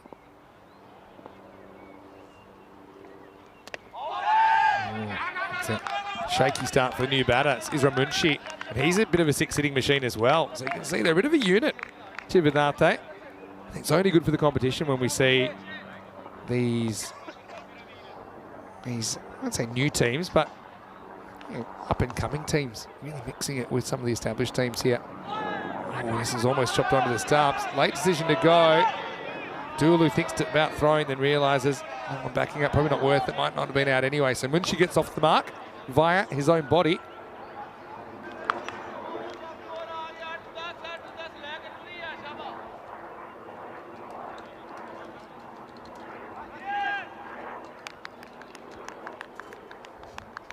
Manassa. Keeping things pretty tight.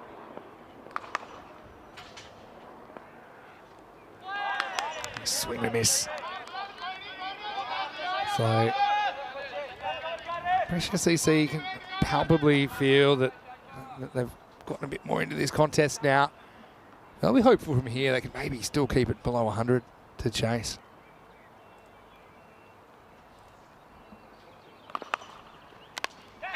Thick edge and gone. So Arslan's going to go now. Both the established batters go in the 6th over. Manassa does it again. I suppose there's an element of luck in this dismissal because this edge can go anywhere.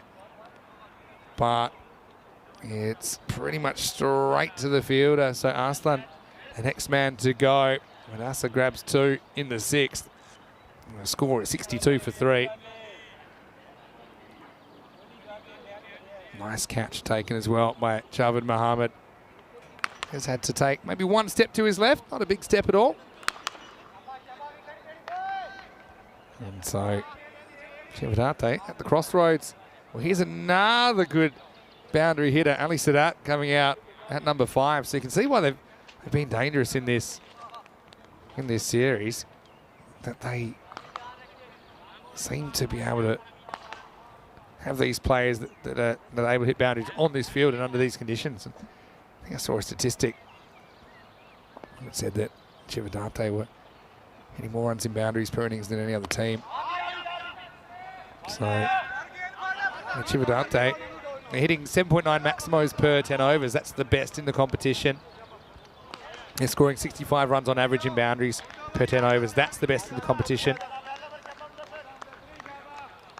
Well, one of the issues is that they're the 2nd worst in conceding boundaries, so there's that. But, I mean, certainly as far as their batting goes, they've been having a good time. 62 for 3 after 6. Brescia CC only allowing 2 extras so far in the innings. So, Club Sajjad, he's coming back for a second. I like this, even though his first over didn't go too well, but does provide some important variety, and you've got 2 new batters to bowl at as well. In the air, hanging, again, goes right back to the line here and takes it. Another catch. They have caught well, haven't they? And it's yet another catch for Hamad Ranja, who's into the lineup.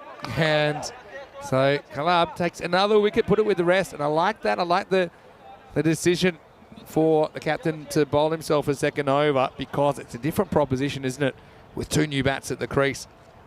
Imran Naveed skating around to his right to back that up, but Hamad had it under control. The collapse is on here. It's 62 for 4, and that means they've lost 3 for 1 in the last 7 balls. So remember, they were 61 for 1 at the halfway point after 5 overs. And 7 balls, just 1 run, 3 wickets falling. It's one thing to have a long batting order, but when you go through it this quickly, you only cause yourself some problems. Ranja looks very assured, doesn't he, with the hands. Sikander Waleed comes to the crease at number 6.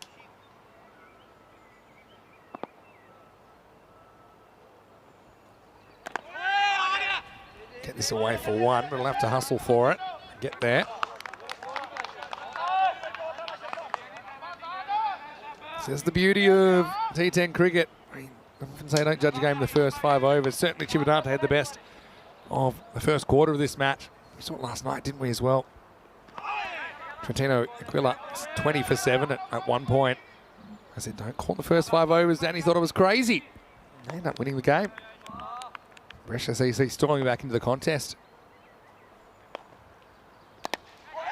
So that tries to launch. Let's get a single. Brescia CC, you expect them to be in the semi-finals, don't you? Certainly with that win this morning, they put themselves in a good position. 5 and 3 with 2 games to go.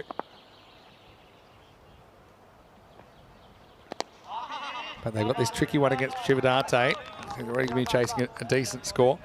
They've got Jinnah Brescia at the end of the day. Now, Jinnah Brescia, they were awful yesterday, but today's a new day.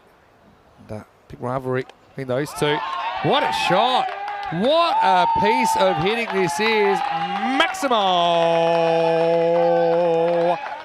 Sakanda will lead, has just turned it around, and he's got every little bit of that. Every little bit. Sends it over the ropes. Reverse some 06 runs. Oh, that has to be pretty close. The HCL Software Player of the Day. It also finishes the 7th over, 70 for 4. Where did that come from? Sakanda will lead. Tomorrow, we'll have more cricket coming your way from Gibraltar. So we'll have double trouble next 4 days. You'll have cricket from Milan and cricket from Gibraltar. Good news is the T20s, they kind of go a little bit later into the night. So yeah, every day the T20s should go to around about, I'm going to say, kind of 10:30, 10:45 European time. So that's kind of just lengthening the day a little bit, as we normally finish around about 7:15 here. So it kind of gives you another full game, T20 game, after the end of play here in Milan. So I'll certainly be keeping an eye on that. This gets past Dula and everyone else. Well, probably just cost him 1. Maybe it cost him 2. It doesn't. Yeah. One of the more powerful throws. Hamad's got a few things to say about it, and he threw that from about 55 metres, 60 metres into the keeper's end. And yeah, Tulu not reading the bounce off the pitch, and then the backup fielder having some similar issues.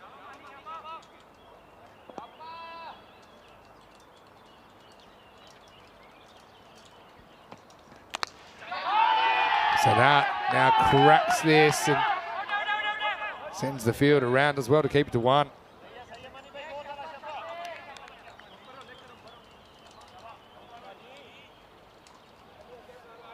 So, yeah, certainly a bit of tension out there. We've got so many teams in the mix. I mean, Fresh Tropical, even with that disastrous loss last night, don't think they can drop out.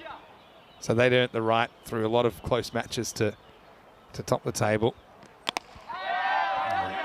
Pretty sure they'll top the table. Unless Brescia CC can get a couple. Certainly, Fresh Tropical know they're in the semis. I mentioned the fact they were 7-3, but they had a net run rate of only plus 0.5. Considering a team topping the table, it's not much at all. But they're the only team that I think are assured of a spot. Still, and we only have a day and a half to go. Tries to get funky. Now they're going to take it on, late decision. And well, he's run out. He just pulls up there, will lead. Needed to speed up, but he slows down. It's like he was running into the wind or something like that. Imran Naveed, he's got a dead to throw, and we're going to have a run out. It's going to be keeper first. Deflects off Dulu. He cops a dead leg for his trouble. And then look at that. He spends too much time looking, and he looks at the line and says, well, I'm not there yet. And it's crashing in the middle stump. So, wow, crazy stuff, really. And Waleed, who plays one of the shots of the tournament, runs himself out.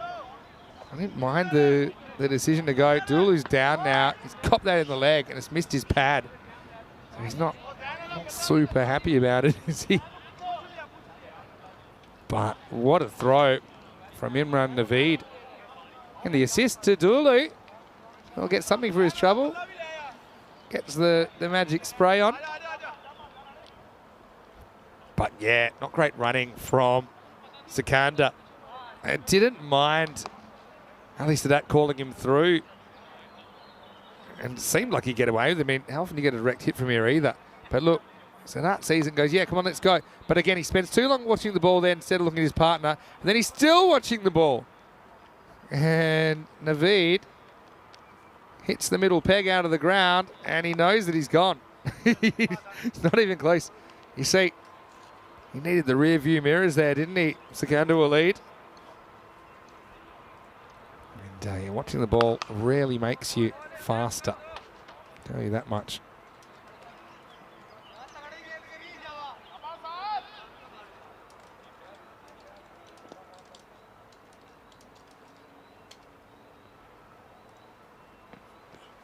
So that facing up, of course, because he did get to the striker's end.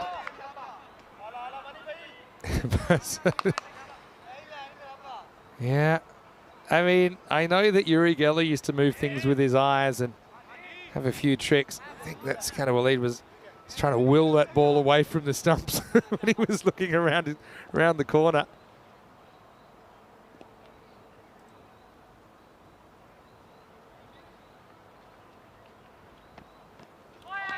Wide, straight over the tram line.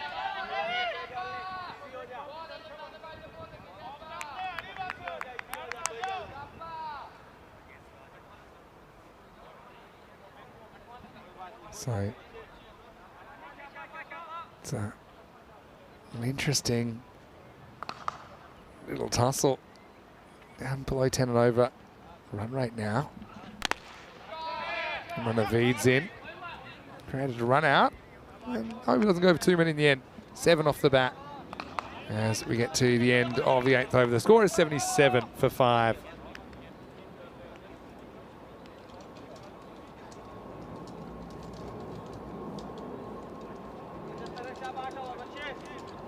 Looking at the run rate, you can see it's just taking a dive as those wickets have tumbled.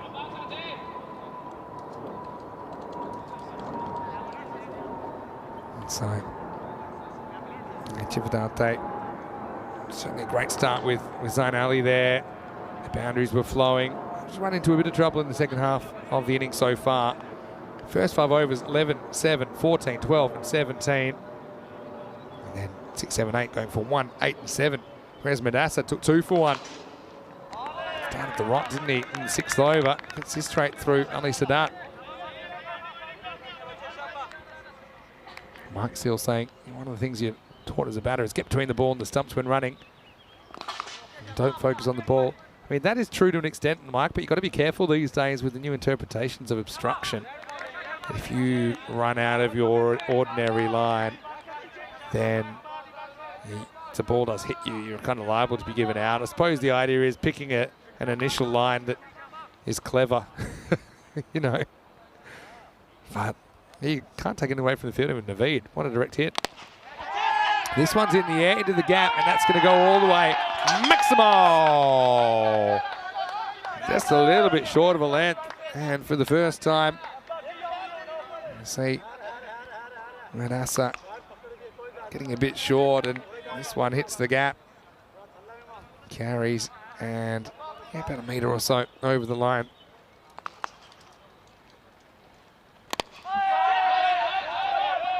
This one won't make it all the way, but they do get a single. Yeah, so let's see if Sadat can pull out a late run to get them over the 100 here.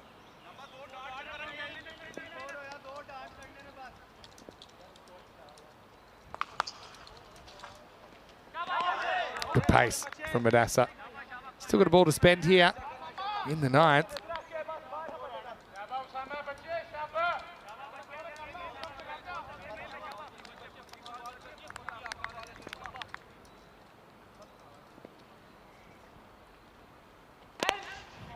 Pitched up. Mazaffa off the mark. He'll retain the strike. And, yeah, in the Mazaffa battle, it's Mazaffa that gets the single. And with 9 overs down, it's 85 for 5. So it could be a really good over to get over the 100 now. Certainly a very powerful start, like I said. 61 in the first half at the moment, just 24 off the second. With an over to go, though. Imran Naveed's going to come back and bowl over number 10. Bowled pretty well in the 8th. Didn't give up a boundary. So let me see who doesn't get a second here. Hassan Naveed only gets the 1. Javed Mohammed only gets the 1. Javed Mohammed I can understand. Not badly, but if you don't bring back in the 3rd, I mean, he's a genuine swing bowler. Don't think he's as effective late in the innings. Here's Imran. Just sneaks inside, according to the umpire. He's got his toes just outside as well, which means that line probably moves a touch, maybe the width of the line. Importance of taking wickets, hey? Chivadante thinking to set something in the 90s here. Brescia CC will still have to bat well, though.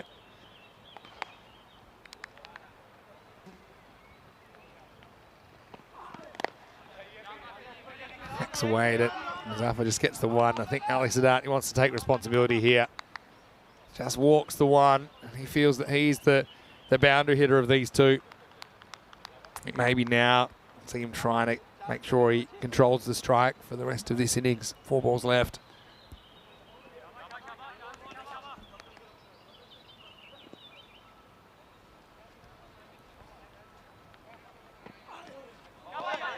Swing and a miss though. Good bat speed from Sadat.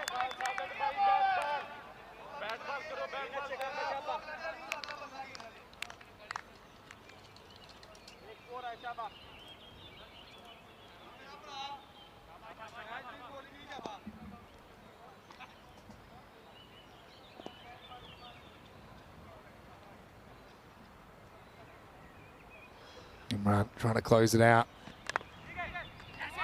One hand, one bounce. Yeah, smart from Dulu. He could have thrown that, but not going to save a run, so no need to really make that throw. I said they get some in the 90s. Even that's looking a bit far off at the moment. Second half of this innings, hey? We've had just 25 runs in 4.5 overs. It's not even run a ball pace. Those wickets really derailing things for Chividate. Let's get a bit on this. I think he'll want to. Might get it. He won't even try. Okay.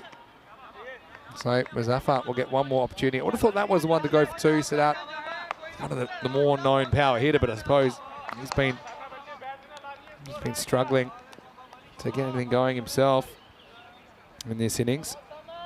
So 1 Maximo in the 14 balls he's faced, no 4s.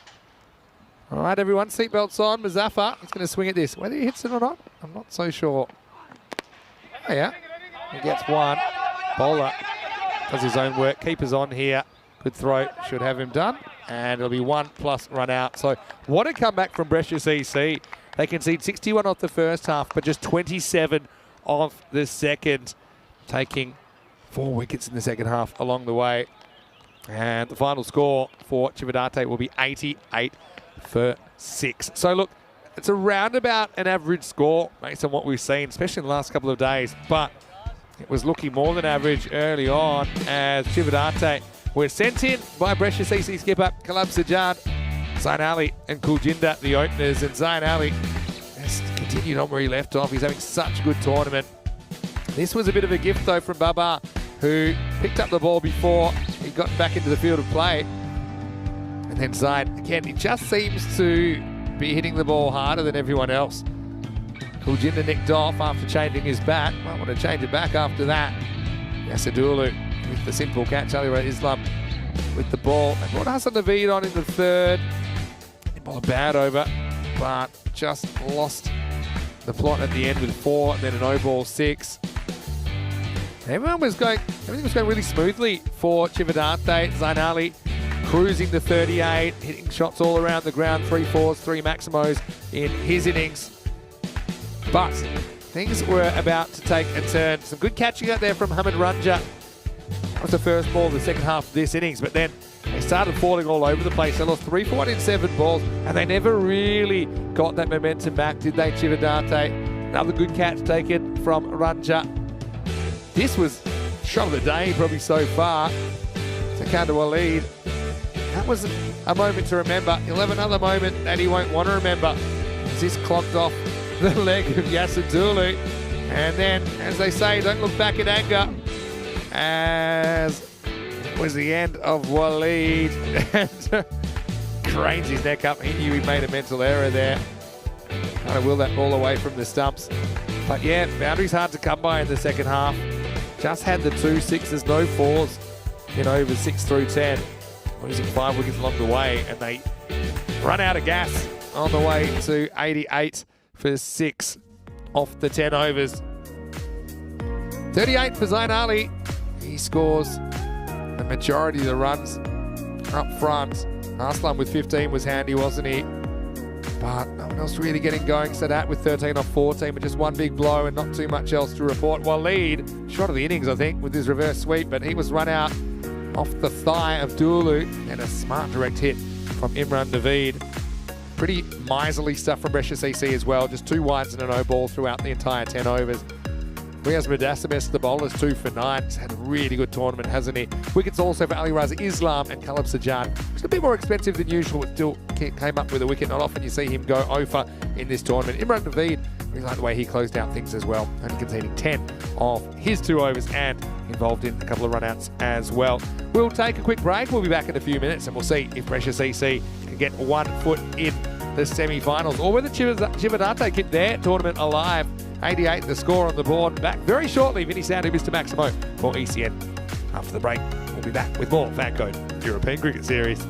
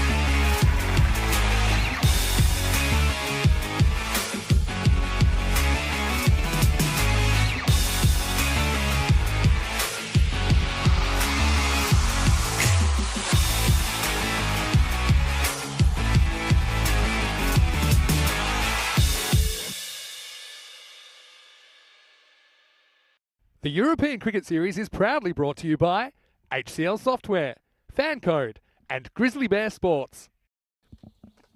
Hello, welcome back to Milan. Time for the second half of match number 48. We're exactly halfway through the day at the moment. Third match of 5 today, Brescia CC already with a win under their belt against Jinnah Brescia this morning. And, got a battle on their hands here. 89, the victory target. Pretty much bang on the rate that we've seen as the average rate throughout this series. Cividate, he burnt a good start. They were 61 at the halfway point, but only 27 runs would come off the second half on the way to this score of 88 for 6. Yasadulu out there with Imad Khan. I've got to say, Imad in particular batted really well earlier today. Yasser probably not quite hitting his straps, but it's Muhammad Arslan to get going. Here we go with the second innings. Dulu wastes no time and he horns the 6 down to the ground. Well, that is quite a way to announce your arrival. Just angled in towards Dulu. There was no pussyfooting around here. Maximo! And there's 6 he won't need to get. What a shot that is from Yasir. He's done it against some good bowling before. Arslan gets a little bit too close to him and pays the price. Never mind is the call. Easier said than done if you're the bowler. Wickets. That's what you need, particularly the top 3.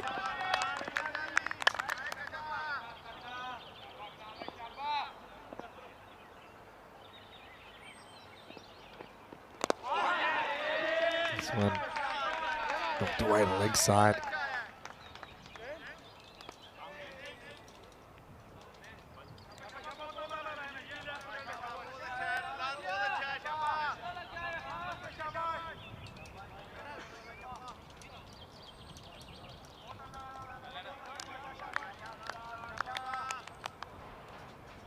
You might calm though. I'm going to say, nice to see him getting back to a bit more of what we know he can do. I'm not sure I'm saying Cividate will be disappointed to only have 88 on the board after a good start. Yeah, I think you're right there. Chops down on this, gets a bit of bat on it, and that's what saves him. He'll take on the 2. He gets home. Don't think they'll have a look at this one. They just got a bit of bat on that. Chops down, you see it there. Sneaks off the inside edge. I think he's home by a couple of steps here. He would have kind of ran around it a little bit. That just allowed him to get home. Quick work from the keeper. It's Isra Munshi keeping for Cividate. Cividate just seem a team that's too good to miss out in the semi-finals, but you're probably going to have a couple of teams that are too good to miss out in the semi-finals that will have to miss out because 11 doesn't go into 4.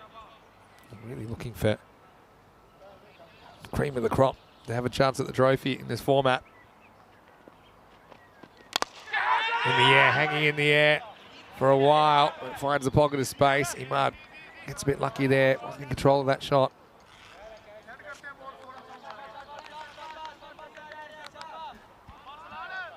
Yasadulu certainly announced his arrival with a huge hit over mid-wicket. That's what good opening pairs do. If one isn't quite hitting them well, the other one can compensate. Imad certainly picked up the slack in that earlier game. Dulu back on strike. Sneaks across, but still wide. Arslan hoping Dulu might slash at that. If he did, it means every chance it might have run away for 4. Over third man if you've got a bit of bat on it. Haven't we been treated to lots of close finishes?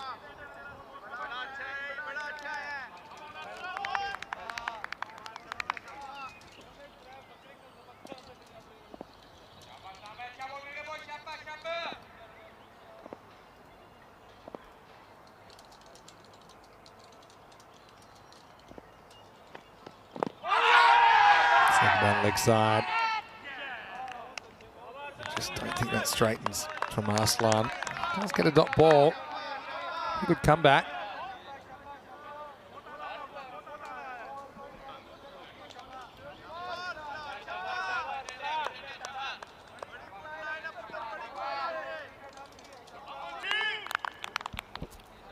Pretty interesting target, isn't it? 89. The grady 80s, as we say sometimes.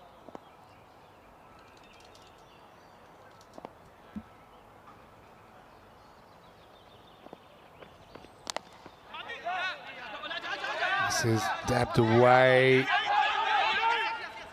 And we'll come back for two. Closer than you probably should have been. Dulu not known for his running, but does leg out a couple. And that's the end of the first over. And so it's 13 without loss after one. 16 matches without a golden ball. We've had 2 in this tournament so far. In Malta, we actually had 5. And, that was pretty crazy. Having said that, that was a 4-week tournament, not just a 2-week tournament. Even so, it's pretty remarkable. Not often you get 3 in a 2-week. I think it has happened once before. Anyway, it's going to be Zain Ali who's going to bowl over number 2. What a tournament he's having.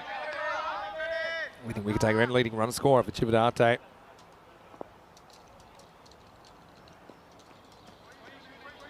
Doesn't release the first one.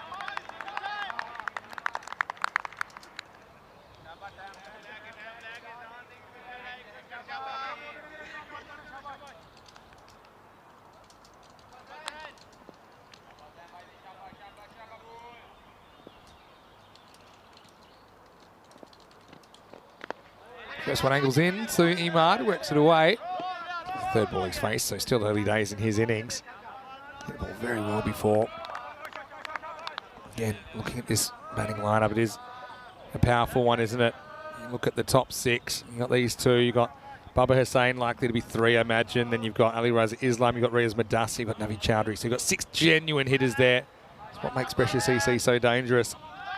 Hard to imagine a top 4 without them, but if they were to lose here and they would lose to Jinnah Brescia later, then I don't think they would make it. Nope, missing the leg start. Confident appeal though. How often do LB appeals end up in mix-ups or run-outs? Dulu, let's get the message to get on his bike. The angle here, taking it past the leg stump. You can kind of see all 3 stumps there as well.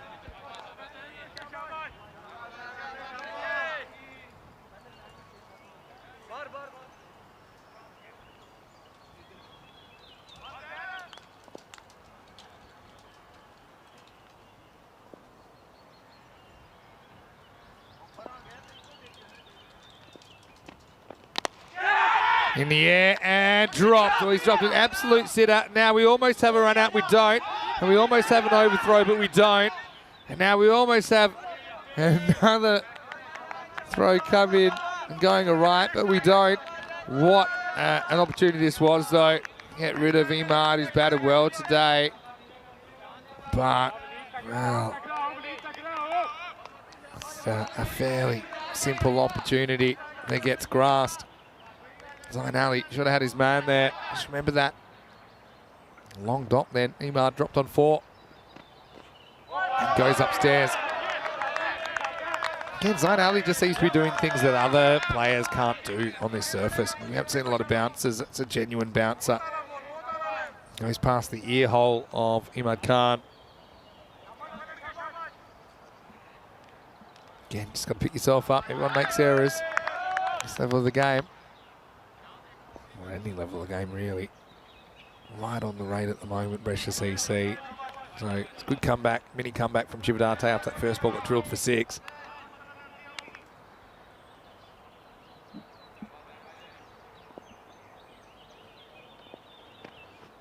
Slower ball, picked and hit out of the ground. Maximo.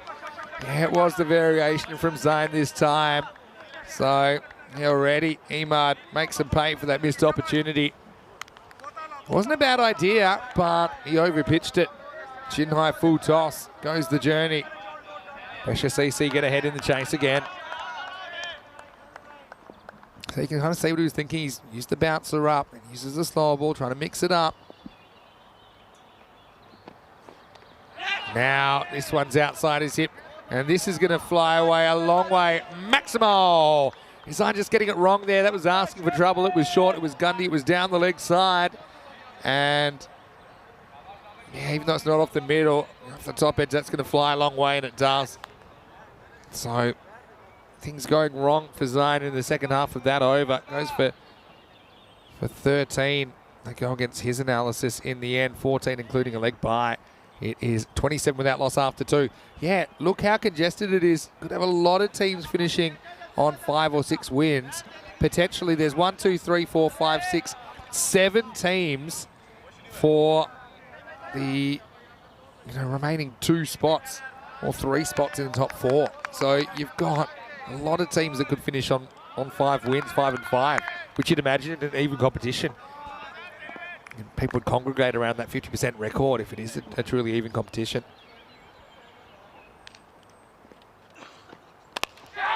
In the air, this time it's caught. So Yassir doesn't get the same break that Imad does. He batted well for 9. Whacked a 6 out of the ground to start the innings. This one was going up, and it was still going up when it reached the field up. Arslan with the breakthrough.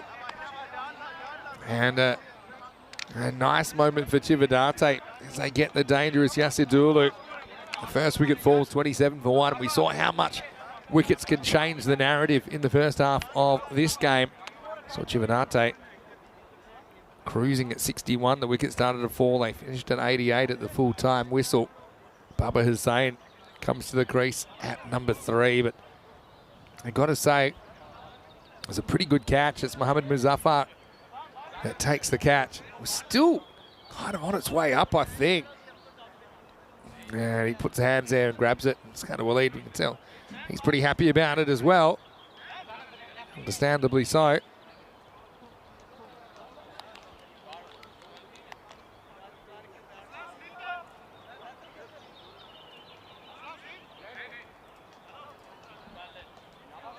Baba, though, hasn't quite shown us what he can do in this series.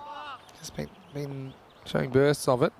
Played for Cricket Stars last year, but formerly of Brescia CC. Now back in the green shirt. Arslan into him. Whipped away. He should be gone first ball. He will be. Oh, it's a real break, isn't it? Because it bounced straight off the fielder and bounced up. And Baba Azan gets another opportunity. Can you believe this? I mean, Baba whips it away. This could have gone absolutely anywhere, to be honest. And if it was 2 metres either side of the fielder, it was going to be 4.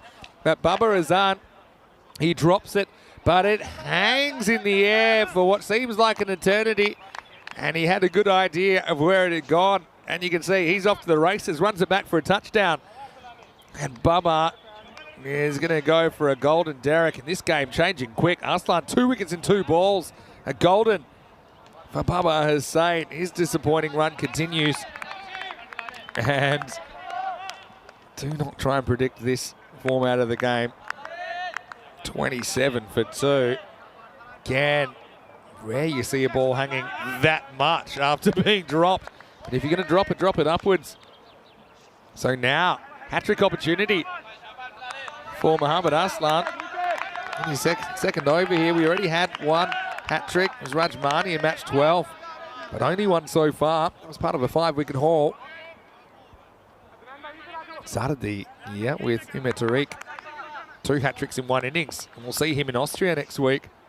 Looking forward to that. Anyway, let's get back to the action here. New batter has come to the crease, Ali Raza Islam. Under pressure, hat-trick ball for Mohammad Arslan. Oh, that's close. Oh, wow. Raza Islam again. Very confident batter. Close to the edge. Inside edge, that is. Could have chopped on easily. I think Raza Islam survives. But this is a good run on. And those back-to-back sixes just lost the handle, didn't they? Chivadate at the end of the second over of Sain Ali, but then you'd probably trade the 2 sixes for the 2 wickets they've got straight away. Slow ball. Almost a chance. Well, he doesn't really know what he's doing out here. He's going to go for 4. And originally, I thought that this might be whipped away for 6, but it wasn't hit that well. It's a slower ball. It's about knee-high. And he tried to turn it into a catch, didn't he? But he didn't really do either. Didn't get to the ball in the full. And then if you're not going to catch it, you want to back off and protect the boundary. I wasn't able to. So I think that was Azad again out there, being pushed back.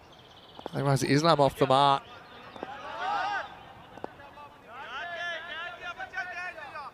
Tell you what, if nerves could power a city, they wouldn't be short of energy here in Milan. There's a lot of teams with their tournaments in the balance at the moment. This has worked away, leg side, I think it's got off the bat. So for Ali Razi Islam, Arslan gets a bit too straight to him. And yeah, Brescia CC, they're pretty experienced in this format of the game. And they will know not to be rattled by the wicket. Still, they need to go out there, play their shots. They've got the players to do that. I mentioned their top six super strong. Maya saying, yeah, maybe put a bit of price on your wicket. I mean, that's true. But kind of instinctive shots. I don't mind the shot from Baba Hussain. I mean, he's hitting the ball correctly. He just didn't keep it on the ground.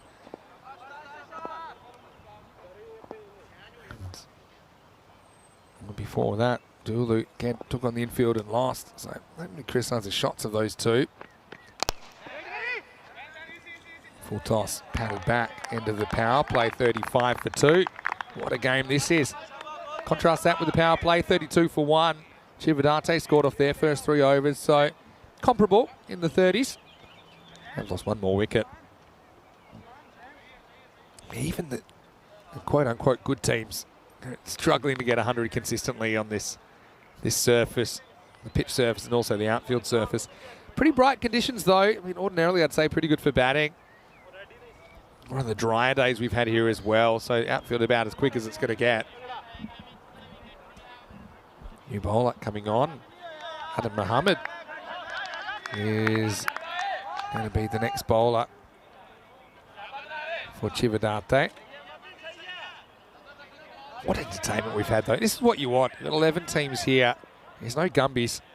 They are all giving it a shake, aren't they? Even teams like Milan United, you know, had a bit of a shocking start to the tournament. Been very competitive, giving us a lot of close games. Kings 11 were down the bottom, now they're right up the top. And none. It's a wide, but if Munchie gloves this, might have had half a chance to stump Imad Khan. See how he overbalances there. He's just taken a bit too far away from the stumps. He hits this, so it won't be a wide. It would have been a wide. And Munchie again, not really able to do too much about that. So, yeah, I like the addition of Under Mohammed. Seen him playing before for Milan Kingsgrove. And that's more where he wants to be. Otherwise, Islam pushes and just gets one.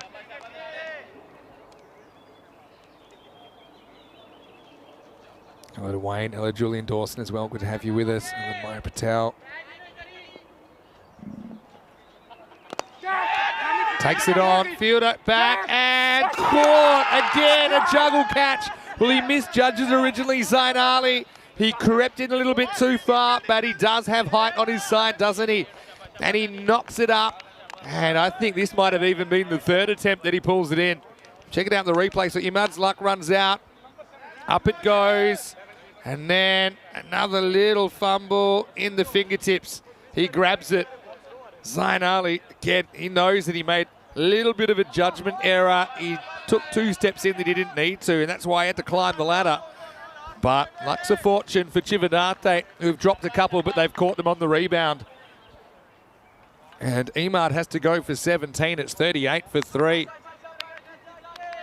Well, they should take this show on the road with the amount of jugglers they've got. Chivadate.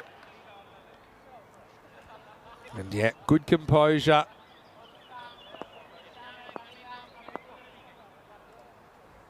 Here's Madassa, the new batter.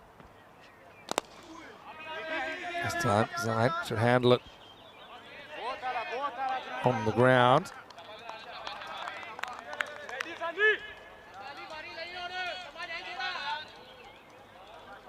But this game has so many twists and turns.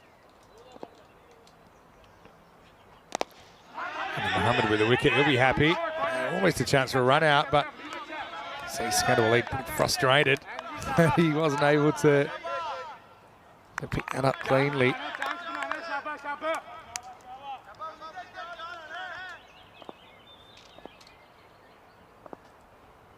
Nice pull the over. Yeah, that's well bowled.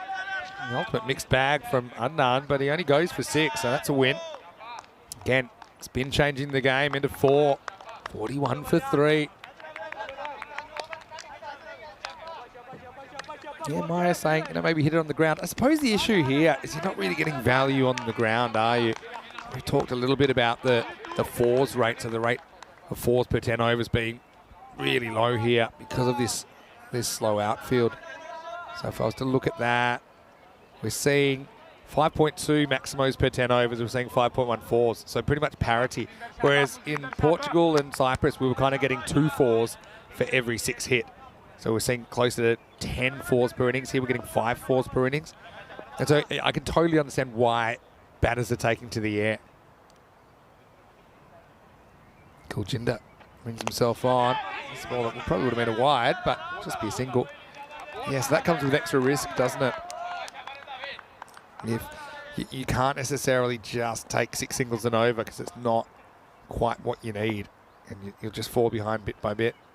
So it's hit pretty hard, and it's going to be knocked over for 6. Maximal. Well, to be honest, as Medasa had one of these in the first innings, this is hit real hard from Ali Raza Islam, and yeah, I mean, not an easy catch. Easy for it to burst through. That's exactly what it does.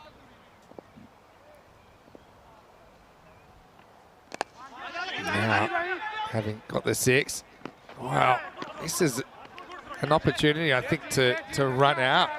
Ali Raza Islam would have been a sensational piece of fielding. I suppose it was anyway. But yeah, I feel that as he goes and runs, I think this would have been out. Yeah, very tight at least.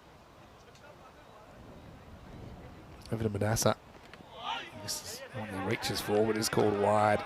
Again, Ben's allowed to kind of move towards the ball once it's bowled to try and hit it without losing the right to that being a wide. Well, come back.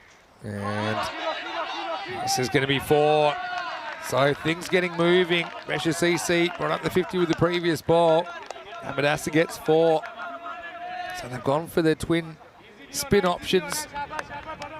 But going with the spin, and Medasa handling it. Got to break this partnership, looking dangerous already. I mentioned they've got 6 genuine bats, and so we're kind of down to number 5. Well, that could be a no ball, you know. It's been called a wide. I think it does just bounce on the pitch, but only just. I think Kuljinda's head's in the way. Let's have a look. It is. But judging by the way that bounced, what is that? It might have been a case for a no ball. I don't mind it being called a wide, though. That does mean they don't get a free hit. That's the difference. But I'm not a huge fan of the no ball for off the pitch rule anyway. I think that it's a very harsh penalty for it to be a free hit as well. I'd say I wouldn't have a problem being called a no ball if, say, it jagged back and hit the batter on the stumps. But apart from that, should it be a wide anyway? This is a wide. It's definitely a wide. It comes back, but when it passes the crease, it's definitely cutting the line. There's no way this ball's completely inside the line at that point. It comes back a bit. But by the time it passes the stumps, but that's a wide. Every day of the week. It's well bowled though. But the over will cost 17. Not ideal for Chivadante. His tournament is hanging by a thread. 5 overs down in this chase. It's 58 for 3. Pretty much run a ball required from here on in.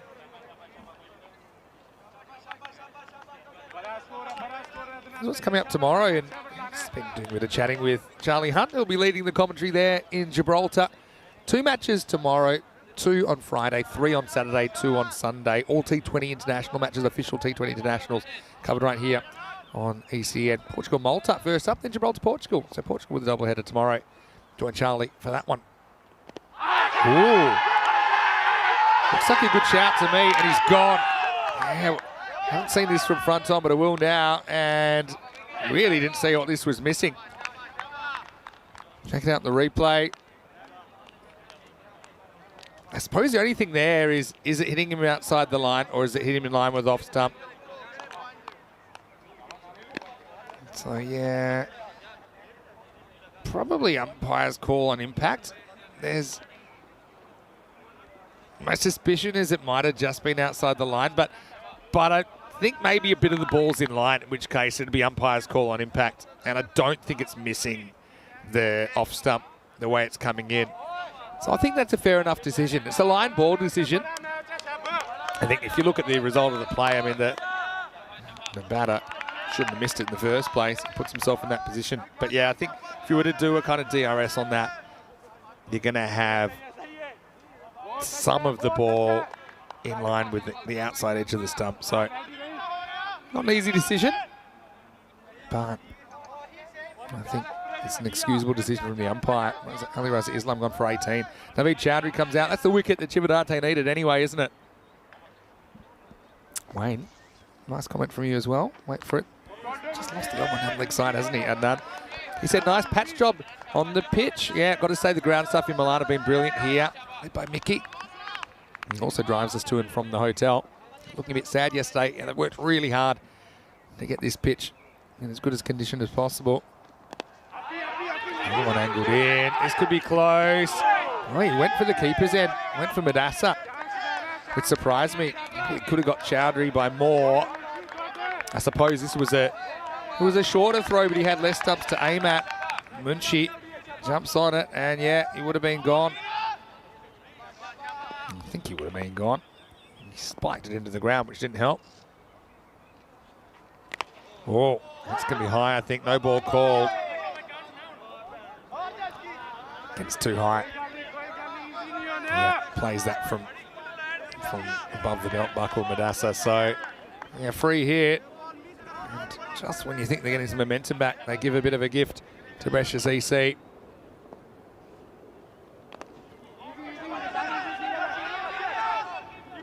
This is not really cashed in. They get one. Yeah, might have thought that was outside the line, but I mean, I suppose you can't see the off stump. So if a little bit of that ball is in front of the off stump, then that's good enough to give, really. It would go on the umpire's call, so I don't think you could say it was a bad decision. The umpire's judgment seemed fair enough. This one's outside the wide line. It's going to be sliced away, and that will get to the boundary as well. So Chowdhury gets into his work. Brescia CC seem to have this in hand. That takes it under a runner ball required. And yeah, that's one of the shorter boundaries. So up to 66 now. 23 required. Off 26 balls. And he just hasn't quite had his control, has he? His left arm spin. He's had a few of these lost down the leg side like that. Not the worst figures ever. Having said that, he's got 2 for 15 off 1.4.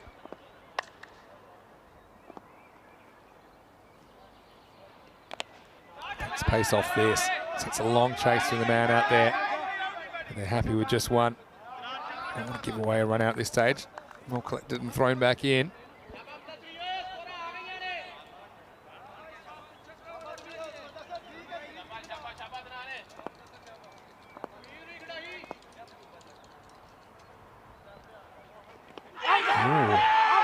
He likes it. Maybe high. Into the over, 68 for 4. This is an interesting one. It did hit him very high in the pad, but not many balls are going over. Does he sneak outside the line again? It's in line, you know. It's a pretty good shout. Only the height. It's not the line. Climbing. Oh, I mean, probably just going over the top, but it may have clipped the top of the stumps. The height was the doubt from the umpire. So, yeah, that's fair enough, I think. 68 for 4. Off 6. Climbed a bit more than some other balls on that length. 18 for Ali Raza Islam, top scorer in the innings so far. 21 off 24 required. They need to have an amazing over here, really, wouldn't they? The thing is on the comparison. It's pretty close, I think. Oh, another ball. which pitches just on the pitch, and I mean just. Jinnah, like his spin bowling partner under Mohammed, just having a few problems getting it right. And we'll check this out.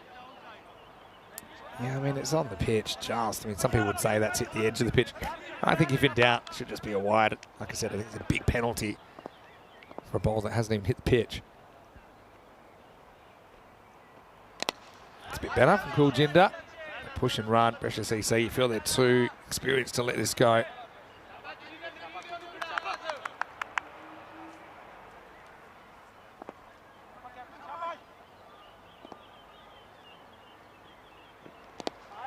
Spears this in towards the stumps. Jinnah not being too crazy to say that they're playing for their life here. They're on a wing and a prayer, trying to defend 18 in 22 balls. But Chowdhury doesn't block many, that's why he got the big cheer, but he sends the next one out of the ground. It's high, it's long, it's strong, it's maximal. Cool Jinnah is having a bit of trouble finding his range. This wasn't the worst ball ever, but Chowdhury's he's a born hitter, isn't he? Brescia CC, they're liking their day. Long day for them, of course. They'll play 3 times. Tough clash against Jinnah Brescia to come in the last game of the day. And now it looks like they'll do this with some time to spare. Wants to go again and does. Maximal!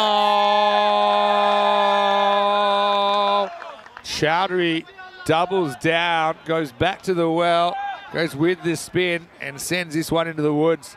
And now they can win this game with one swing of the bat.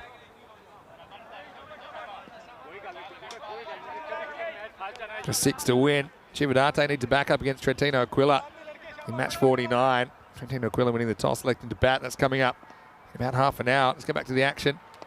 This is called a wide. And Trentino Aquila have been master defenders, haven't they? So that's why it makes sense that they would bat first. This game may not even make it to the end of the over at this rate. Goes one more time. Maximal! Game, set, match. Chowdhury comes in and knocks up a quick 30 off just 8 balls, and this game is done. Put a fork in it.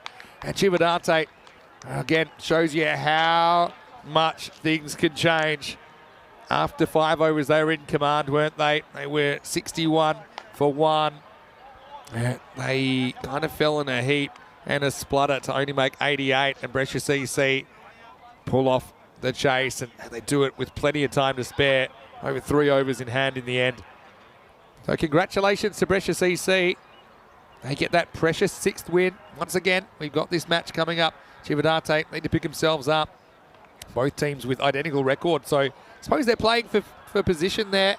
And I don't think it's impossible to get through with 5 wins. It just seems really unlikely that you'd sneak into the finals. But still, just got to win every game possible. Game 49 starting in 30 minutes time right here on the European Cricket Network. Let's go and have a look at the highlights. And it was an interesting one, wasn't it?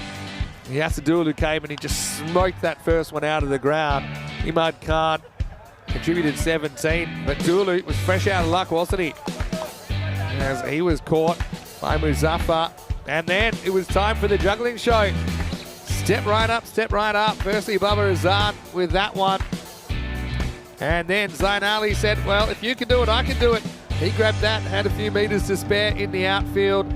And so things potentially turning around, but then that was a bit of a buzzkill, wasn't it, for Jinnah? This one, line ball really. Umpire thought it hit him in line. Adnan said, yeah, I agree with you. No surprises there. Naveed, though, he looked like a man that had to go to the bathroom real quick because he went 3 Maximos and a 4 in only the 7 deliveries, and he finishes actually 24 off 7. And he finished things in a real hurry. 90 for 4. Win comes up for Brescia CC with 19 balls to spare. Again, extras hurt. Jinnah a little bit there as well. 11 wides and a no ball in that almost 7 overs. 24 for Chowdhury steals the show after it was set up by Imad Khan with 17. Ali Raza Islam with 18. Dulu also got them off to a rocketing start with a 6 off the first ball of the innings. Just the 4 bowlers used. And then Mohammed, he was a bit all over the shop, but he still good figures for him too for 16. 2 wickets for Arslan in 2 balls.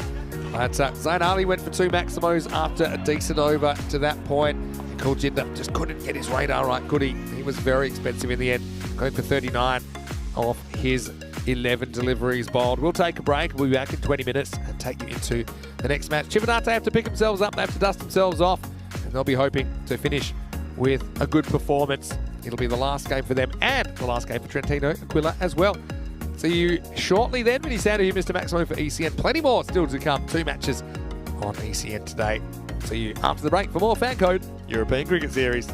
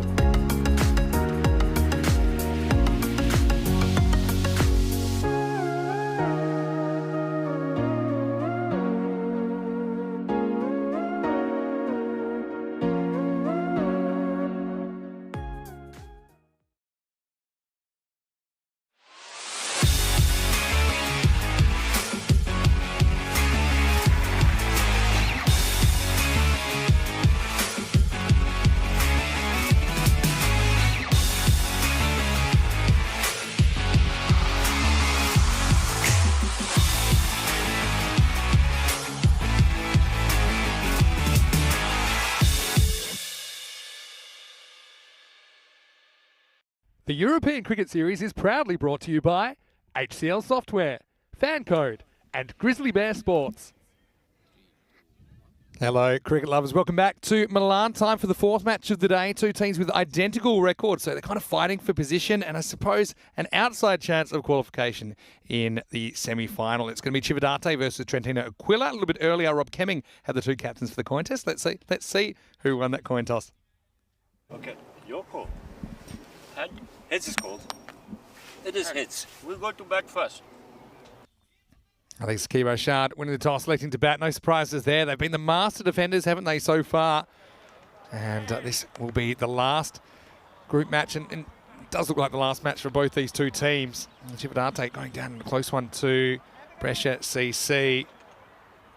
And yeah, looking forward to seeing how this pans out.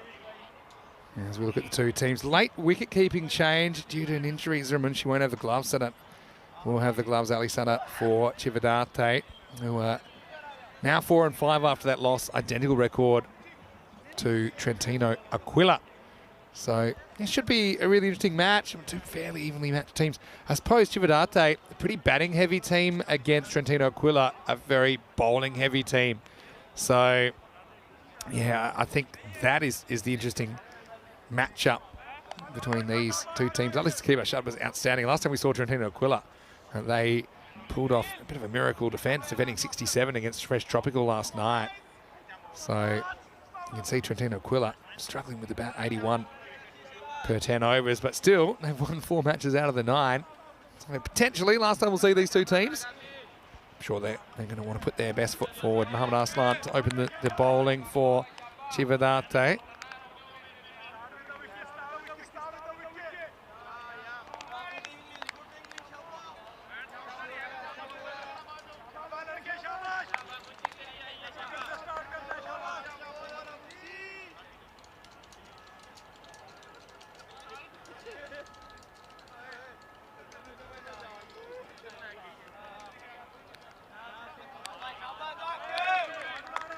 Welcome back, everyone, to the broadcast, whether you're watching on Fan Code in India or whether you're watching on our YouTube channel, ECN European Cricket Network. 2 matches to come.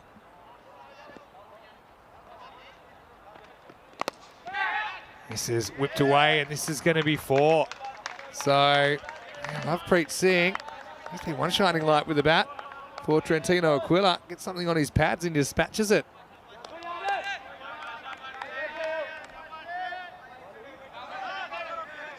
And so, very, very good timing of the ball from Lovepreet. You want to say, let everyone in the chat as well, Motel. Some interesting comments about the spinners not really getting too much control in the last game. Cividate, let's see if they're a bit more on target this time. First, we'll have the pace tack, imagine Arslan and probably Zain Ali.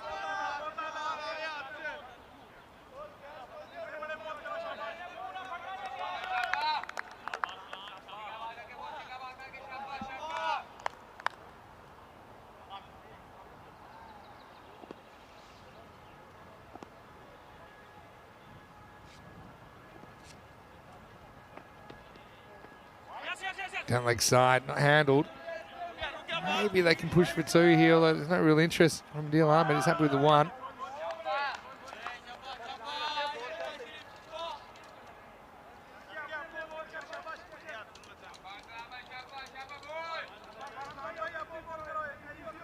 And yeah, we've had a lot of close matches in this series so far.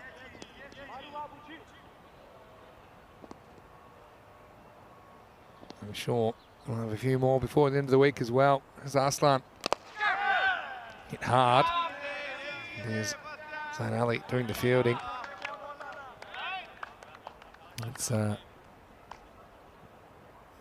bit of an interesting scenario here with these two teams. We'll see the table probably in a couple of minutes, but Cividate could go 5 and 5, as could Trentino Aquila.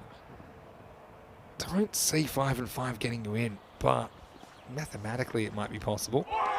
It's a big hack from Adil Ahmed.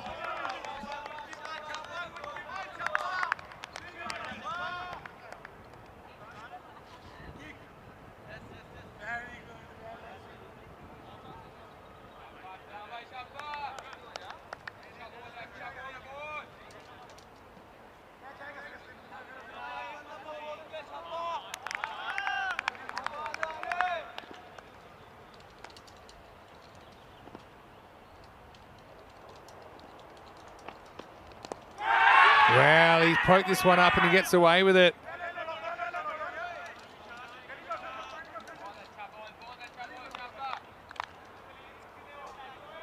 So yeah, Mohamed Arslan. There's 2 Mohamed Arslans in this game.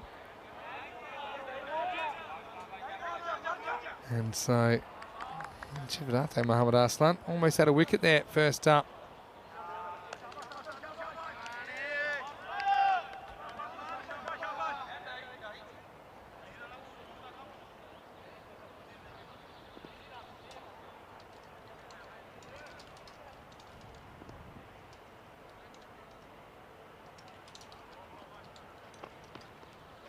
Alex Side, he's had his work cut out from so far. Now he's set up with the gloves. Ezra Munshi sustained a minor injury, so he's out there, but he just doesn't have the wicket-keeping gloves on for Chivadate in this one.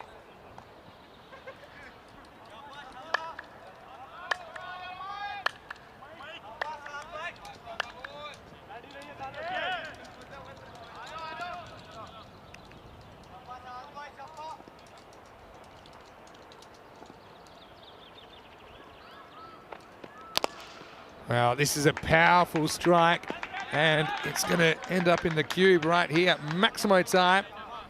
And, well, been under attack today. This is a powerful flat bat smack, isn't it, from Adil, who's a 6-hitting machine.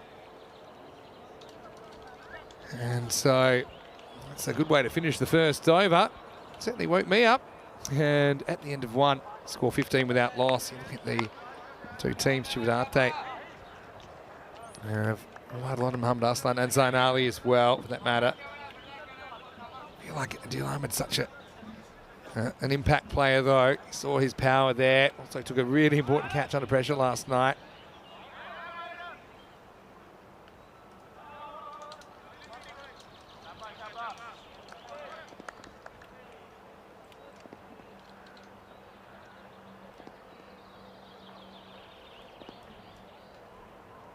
So it is Zain Ali to bowl over number 2. And it's going to start with a 6. Well, Maximo has Trentino Quillot move up into the 20s.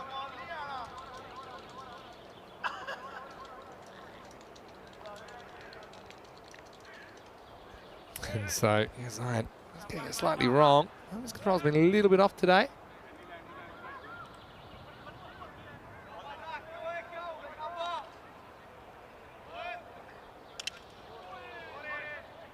And it'll take some catching, that ball. Take some finding.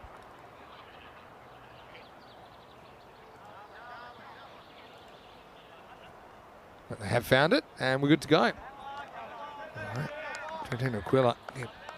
Bowling hasn't really been a problem for them.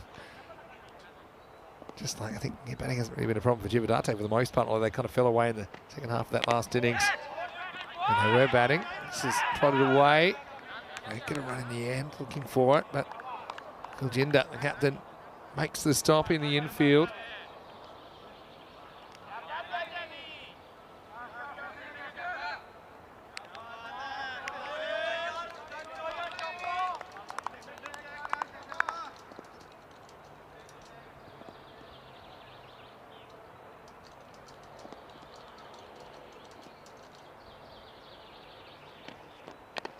Wow, gets it wrong, and somehow he survives. Lovepreet, he was down and out. I was scared he injured himself there in the follow-through. Just losing his footing. Yeah, let's have a look at this. Yeah, I mean, I don't know if he tripped on an ant or something.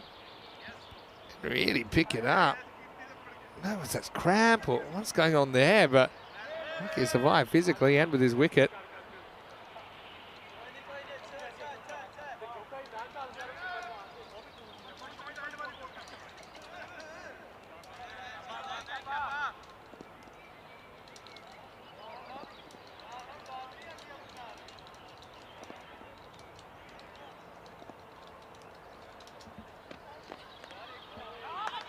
This is worked away, leg side, there's going to be 4. And Zain Ali once again just loses it down the leg side, it's Gundy, and it gets the treatment.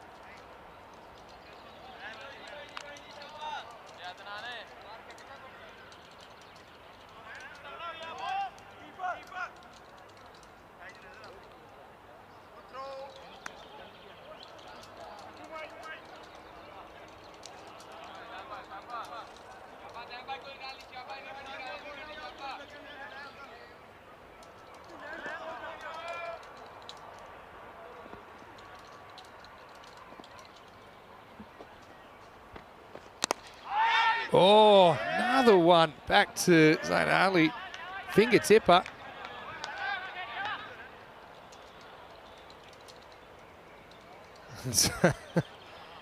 Wow, talk about your teasers. Lovepreet may have got half a fingernail. Don't know how long his fingernails are. But yeah, that was really close to popping back to the bowler.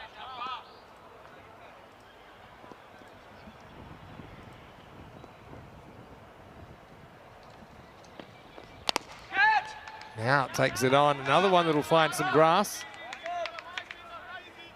This time Arslan does the fielding. So, Antino Aquila riding the luck early. Lovepreet still there. So is Adil Ahmed. 26 without loss after 2.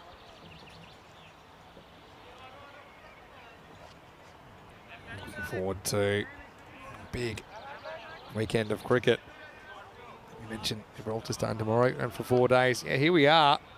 They've got company on 4 and 5, don't they? Bergamo CC, Trentino Aquila and Chivadate. I'm starting to look for scenarios where some teams might all finish on 5 wins. Now, you see there's 2 teams already with 6, so there's 1 spot left for grabs.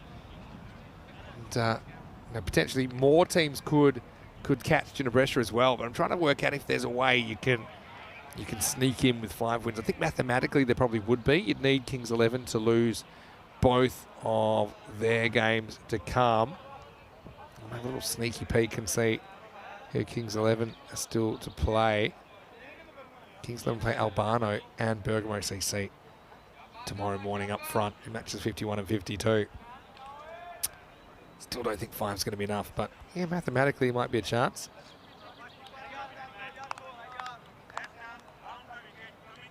Now we're going to get some left arm spin, and yeah, a bit of a risk here, I think. Adam Mohammed over number 3 because he didn't really have his control. Had decent figures though. Having said that, in the last game, 2 for 16 off 2. So yeah, we have seen playing for Milan Kingsgrove before. Wow, that's pretty on target, isn't it? He tilts back the middle stump of Lovepreet, whose luck runs out on 17. And the first wicket of this contest, match 49. Where does he go wrong here, Lovepreet? Angles in. He's got a lot of turn normally. Just kind of slides on. Just plays down the wrong line, doesn't he? And disappointment. He's a character, Lovepreet, though. I love the way he plays his cricket. I wonder if that might be the last time we see him with the bat, though, in this series. As he departs, the score is 26 for 1. This will bring Mirzabag to the crease. Yeah, I mean, yeah, maybe he gets a bit front on, opens that front shoulder. It's not like he really hacked across it, though. And you can see, he set up behind the stumps. He's pretty happy with it. Said, yeah, easy as you like. Oh, yeah. This is going to hit middle stump as well. And then Mohammed, he's locked in. Maybe he's been reading the comments about the inconsistency of his last performance.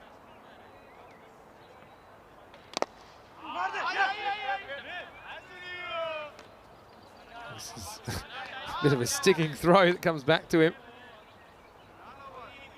But he hasn't given up a run yet, so yeah. Gamble paying off to bowl and none here. This will rub off on Kuljinder.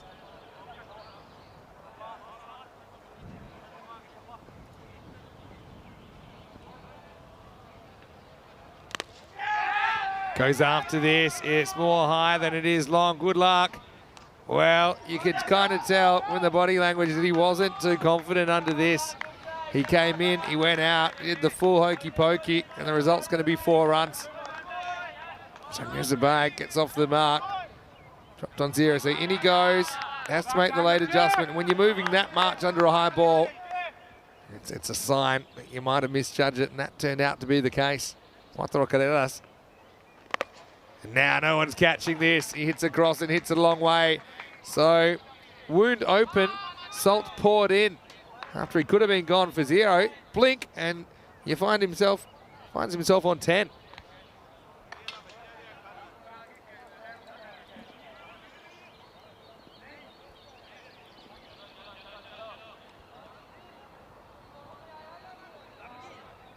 Adnan Mohammed.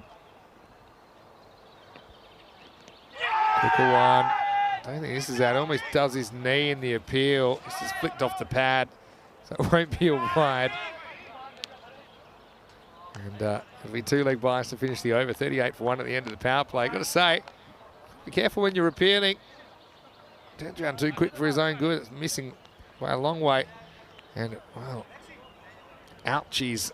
That's all I have to say about that. So, I like the passion. 38 for 1 off 3. It's not the worst over in the end. 10 plus the two-leg bias off that one.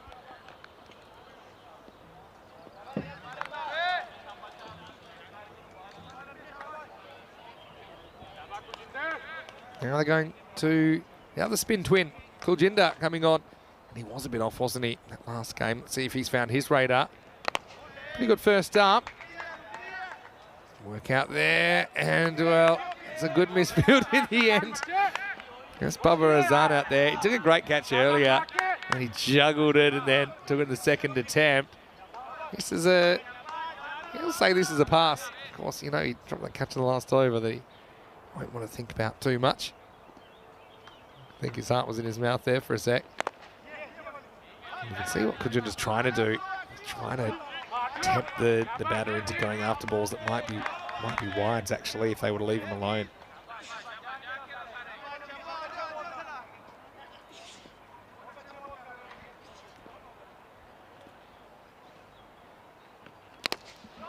He goes with the spin and he gets enough of it. Going, gone. Maximo! Bag is on borrowed time, really. Probably should have been taken on 0. He sends this one out of the ground, and just like that, he's on 17. New balls, please. Jinnah saying, yeah, go fetch this, and Mirza says, yeah, I will. He's got good reach. And just going with the movement, natural movement of Jinnah, which is into the right-hander.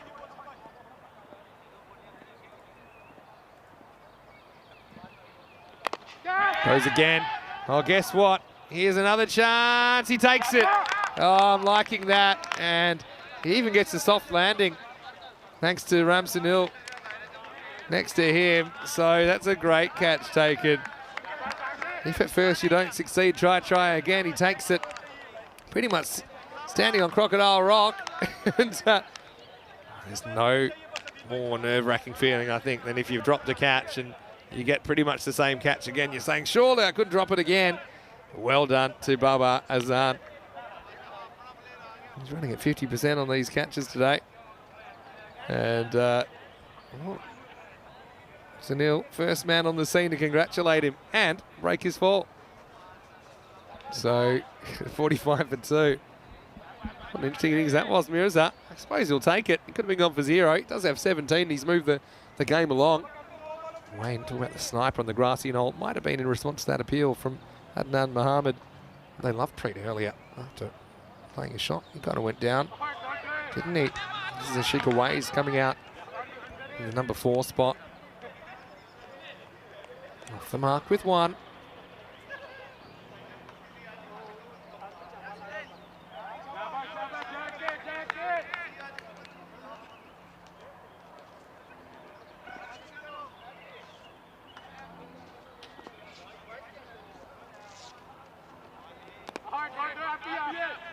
The next one is blocked into the leg side for no run. And it does take us to the end of the 4th over. The score is 46 for 2.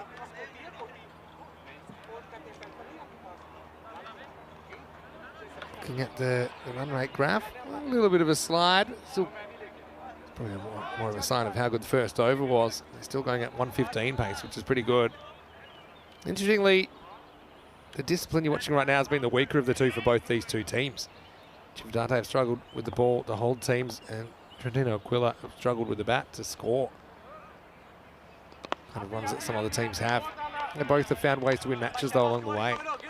It's a sign that they've been really good at what they've done well.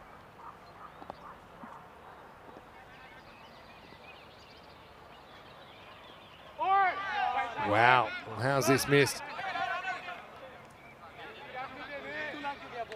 Ali Sadat gonna have to cop a bye there. It's a bit of a rookie keeping error. He expects this is going to hit the stump, so he's not in position to catch it. See? He just assumed that would hit the stumps, but just missed. I don't know how it missed, but you need to have his gloves behind that one. Now, it does make position down the leg side, makes a good stop. Tip to some keepers is, imagine the stumps aren't there, so if the ball is hitting the middle stumps, middle stump, then you should have your gloves behind it. Behind that spot. Anyway. All right, well, this is up in the air. Fielder, he assisted over the line this time. It's Ramsonil. He was in a tough spot because he couldn't really jump here because he was worried that if he jumped, he was going to end up over the line, and he probably would have. See, so he has to kind of go tiptoes. Doesn't really want to get that right foot off the ground. And in the end, that means he can't get that extra height to keep in the field of play and to take the catch.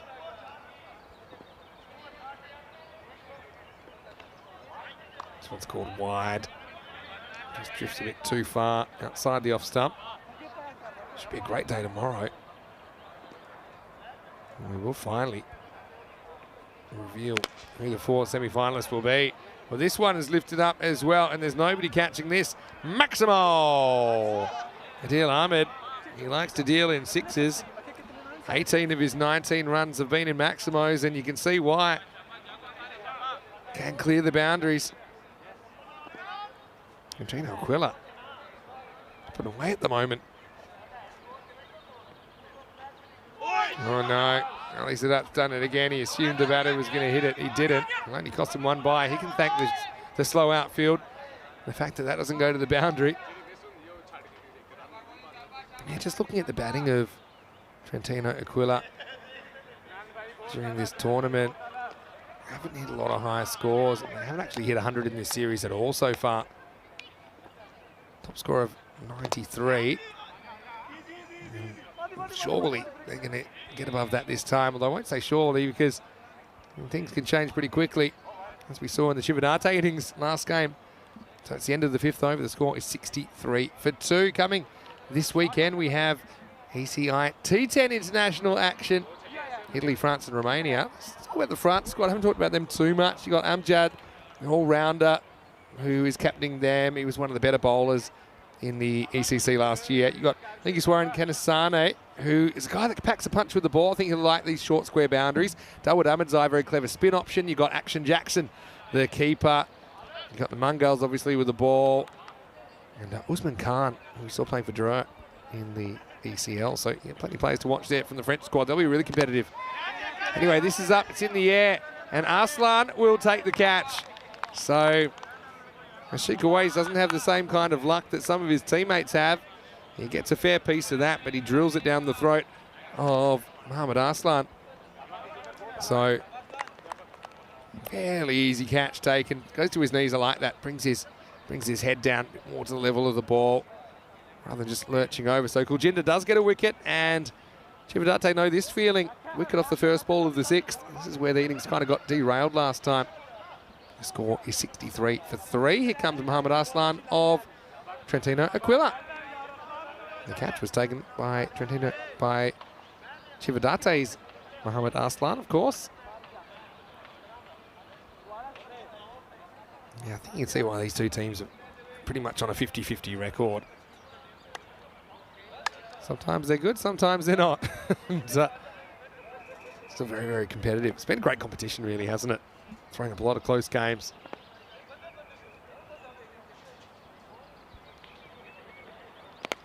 Well, tossed up, the challenge was set, and Mohammad Arslan is up to it. Adios pelota, Maximo. That's a way to get off the mark. Jinnah goes shopping for a wicket, tosses it up and says, hey, you want to take this on first ball? Arslan says, yes, please. What a good bit of batting that is. Trentino Aquila still swinging. Well, this will be a no ball. He's completely off the pitch, and that's the one that Ali Sadat chooses to get behind. Almost knocks his head off. So free hit. Arslan's already established he needs a 6. I think you're just trying to spear in a Yorkie here and hope for the best. It's kind of Karen ball there. but only a single hit by Arslan. Yeah, who are you guys liking as well for the championship? I mean, Fresh Tropical, only team that have locked a place into the semi-finals as yet. Oh, and this one doesn't bounce at all. Yeah, look at that. It's going to be a bye again. At least of that, having a few issues. Yeah, this one almost bounces twice before the stumps. Almost. And he goes with the boot. He says, hey, how's that missed as well? What's going on here? Jinnah. It's pushed away. Still above the 2 a ball. It's a very good rate at the moment.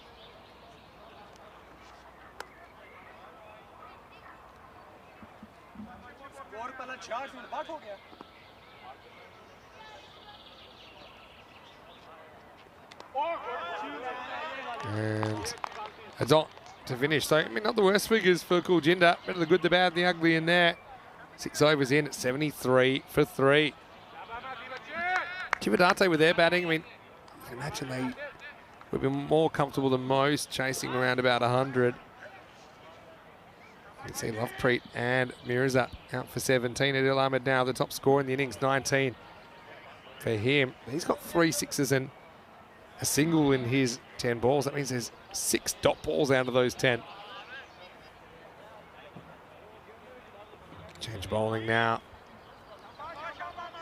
As pulled out Adam Mohammed.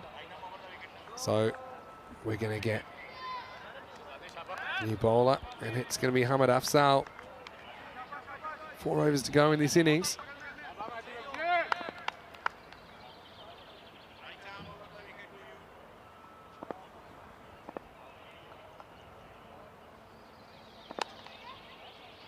Shake, rattle and roll. As we get ready for over number 7.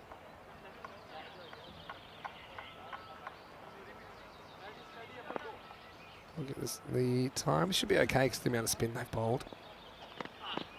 Oh, that's well bowled. And sneaks in between bat and body. See the batter just motioning. This came in a bit on him. It did come in a long way, and Sadat, he picks that one to catch, but there's no edge on that. Good take going to his left.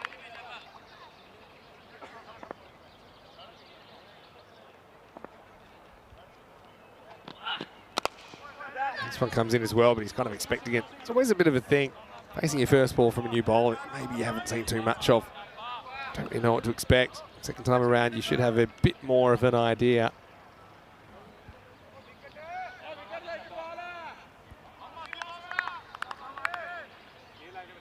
Ahmad. And let me see what's going on here. The keeper's just saying, hey, the stumps have just come a bit loose. Yeah, you see it there. And the stumps is tilted back. It's been a constant challenge to try and keep these banged in. So they'll probably get a bit of a time allowance for this as well, because that's not really in the fielding team's control. See, the clock's been paused at the moment. They make the necessary adjustments.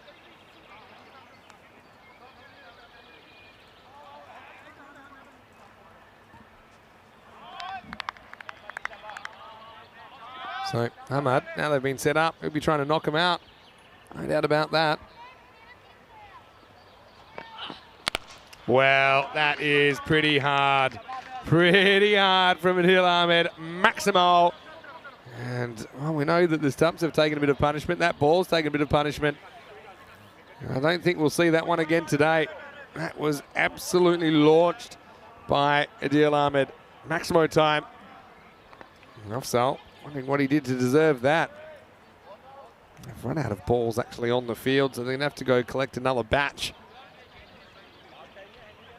And Tino Aquila, hard to believe they're a team that haven't cracked the 100 in the series when you look at how this innings has gone. Yeah, if I look at their performances with the bat, they scored 73. In their complete innings, they scored 73, 84, 93, 74, 65, 75, 87 and 67. It was a game where they chased a target of 72 in real quick time in only 6 overs. That's one game you imagine they would have made the 100 if they'd had all the 10 overs available to them.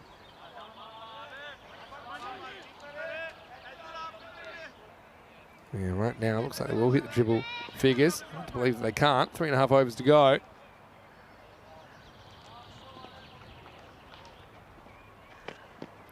Now, full toss and he's gone. Yeah, they're going to check this for height, but I don't think it was waist high or above. They'll have a look. No doubt. Let's have a look.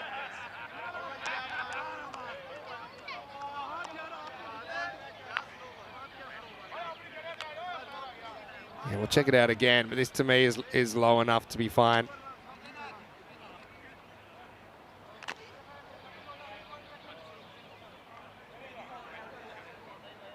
Yeah, so you can see that's not waist high or above, and he's going to get his marching orders.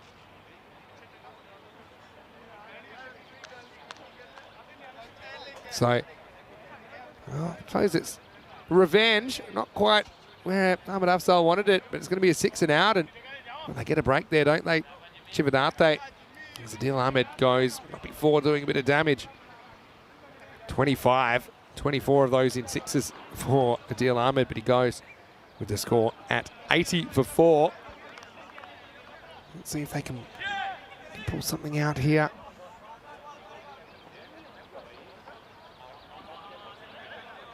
Trentino Aquila have their inspirational captain coming out now, Ali Sakib Ashad. Now, we kept talking about his foot injury. Turns out it's actually a bit of a hip injury that he's been carrying. It affects his ability to walk properly and run properly. So, you can see why I didn't get my medical degree. But he has been finding a way to overcome that physical discomfort. Knocked away, gets off the mark straight away. They're going to make him run. That's smart. And well, 1 brings 2 actually. I think it's probably worth the throw just to make Sakib feel a bit uncomfortable. But yeah, the backup fielders weren't hustling in. They stayed on the boundary, so it allowed an overthrow.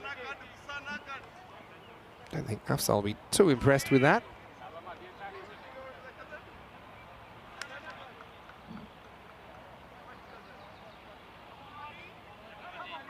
Last ball of the over coming up.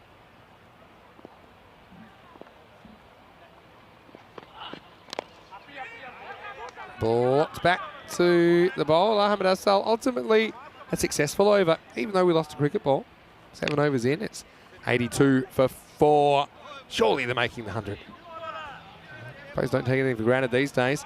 Tomorrow's a big day because it's the first day of the ECN Gibraltar T20 International Series. Tri-series involving Gibraltar, the host, as well as Portugal and Malta. Portugal with a double-header tomorrow. We'll have ECI cricket here in Italy this weekend with Italy, France and Romania taking part in T10 Internationals, then 2 weeks in Austria, 2 weeks in Bulgaria. Yeah, the great thing about the T20 International schedule is pretty much, although there is an overlap, it's not too much of an overlap for the most part. So tomorrow, probably the last couple of hours here will overlap with the first couple of hours in Gibraltar, but then you'll get pretty much a full match if you want to stay with us. You flick over to Charlie Hunt. And Joey Marple's going to give him a bit of a hand as well with the commentary duties there in Gibraltar. It should be a really good series, pretty evenly matched teams. Player has a good look and says no. And my concern here was the angle maybe taking it down the leg side. Let's have a look at it from front on. Comes in, yeah, it's missing. Good umpiring. Like the way he had a good look, stayed still. I think that one was missing the leg stump. Very good decision. Credit to the umpires here. Hello to Nish as well. Nice to see you. I don't know, we're looking good in this inning so far. Probably brought a wicket. I think this might have been nicked, you know. Now they'll get at least 1. It's pretty well backed up by the bowler, Babar Azan. I think this is a tough chance going down. Checking out the replay. Yeah. He hasn't hit that into the ground, you know. It's bounced and then it's hit the edge on the way up. So that was a chance to get rid of Mohamed Arslan. So that was a last-minute replacement in the keeping role for Isra Munshi. Suffered a slight injury. It's good bat speed from Ali Sakib-Ashad. So, yeah, Nish is in the chat. Nice to see you. And Nish, yeah, saying best batting performance so far today. Must be enormously encouraging for Ashad to see his entire order chip in, top order chip in. True, but still got some work to do, I think. Chivadate have been scoring runs for fun in this series. Missing leg stump. With a clean pickup, they might have had a go at the bowler's end, but it might have cost them another overthrow, so maybe it's a blessing in disguise. They don't pick it up.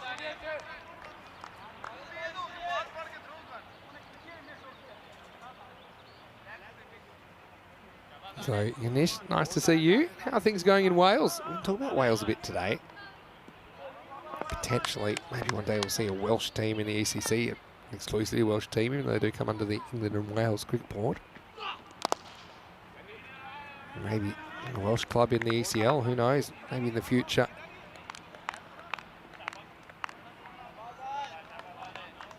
So, Baba Razan has done a very good job here of keeping it tight in this over. There's a lot of similarity between this innings and the Chivadate innings, actually, in the previous match. Next position. Now we see a wild throw come in, so that'll be a bye. And this should finish the over. So there's a single, a leg bye, a bye in that over, and another single. So a bit of everything, but not too many boundaries of late. And after 8 overs, the score is 86 for 4. Taking a bit of a dive there, isn't it? Consistently taking wickets, moving the line. Again, I think that wicket of Adil Ahmed super important in getting the run rate back under control. And then Azan has been good in the second halves of innings, hasn't he? This is the man that got rid of Adil, Ahmed Afzal. Going to bowl the ninth. A bit lucky, I suppose, to get him with a full toss, but got him nonetheless. It all happens in the ninth, and it starts right now. Hit straight back. Pretty much past the stumps. Always knocks the stumps out. Ali Sakib-Ashad was inspirational yesterday. Rescued his team from 20 for 7 to a defendable score of 67. And chipped in with some wickets as well. So you can see that he's giving everything for his side, even though it looks like it won't be enough to get them into the semi-finals. Oh, this is hanging in the air. Fielder goes back. Can't quite get there. It's good effort. Wasn't an easy one for Sikandar Walid. Yeah, I like the effort. I mean, it would have been a difficult one to turn around and chase because you never quite know where the ball is. But he was the only man on the field that was going to reach it. You see in the end, he desperately dives and just happy his head doesn't hit the ground when he does hit the grass. Low full toss. Afzal's bowled pretty well here. Full and straight, nothing fancy, but effective. It's a wild throw in, well blocked by Ali Sadat.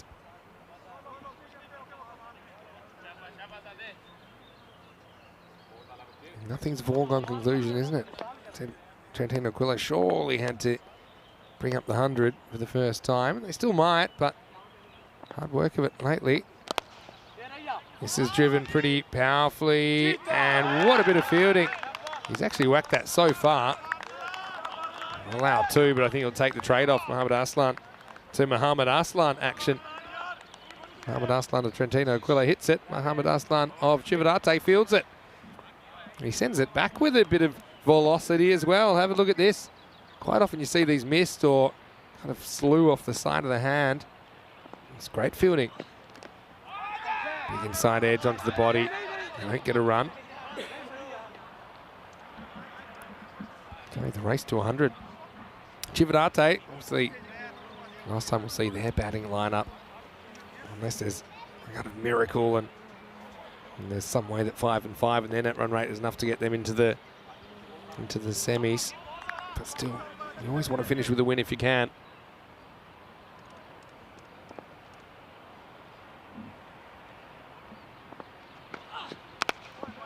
Low full toss, turned away. Mohamed Aslan will retain the strike as we get to the end of 9. Great spell from Ahmad Afzal. 1 for 15, pardon me, for him. It is 92 for 4 after 9. Get the bowling figures. See top 3 going for a few. Jinnah, 2 for 18. Was able to get a bit of control back. Other Mohammed started well, but kind of went off the rails for him a little bit as his spell went on. Ahmad Afzal, decent spell from him, 1 for 15. I think there's no doubt they go back to Azan now. Bowled a brilliant first over. None for 2. And he will bowl the 10th. Here we go, last overtime. Effort ball from Babar Azan. Hurl in the throw, but can't prevent the single. 93. Trentino Aquila. I mean, they might have put together the best series for any team that's never made 100. Considering this is their 10th match. Will they get there?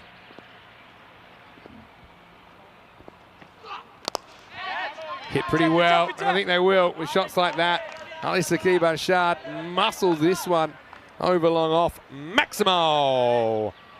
And now they'd have to fall over not to make the 100. This is what he did yesterday. Powerful, late striking. He was kind of left with the lower order, but he was brilliant for Trentino Aquila yesterday. Takes this off the stumps, and he does bring up the 100 now with 3 balls in hand. It's fielded around Crocodile Rock by Ram Sunil. He's saying it'd be great to have a Welsh 11. England 11 had a couple of players. Yeah, more than a couple from Wales.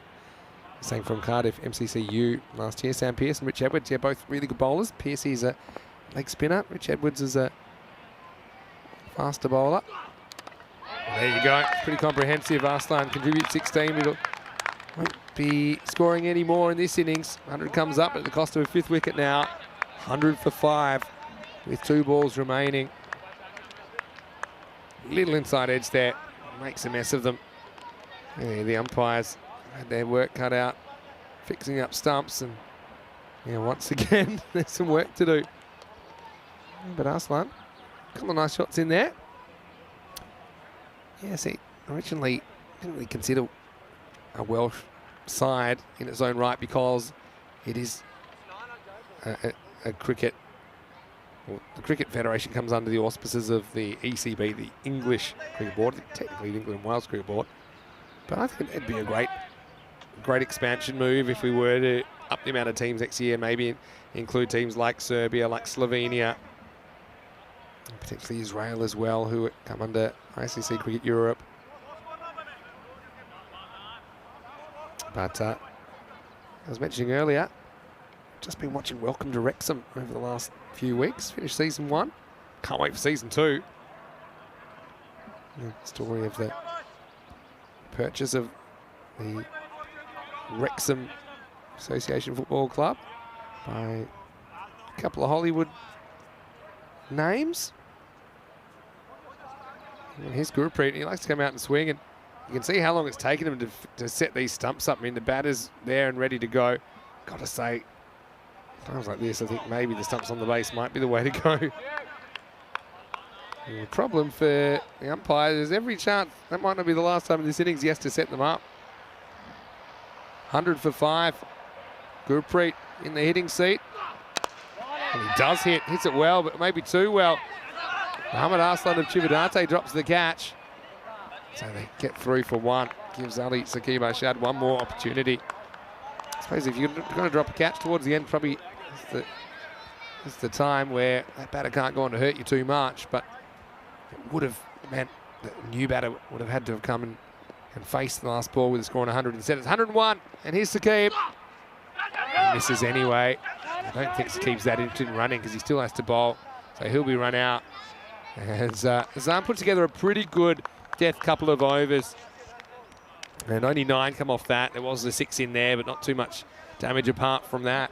Trentino Aquila, though, they do reach the 100 for the first time in the series, but they do decelerate towards the end, don't they? 63 off the first half, 38 off the second half. And Chivadate, near enough if they're good enough, and they certainly have a powerful batting lineup, but we also know Trentino Aquila are the master defenders. Going back, and it's an interesting start, wasn't it, with Lovepreet. A couple of boundaries, 2 4s and a 6 for him in his innings of 17. And then I think the sniper got him, but he survived that. He wouldn't survive this. And then Mohammed got him playing down the wrong line and tilted back the middle stump. Mirzabayed came out after that. He got dropped first ball. It was a tough one for Azan. He'd certainly repay his captain later in the innings for this. Drop catch that resulted in 4. And then Mirza went to town with a couple of big maximos. You say lightning can strike twice, and it did, didn't it? For Babar. He did take the catch on the second opportunity, so well done to him. But then Adil Ahmed muscled 4 out of the ground in his 25.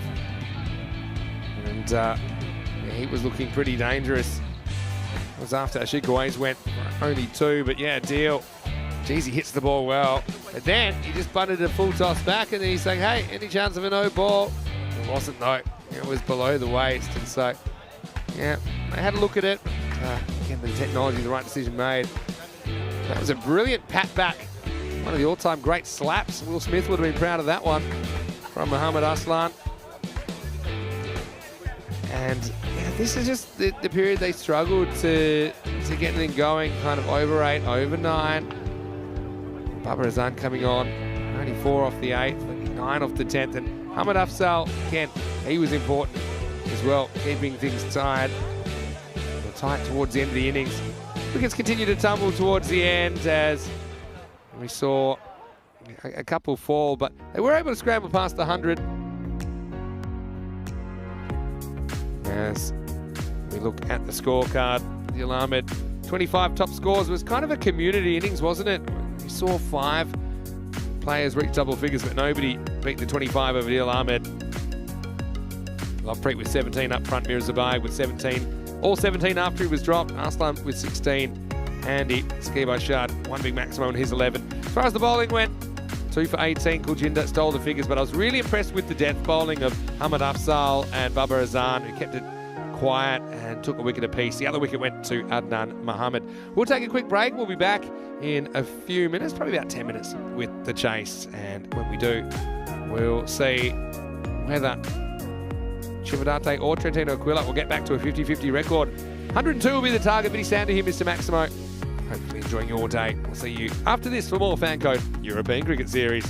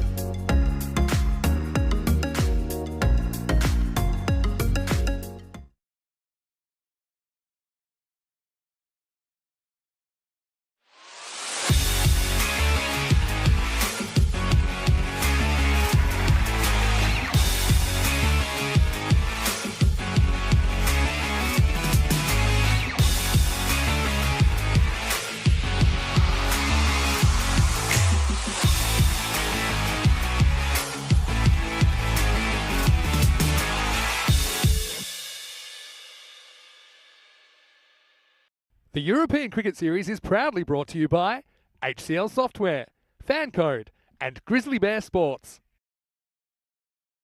Hello and welcome back to Milan. Beautiful Wednesday afternoon at the moment. Still half a match plus a full match to come on the European Cricket Network. And our coverage of the Fan Code European Cricket Series. Jinnah coming out to chase 102. After Trentino Aquila did hit the 100 for the first time in the series at the 10th attempt.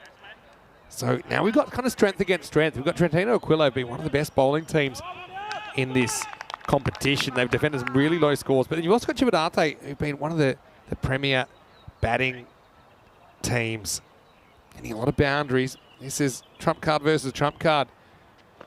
Saqib to Zain Ali, who just works the first ball away for a single. And so it's going to be Kamaljeet Singh, Kuljinder Singh, I should say. Kamaljeet Singh playing for Brescia CC. That's Kuljinder Singh, captain of Jinnah.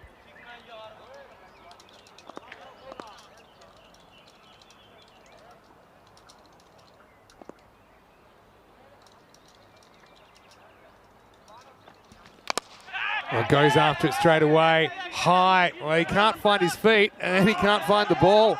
Ashika waste, and they'll get two.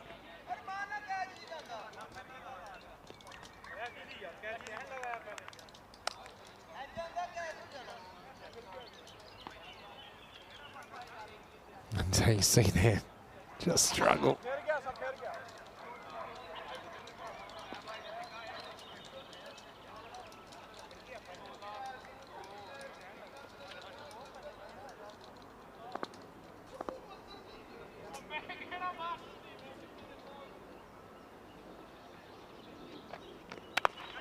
In the air, into the gap. And this is going to run away, and it will get to the boundary. So that's the first boundary of the innings that comes off the bat of Kuljinder Singh.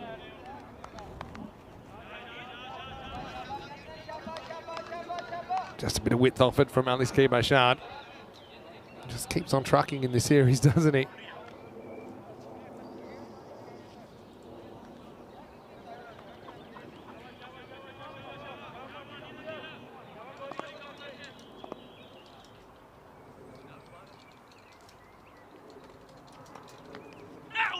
Oh, this one sneaks past the outside edge.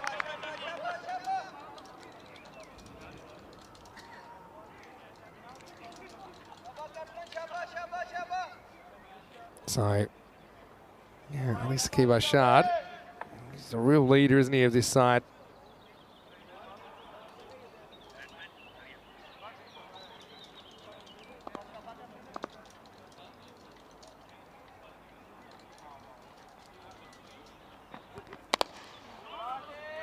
This one worked away.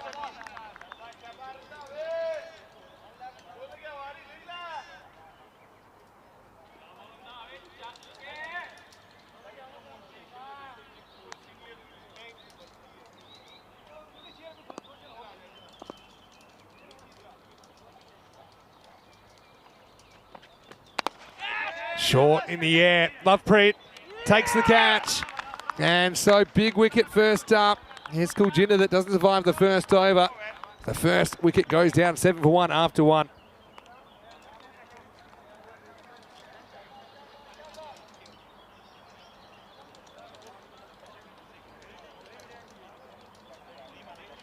So yeah, nicely handled as he skated around to his right.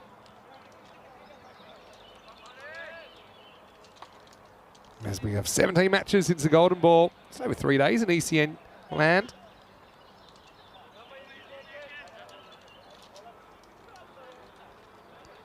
And who knows, maybe we'll get a third before the end of this tournament.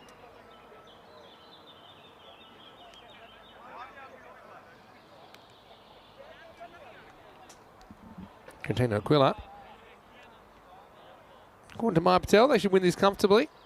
But I mean, you are running into Hurricane Zain Ali, aren't you? And you've got Mohammad Aslan there, so two really good hitters of the ball. Kuljinder early casualty, and it's going to be Gurpreet. The mixed box coming in, and it's pretty much on target first up. Going to get some good out movement. Wow, this is going to go through everybody. They're going to get one overthrow. Could have been worse. Got to say, some pretty handy moves from umpire Silvio, who jumps as this goes under him. Gets some good hang time. I don't know if he's in the picture here. I hope he is, because it's brilliant umpiring. Look at this. Here comes the throw. Whoa. Well done, Silvio. You still have 100% good ankles.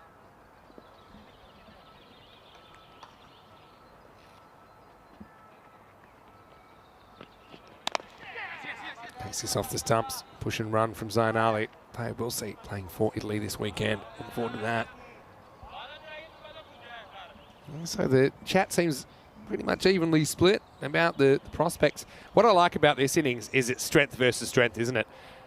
Trivandate have actually hit more kind of boundary runs per innings than any other side in the competition. They've also conceded a fair few. This is an up and over job over the offside, running away, and does get to the fence. Sadiq Ali chases in vain. Mohamed Arslan off the mark. This, of course, is the Trivandate. Mohamed Arslan. Lifted up and over.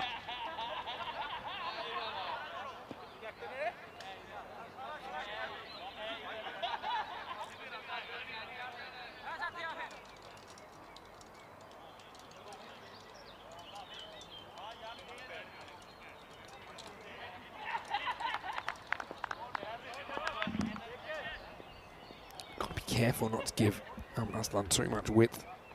Outside off.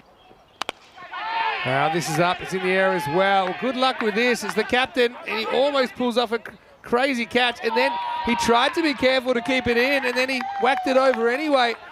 And I think the bowlers say, look, yeah, I understand maybe you don't go over the catch because you don't want to knock it over on the full. But then he kind of grabbed it when he didn't need to, Ali Saqib Ashad. Let's have a look at it on the replay. It bounces, and it's never going to go for 4 under its own steam. See here? He could have just left it at this stage, but then he went open palm and he fumbled it forwards. It's the old knock on in rugby, isn't it?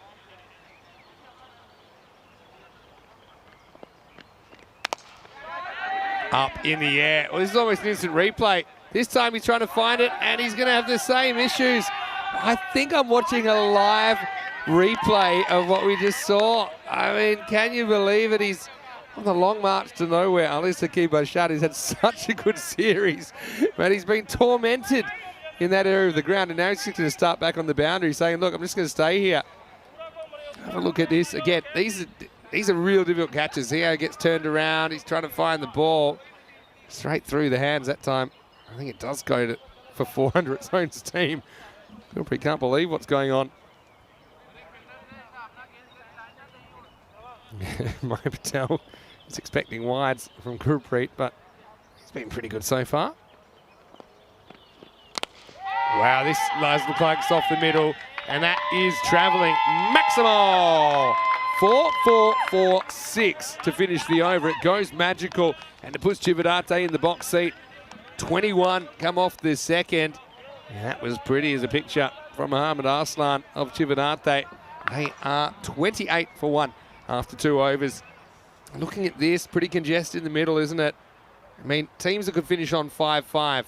I'm going to name them.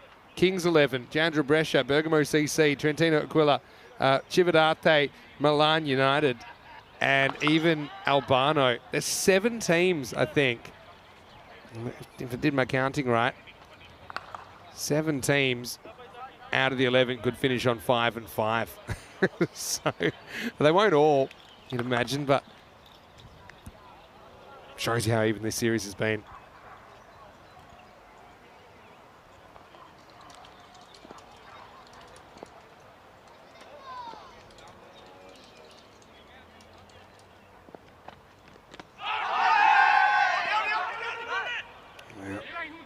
Half an appeal.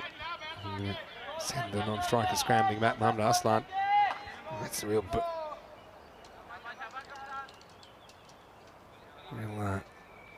bonus that Arslan's up and going so quickly. First 4 balls he faces go 4, 4, 4, 6.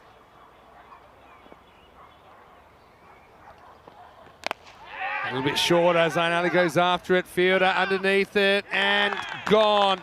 Adil Ahmed, he's looking straight into the sun. Well, he might have permanent retina damage, but he also has a catch to his name. And wasn't he great out there, Adil Ahmed, yesterday when the game was on the line? He pulled off an important catch, and this is probably just as important because Zayn Ali's a guy that can win the game off his own bat, but he holds out to Adil. And so there is some reward for Ali Sakir Bashad. It's not the man that he put down, if you want to call it that, in the last over, but it is Zayn Ali who goes for just 4 here in match 49, and the score is 28 for 2.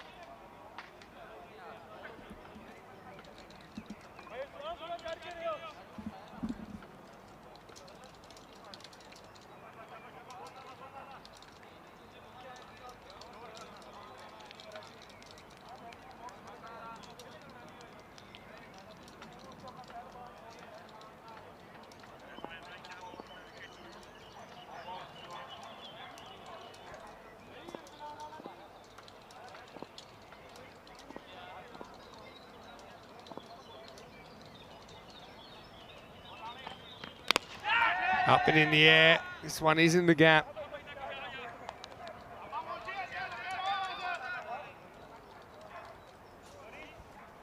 There's only Sakir Bashad 2 for 7. Doesn't he just keep on keeping on?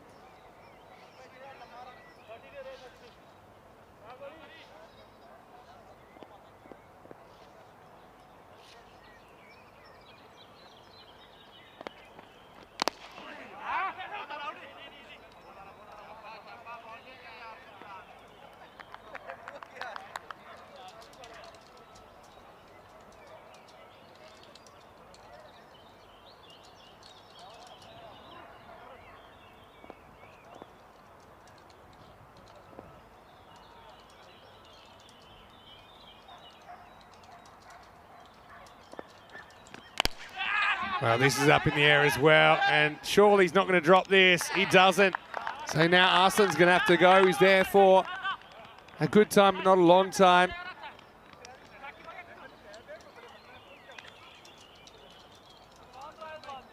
And you can see it was just a shot that's going nowhere. He tried to ride his luck.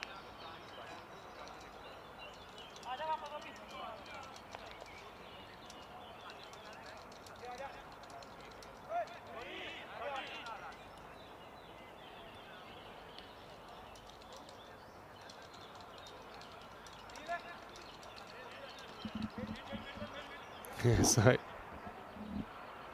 can see that Jinnah hitting the skids, and this is kind of where it went wrong for them last time, wasn't it? It was a bit later in the innings, but losing wickets in quick succession. Jinnah was against Brescia CC, of course. It was the start of the 6th over. There was 2 wickets there. Never really recovered, ended up making 88. That wasn't enough against Brescia CC.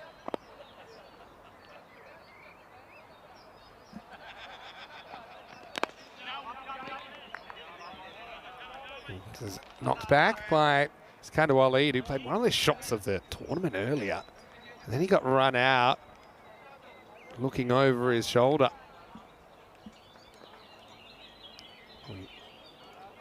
Less said about that, the better. End of the power play. 29 for 3 after 3, so they're more or less on the run rate.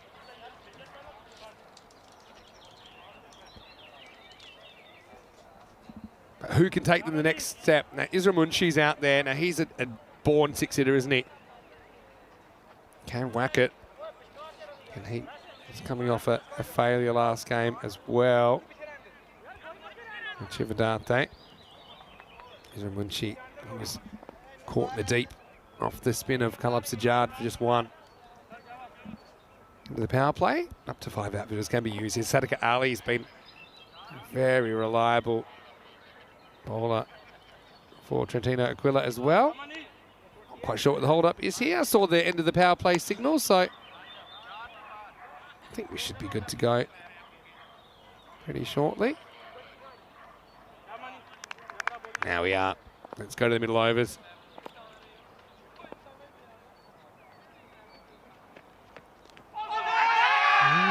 Close-ish. Again, they're not going to take the run. Munchie wrapped on the pad. Seemed to be tailing in towards him. I think let's go down the leg side. All right, fair distance, maybe a stump or so.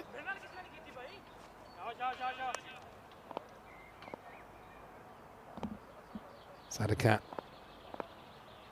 Another big inducker coming up, I think. Doesn't really go as much. Big swing, well handled behind the stumps as well by Cameron Hussein of Trentino Aquila. I think even for the teams that don't make the semis, this has been a really good experience, of course, heading into a big domestic season in Italy as well. And this year, the ECS doesn't really have a bearing on ECL qualification, so it's kind of wide open based on the T20, I imagine. Maybe the Super Cup in Italy, who would qualify. Oh, that's really good fielding, actually. Adil's been brilliant out there. He goes hunting for a catch, and when he realises he can't get there, he kind of just protects himself, but just tries to block the line of the ball using any means necessary. Good fielding. May wear a bit of a bruise, but it's worth it, as he does save the boundary.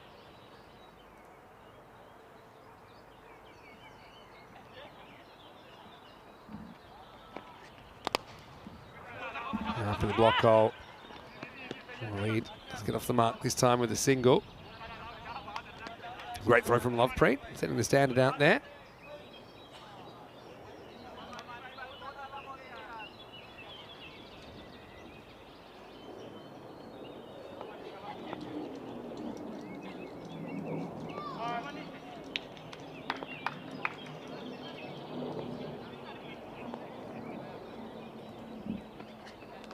Oh, well bowled. Really well bowled when she swings all across it. And this is bowling in T10 101, really. Full, straight, middle stump is uprooted. Munchie, where does he go wrong here? He's on the charge. Kind of yorks himself to an extent, doesn't he? But it's a low percentage shot, trying to whack it over the fence into the potato field.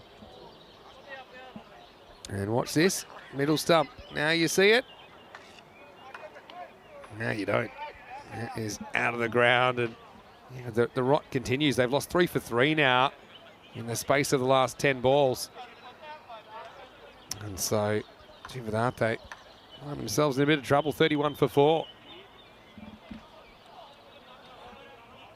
Liking a little bit of back and forth.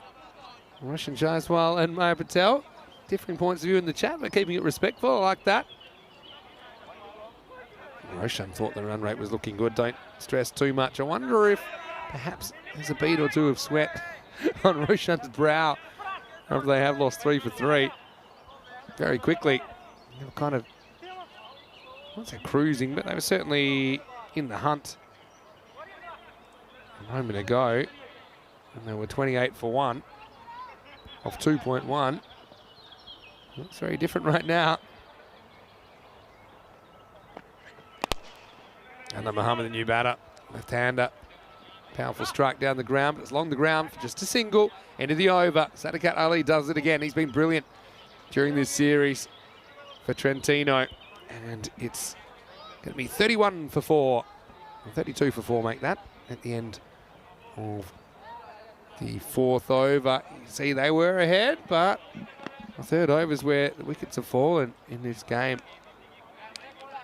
3 wickets in the 3rd over. Statistically, you get more wickets in the 3rd over than any other over, except for the 1st and the 10th, I think, from memory. And I think that's all to do with the fact that the batters know the power play's coming to an end, so they're probably going to take a few more risks. And that probably results in more runs, but also results in more wickets.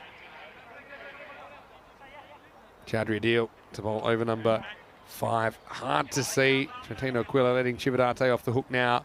2 new batters at the crease. 4 big fish already removed. Exactly, Sadat is one player that can still come and whack a few boundaries that we're yet to see. Pretty good shot inside out from the lefty. And Muhammad. But a good bit of fielding from Lovepreet makes sure they only get the single.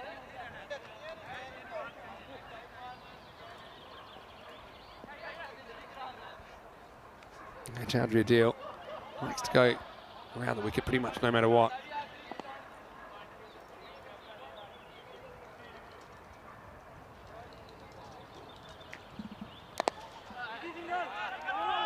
Knocks this to the deep mid-wicket, just a single.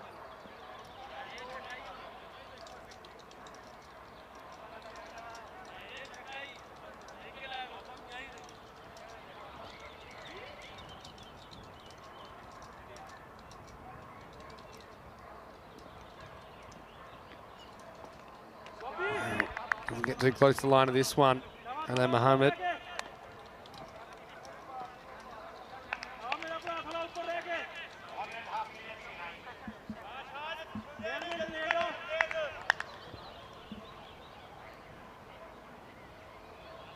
Still waiting to get set there. A bit of movement in the field.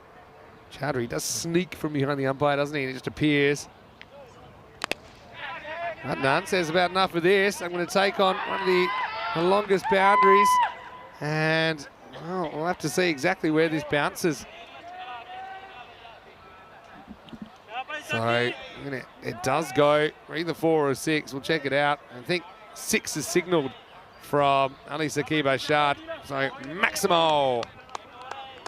6 of the best. There's Adnan. Tries to move things along. Tries again. And this time it's just a single.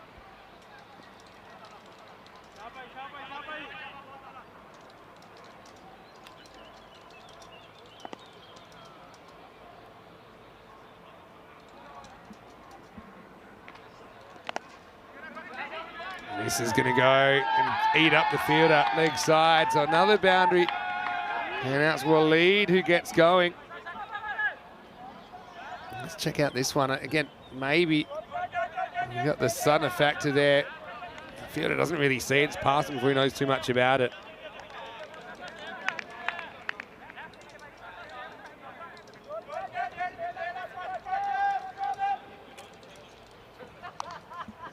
End of the 5th over, 45 for 4. Excited for the Gibraltar T20 Internationals coming up tomorrow, and there'll be 2 matches for the next 4 days, except for Saturday where you get 3 matches. That'll start pretty early in the morning. T20 Internationals, I think they allow, well, there's 4.5 hours between the first balls of the matches, which gives you enough time to kind of complete a match. It should take about 3.5, you'd imagine. And give you a little bit of a break because Portugal will be back-to-back tomorrow. Again, who's your favourite in that? I mean, Gibraltar at home, they're very familiar with the conditions. Oh, lifted up and out of here. Adnan's on a rampage now, brings up the 50, and it's game on here at the Milan cricket ground. And so that's a powerful strike from Adnan.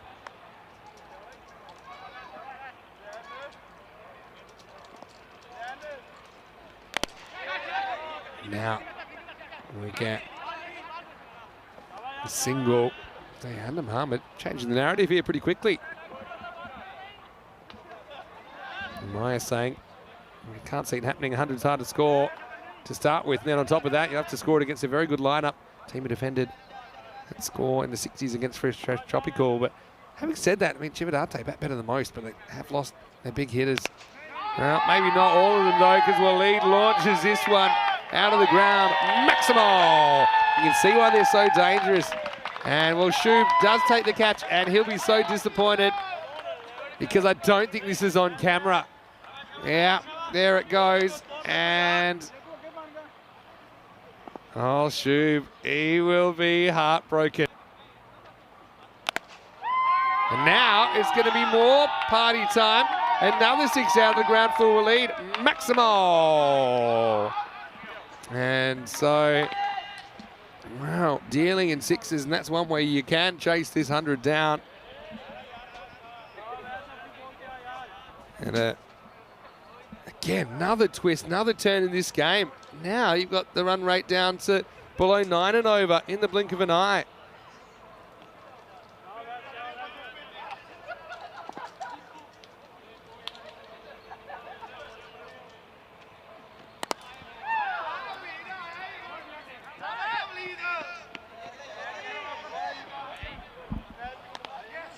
So just a single now. Next ball.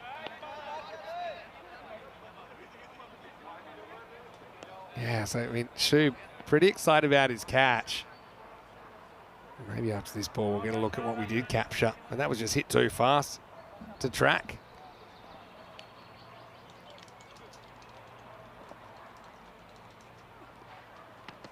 This one's okay. It's not wide. Stays inside the tram line. At the end of the over, 65 for 4. I think Adam wants a wide here, but have a look at his feet. His feet go away a little bit. See? So it feels it's a wide, but it isn't. Good umpiring.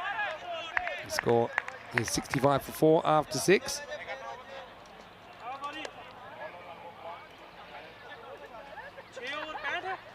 Yeah, what a partnership. Look at these two. 35 or 15 combined. Could have another really close game on our hands.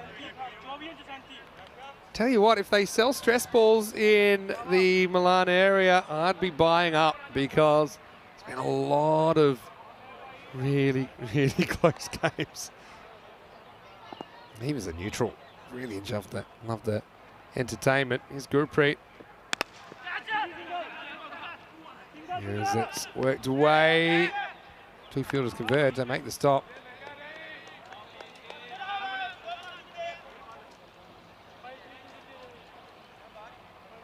Gurpreet though, been pretty good.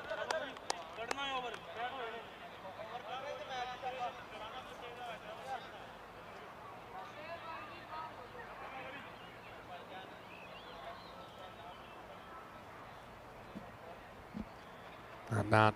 Faces up. Pretty straight and hit straight. Oasis got this covered.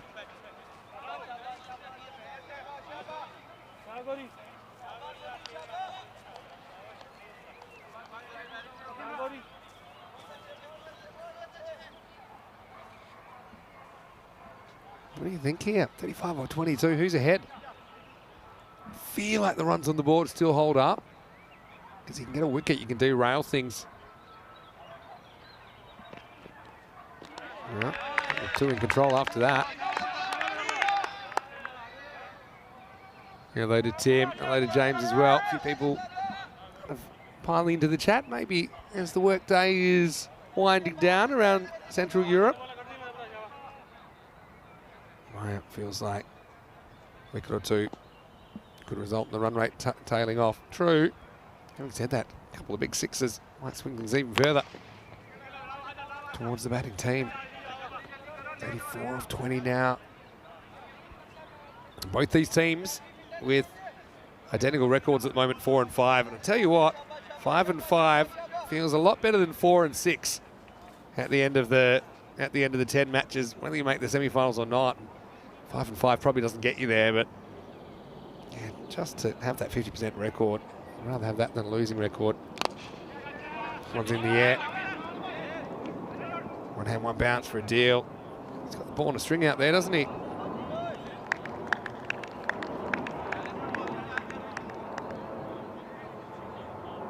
Gurpreet. Now, correct me if I'm wrong, although he did get a bit of tap earlier in the game, but he has not bowled a wide. I'm going to say it, he's not bowled a wide in 11 balls. Could he bowl a clean 2 overs here? Oh, right on cue. There's the wide. Gurpreet. To be honest, the batter creates that by getting across, but I knew it was too good to be true that Gurpreet could bowl 2 overs without bowling a wide. And that's a proper curse. All you guys thinking you can curse in the chat. That is a proper job I've done on Gurpreet there. Sorry, Gurpreet. 32 off 19 last ball. Short, hit in the air. And this is going, gone. Maximo! Well, lead stands up and he flat bats this out of the ground. What a shot under pressure. Gurpreet had avoided too much trouble in that over, but he finished it with a wide and then hit for 6. So it goes for 11 in the end. They pulled it out of the fire. They get what they need. Jinnah off the 7th. 76 for 4 after 7. 26 required off the last 3 overs. Coming up, this will be an absolute humdinger. Time to raise the bat. Match 50 on the way. Another Brescia derby. We started the day with one. We'll finish the day with one. Brescia CC versus Jinnah Brescia. Brescia CC can cement a place in the semi-finals with a win. They'd go 7-3. Jinnah Brescia, they need to win to stay alive in the tournament. Didn't have a good day yesterday.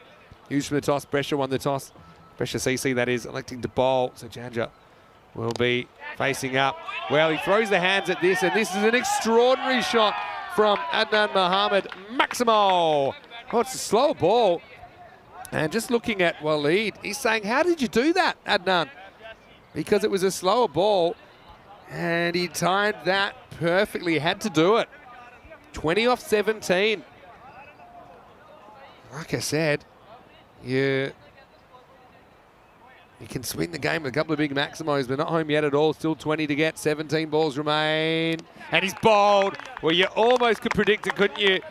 One swing and then the other. Chaudhry Adil gets right on target, knocks leg stump out of the ground, and this game takes another twist. Again, look at that, you say it's not a great shot, but I mean, that's the way he lived his innings, didn't he?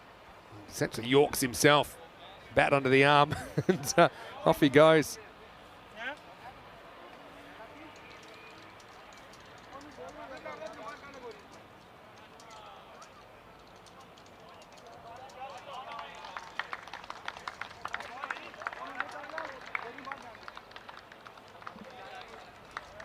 Yep, well bowled from Chaudhry Adil.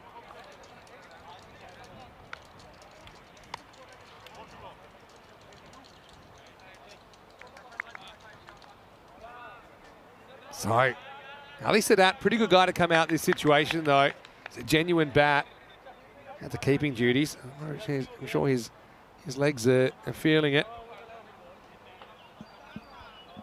I hate to say it, just got a bit of a pre-tingle at the moment. Could this be the third golden ball? Trentino Quilla, they were involved in the first one. He stops his shot here, Sadat. This is the measure. No, at the moment, I think that Sadat, even though he's a hitter, doesn't want to swing and miss and put more pressure on his partner, or himself for that matter. If you score off every ball in the next 15, it's very hard to lose. You got the field spread. You'll probably get a gundy ball along the way. You can probably put away without looking for it. Instead, he charges and he tries to smack it down to the ground, and Chaudhry Adil cleans up. Good comeback this from Chaudhry Adil on 6 wicket 1 dot.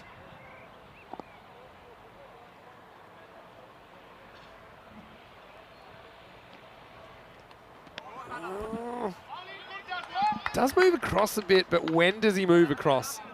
Is it after the ball's bowled? Oh, yeah. I think that's a bit of a harsh call on the bowler. I mean, it's really tough for the umpire, though, because he's looking at the bowler's foot, and he has to establish whether the batter's gone early or not. The doubt goes to the batter. Now this will be a wide as well. No real complaints this time. That's why I don't really like that rule. Because I would just say, line's the line. Take the pressure off the umpire. Force the bowler to bowl straight up. What are you scared of? Probably getting smashed. But we love to watch it. Again, it's a wide. There's a little step, but is it after the ball's bowled, or is it before? He probably goes stump outside. Again, that might be a harsh call again. But again, the onus is on the bowler to bowl straight up.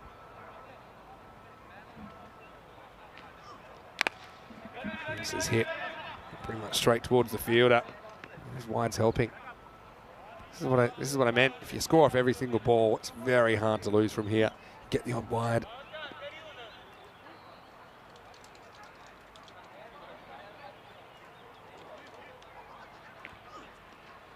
Wow. Wow. You can see Sadat's approach. He's saying, well, it was the last ball of the over. I'm going to have a go at it. My lead's got the strike anyway. 87 for 5 off 8. 15 required off the last 12.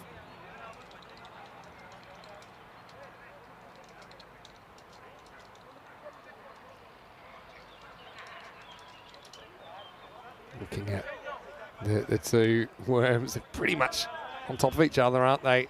But probably more importantly, Triple Arte ahead of the rate they need to be. But these ones aren't going to make themselves.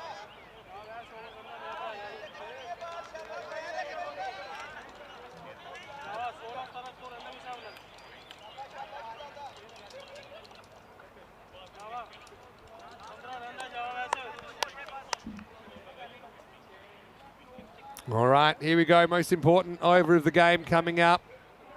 And always Askar keen to get going, but wasn't quite ready. I'm saying it's not the way to tap it around. There's nothing tappy about this either, Waleed. Just take the one here. Yeah, so it's really a lot of dot balls get you in trouble. I'm not saying you don't try and look for boundaries, but maybe you're a bit more selective.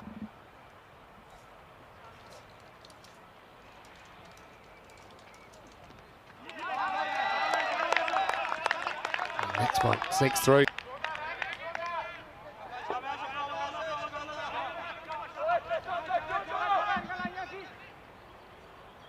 Yeah. Suppose they deserved one to go their way, didn't they? Trentino Aquila. Now big swing and a miss. 14 off 9. Oh, what a game.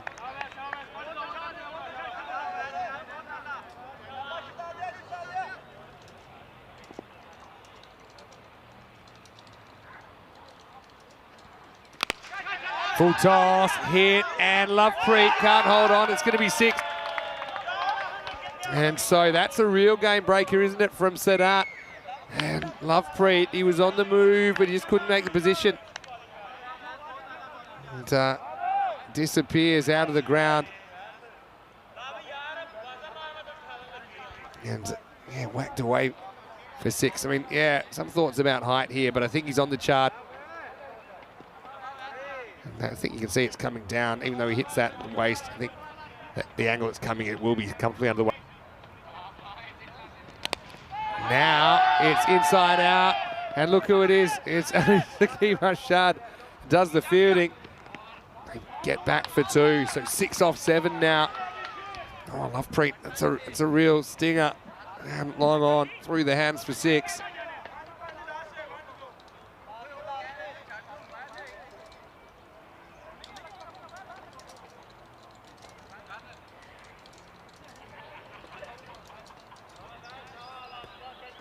Always get that look of resignation at the moment. Up in the air and travelling. In fact, it's game, set, match. And Shoop does get one on camera. Well, I was going to have a go at Shoop for walking behind the bowler's arm, but he obviously knew what he was doing. So this game is over. And Trentino Aquila might have been the master defenders, but that was so yesterday. Chividate get home with an over to spare. It's a bit of an overus horribilis for always Askar. Goes for a couple of maximos in the last 3 balls of the game. Shoop takes the catch. This time it's on camera. So yeah, well done to Chividate. They do finish with a 5-5 record. And I suppose, look, of the 2 teams, there wasn't too much between them. Their record was 4-5 before that, both with very similar net run rates. But yeah, Chividate get home in the end. The boundary hitting coming to the fore. This is what's coming up in match 50. Jinnah Brescia, they'll be batting first after being sent in by Brescia CC. Another derby coming up. And if Jinnah Brescia win, then they will join Brescia CC with a 6-4 record. And really, it's anybody's guess. Jinnah Brescia will be batting first, like I said. And no love lost between those 2 teams at the end of the day. Join us in 20 minutes for the start of that one, the last game of day number 10. Let's go back to this chase, and yeah, like I said, had a few twists and turns, turning themselves inside out. You thought with Zain Ali not going for too many, and it could have been tough for Chividate. It probably was. I mean, Arslan had Ali Saqib Ashad running in circles early, didn't he? As he started his innings 4, 4, 4, and 6. And he got them off to a great start. I mean, I suppose, yeah, just the strike rates of some of these batters that did stick around is the reason that Chividate get home in the end. And Muhammad Arslan 18 off 6. He would ultimately perish, caught by Ashika Ways. Some good moments in here, though, for Trentino Aquila, who can be really proud of their series as well, even though they'll finish with a 4-6 record. But you know, they have that golden ball win. They showed a lot of fight. I think they probably needed a few more runs. Ironically, when they did get the 100, eventually they weren't able to defend that. I think that Adnan Mohammed's innings was pretty important. 24 off 12 for him, including 3 maximos. Kind of yorked himself in the end. Bat went under the arm. He was gone. Ali Sadat 15 off 7 along with Sikander Walid got him home in the end. So Sikander Walid 29 off 14. And Shub finishes with a bang. Not for the first time. He takes 2 catches in an afternoon. He was wildly out of position. I don't even know what he was doing there, but he did take the catch in the end. That was the last ball of the game. 102 for 5 off 9 overs. You can see the engine room there. Walid, Adnan Mohammed and Ali Sadat getting the job done after they lost 3 of their top 4 for single figures. So more games than not, if they lose 3 of their top 4 for 6 or less, Jinnah aren't chasing anything down, but it was a good performance from those middle order batters that you saw. 3 for 8, Ali Bashad again. Can't criticise his performance. He's been a bit of a lion heart for Trentino Aquila in this series. Sadiq Ali 1 for 3. Chadri Deal did pick up a wicket, but a bit expensive as well in this one. Always Askar, yeah, he's rolling the eyes because he didn't have too much go his way. It's a few moments that changed that game. Jinnah, if they had lost the wicket instead of that ball sneaking past the fielder for 6 in the last moments, maybe it could have been a lot closer. Maybe could have even had a golden ball or a different result. We will take a break now. We'll be back in around about 15 minutes, take you into the last game that starts in 20. Brescia CC versus Jinnah Brescia. Don't go anywhere. This should be a doozy. Both teams playing their last matches as well in the group stage. And we'll see who returns on Friday as part of the top 4. They'll earn their place in the semi-final. Vinny Sander here, Mr. Maximo for ECN. Hope you're enjoying your day so far. Back for the final match after this. You're watching ECN. This is the Fan Code European Cricket Series.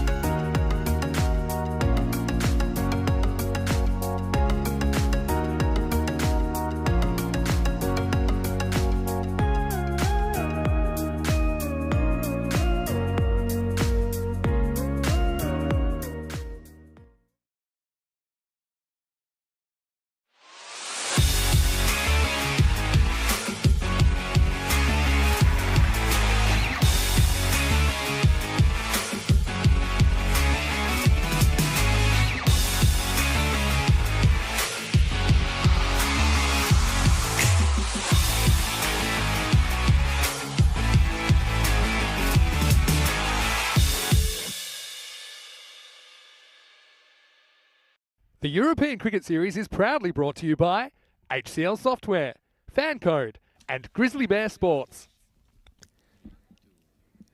Hello, welcome back to Milan for the final time today. Time for the fifth match, and it's match number 50. Time to raise the bat, and this is a really good one as well. We've got Brescia CC taking on Jinnah Brescia. Both teams kind of 1 foot in the semi-finals, but 1 foot out, and so this is going to be a big game. A little bit earlier, Rob Kemming, the tournament referee, he had the two captains. Let's see what transpired at the coin toss. Your call. Dan fails to score. It is hits. You ball first. So news from the toss is that Brescia CC won the toss and elected to bowl. And so let's look at these two teams. A couple of notable omissions for me because due to availability, I noticed that we don't have Kuldeep Lal in there for Jinnah Brescia today. We don't have your boy Yadav there either. So that makes the task even harder for Jinnah Brescia. Yeah, Brescia CC winning the toss, electing to bowl. So Jinnah Brescia kind of papering over the cracks, I suppose. You've got Nassim Mahmood listed at the top with the refrigerator for Yaz Ahmed. And yeah, you've got Gulzar coming in for them. And a few players we haven't seen as much during this tournament. Brescia CC, though, I mean, they've swept their early games. They've been doing some good things, haven't they? We saw them beating Jinnah Brescia first up, holding them to 65, and then they were able to chase down the Chibadate target of 89 in the third match of the day. So Brescia CC, they're 19-run favourites, and potentially these two could finish on the same record, 6-4. But Brescia CC will be hoping that with a win, they could actually go to the top of the table, potentially over Fresh Tropical. So yeah, the magical 7 is where you need to kind of guarantee yourself a spot in the top 3. I do feel like we'll end up with a team with 6 wins in there as well. But yeah, a lot of teams with a similar winning and losing record of around the 5-5 or potentially a 5-5 record. I think before the last game, we thought that 7 of the 11 teams could finish on a 5-5 record. And so we're almost ready to go. Javed Mohammed will be bending them right to left on your screen.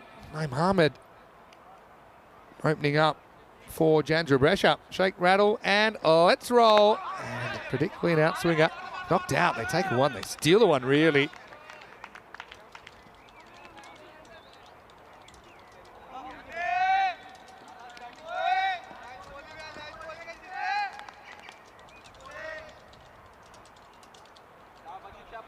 So this is Fahad Ali who gets an opportunity. So yeah, no Yadav, no Kuldeep Lal in the lineup.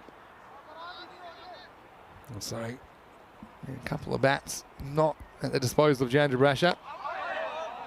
Fahad no. Inside edges one away. So if Jinnah Brescia were to lose this, they'd be 5-5. And like I said, I find it unlikely that a team will qualify with a 5-5 record. Just looking at what we've got at the moment, we'll see it probably in a few minutes' time. But Fresh Tropical with 7 wins, Brescia CC with 6. If Brescia CC were to win this, they'd go to 7. This one drilled at the fielder, but no run. Then you've got Jinnah Brescia, who also have 6. And then Kings 11, they have 5 wins out of 8, but they have 2 matches to play tomorrow. And we'll see the tomorrow fixtures as well during this innings. So Kings 11. We're on a bit of a winning streak at the moment. Kings 11 will take on Albano, then Bergamo CC tomorrow morning. Those 2 matches. Another off spinner, outswing I should say, which is hit pretty well. Naeem, but just gets a single. And so it's hard to see 5 wins cutting it. A bit like I predicted earlier. A 6 and a good net run rate, I thought, is where you need to be. Maybe even just a 6, considering how many teams are 5-5. Hit pretty hard by Farhan, but again, good shot for 1.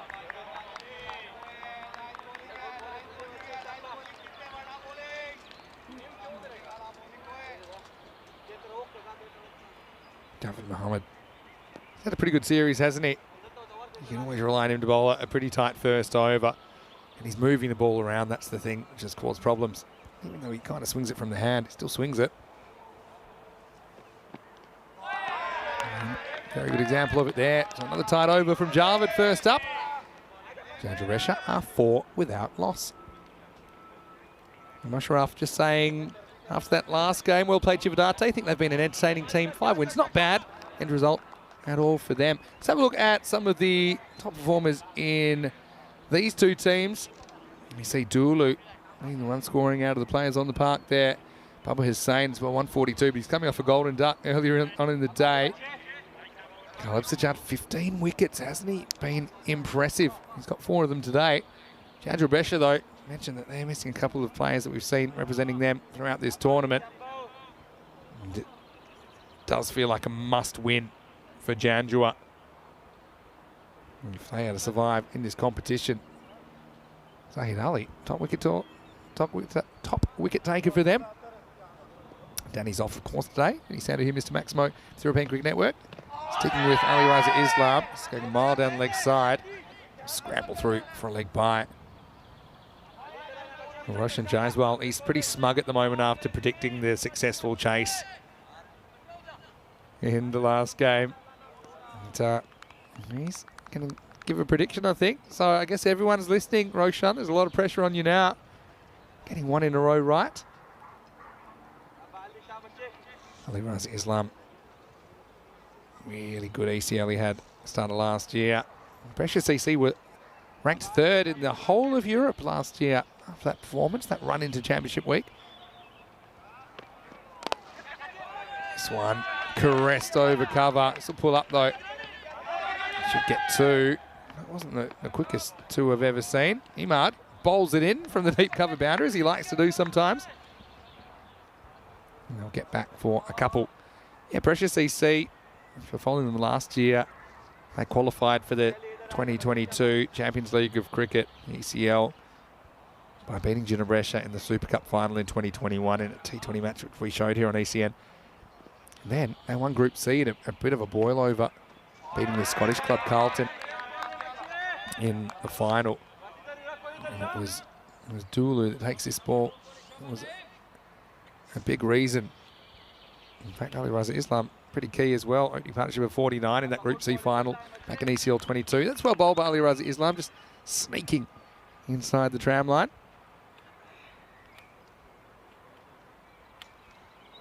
Yeah, so we said well done to Cividate. Well done also to Trentino Aquila. 4 wins out of 6, but they certainly have been an exciting team to watch. Just probably lacked a few runs on occasion. Up and over cover, another ball that'll plug, I think. And there's Sajad. Makes his way to it eventually. Was able to pull it back, but not before another 2 is scored.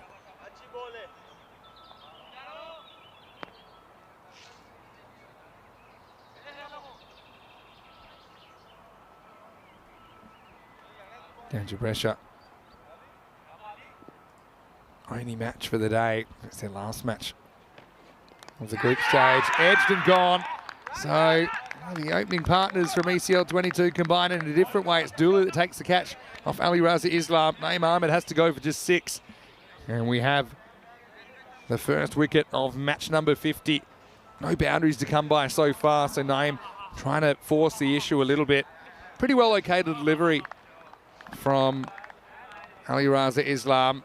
And Naeem knew he got a fair piece of that. So the first wicket goes down and the score is 9 for 1.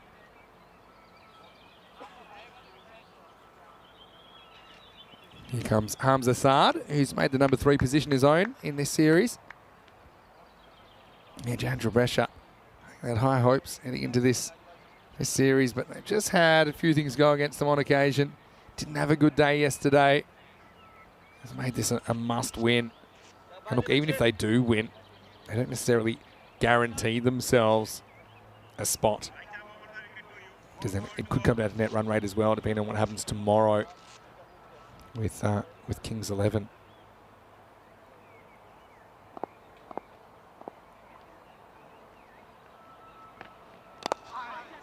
Looked away from Hamza Saad first up. Only get a single this time into the second over. Good one from Ali Raza Islam. And Brescia CC on the offensive. 2 overs down. The score is 10 for 1.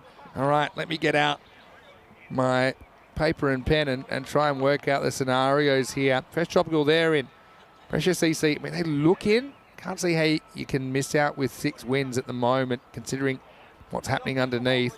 You've got Jinnah Brescia there, 6 wins. Kings 11, 5 wins, but 2 games in hand, so they're a better chance than most. Jinnah Brescia need to win this, and I think hope results go their way. I hope the Kings 11 don't win a game tomorrow. But really competitive series. You have to work so hard to get in the semi-finals, with only 4 of the 11 teams making it that far. Wide first up from Javed Mohammed. So they are bringing him back. I think off the back of a really good first over, he did move the ball around. They won't always do that. They've got a lot of bowling options, Brescia CC. Nice duck from Javed Mohammed on the way back as well. And they've got Caleb Sajjad, of course, with spin, but I like the bowling of Imran Naveed, Hassan Naveed as well, Riaz Madassa. They've all bowled well, haven't they? So it's a good problem to have for the captain, Caleb. Doesn't want to off at this one. Hamza Saad. Again, just indicating a bit of outswing.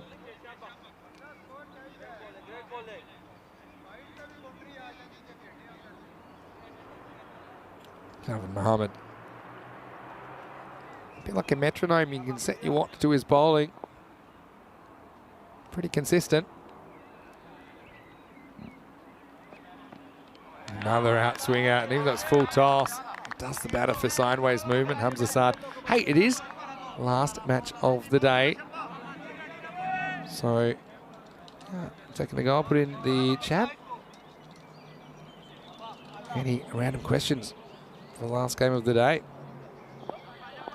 Throw them at me. Doesn't even have to be cricket related. Throw them at me. There's another outswinger. This time he gets a bit more of it. This will probably run away for 4 with the pace of the bowler, and it does. So finally we have a boundary for Jinnah Brescia. It wasn't very convincing from Hamza. Again, with that movement, takes it to the outside half of the bat. His head turned around pretty quickly, but he gets the result. Jinnah Brescia move up to 15.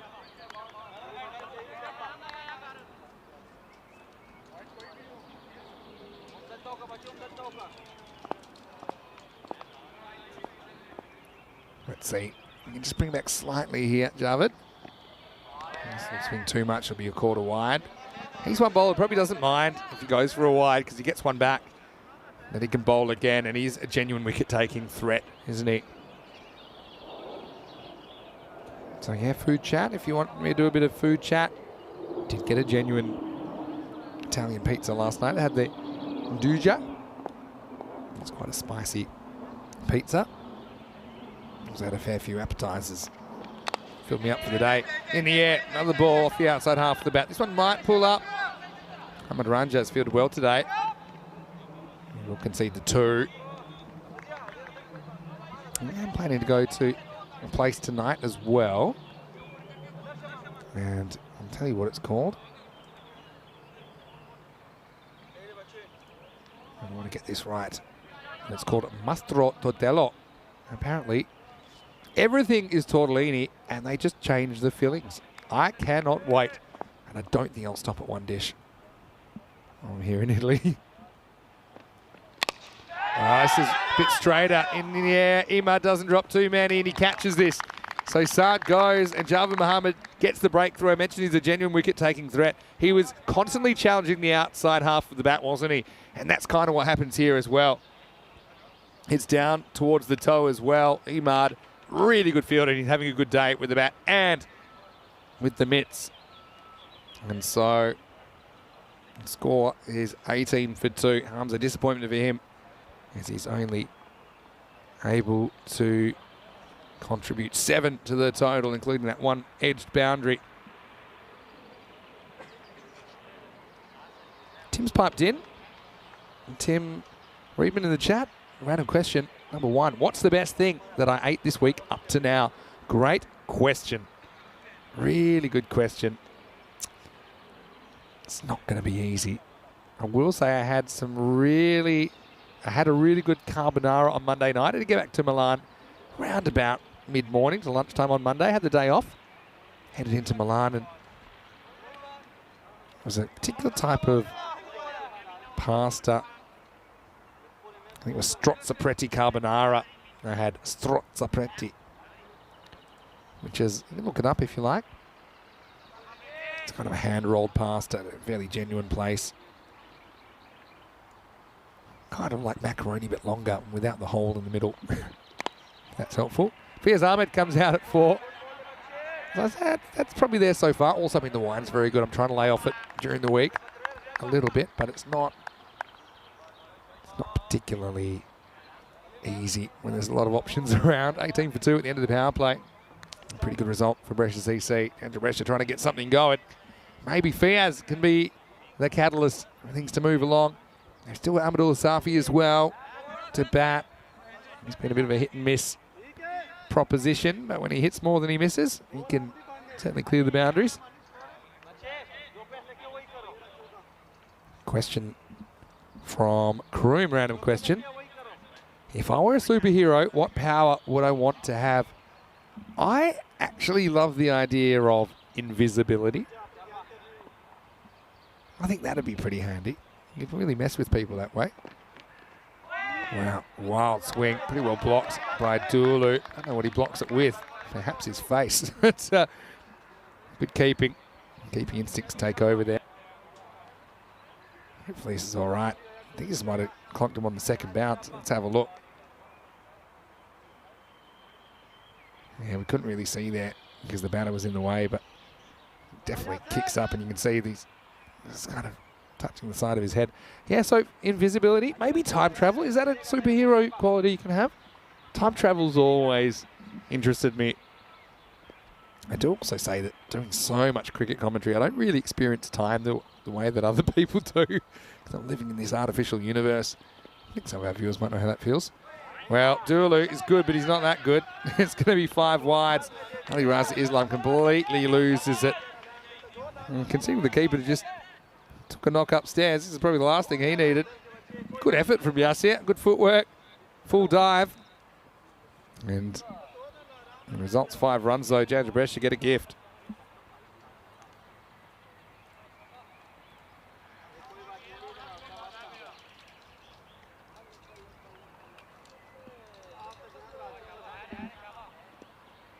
Yeah, so let us know. Any more random questions? Hey, you've just got me alone today, so you can ask me anything. Straight over the stubs. Effort ball from Ali Raz Islam. That's a lot straighter. This is our chance to try and get to know each other a little bit as well. I mean, Danny's off today. I hear he's been having a great day, though. I've been having a few photos. He's more of a beer person than a wine person, Danny. I'll be the first person to admit that. Coming from the Czech Republic, where there's a huge beer culture there. It's very traditional.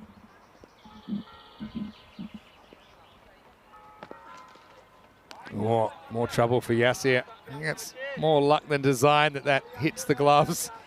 It's a really tough take on the second bounce. Yasir probably needs a stern conversation with Ali Raza Islam. I mean, what are you doing to me here? But just struggling for consistency, Ali Raza Islam. But the good balls are pretty good. Feel free to answer these random questions yourself in the chat as well.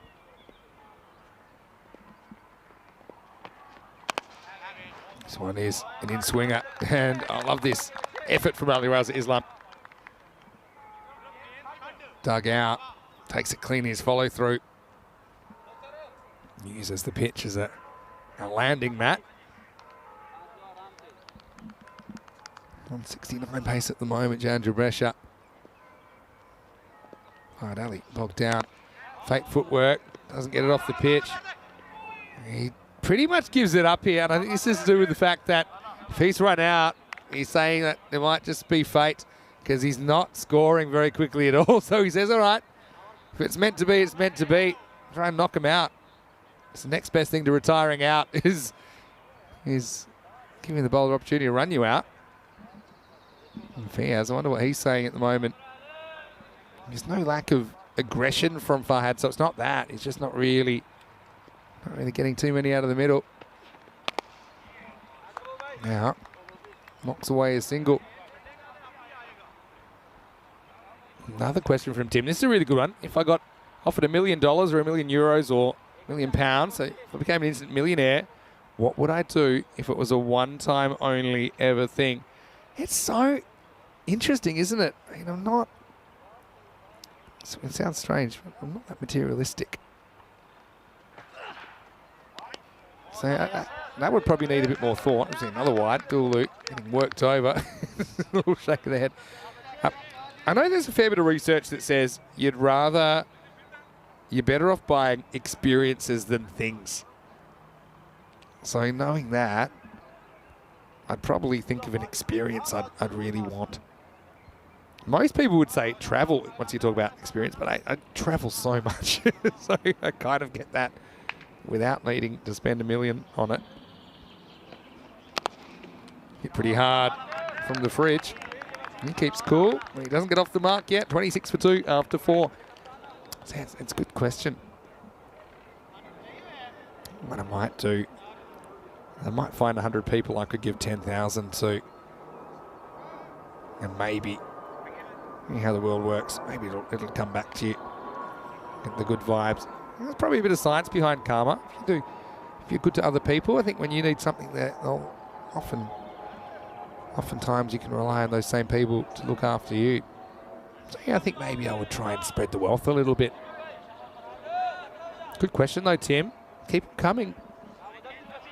Always love getting random questions that I haven't had before. So that there's a couple there that are pretty good. Yeah, I think 10,000 is significant money for a lot of people. So you can find 100 people. You give 10,000 to each, changing a lot of lives. In the air, hanging. Imad's a good fielder. Has to run in a long way, and he catches it. It's another juggle catch, and so it's going to be Farhad Ali that has to go. Had a bit of a miserable time there, didn't he? That's a great catch from Imad, because he's just pretty much running like a Japanese game show at the brick wall.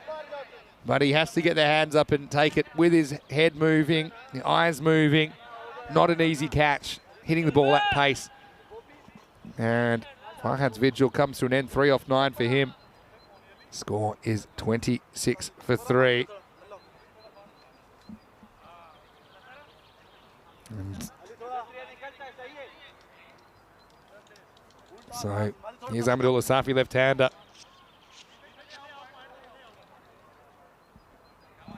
He's hit or miss. Will it be more hit or miss? Let's see.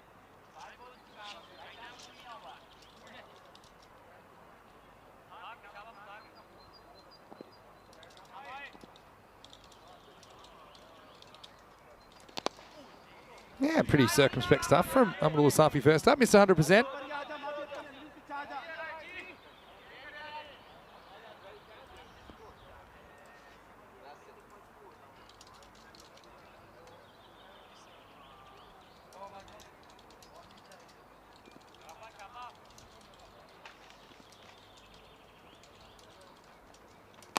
Well, there goes the bat, there goes the ball. What goes further? I think I might need a measure. And this is where I'm happy that there's no short leg fielder in this form of the game, because Fiaz, I'm talking about throwing the bat, he's taking it quite literally. It's a pretty good bat throw distance-wise. He does get a run. And now he's trying to say it's broken. Well, how does he know? He didn't hold on to it long enough. Was he trying to say that maybe the grip's gone? No. This is curious. It just seemed like it slipped out of his hands. Maybe the handle went. I mean, that's possible as well. But yeah, didn't hold it long enough to know if it was broken or not, I think, Fiaz.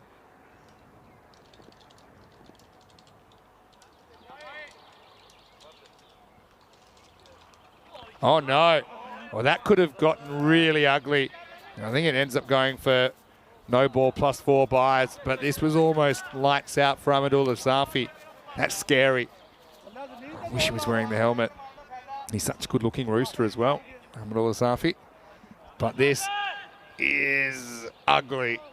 Accidental, I'm sure, from the bowler. Where's Madassa? Free hit coming up. He got it. Be thinking twice about that. Will also be a warning for a full high delivery, but that could have been real bad. Now free hit being signaled, so just going through the procedures, but If that had followed him and maybe swung a bit towards their head, that's a serious injury waiting to happen. Free hit though. Another full toss. Hits it about as high as you can hit it. Probably get 2 here if you run hard. They should have got 2. Whether they would have made it or not, I don't know, but I think it's Fiaz not confident he was going to get back for a second. So it's caught because the free hit's not out.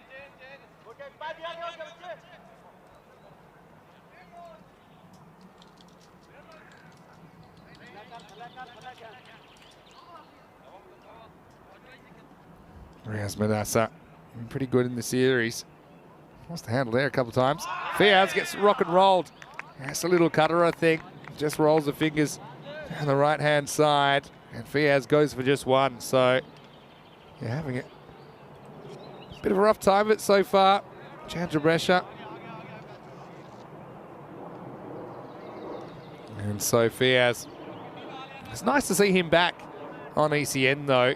He held a record for the most days in between appearances on ECN because we saw him in the ECL in 2019 and then didn't see him for like 3 years and I suppose 10 months or so, or 3 years and 9 months.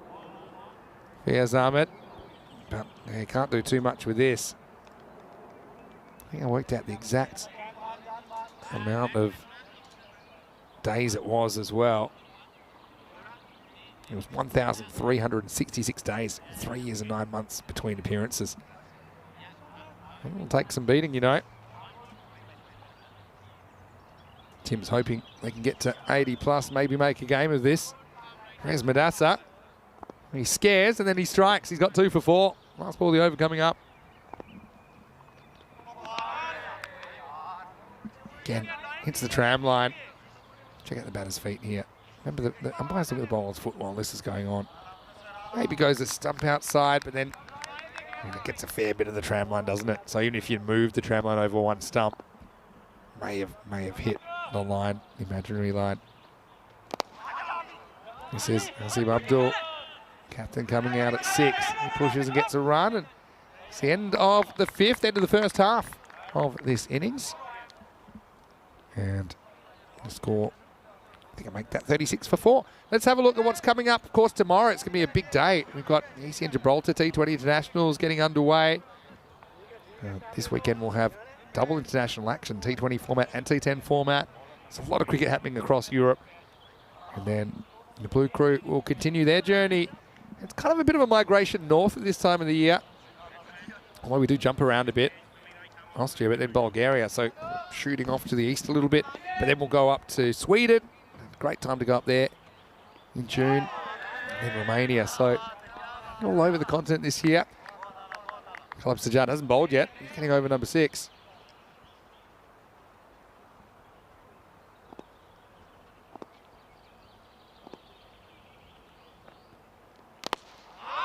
Nasib pushes, runs. Oh, they go for Safi. There's no one backing up. This could go all the way, you know.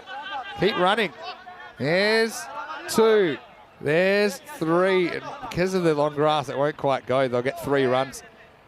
Well, I don't know why they went for the keeper's end, though. Because I think that Safi got a running start towards that end. They've been better off going for the bowler. But the throw missed the keeper with no fine leg. There's no one backing up. So we'll check it out here. Safi was motoring. It was a slightly longer throw. Don't think that Safi was in any immediate danger. And then he sees that and he knows he's got some more running to do. So he got a good view of that, Ahmadullah. They get back for a rare 3. It's going to be tired after that, no doubt. Running the 66 yards. Safi drags this one to the leg side. I suppose the left-hander does kind of throw Sajjad's plans a little bit. I think he bowls well to either.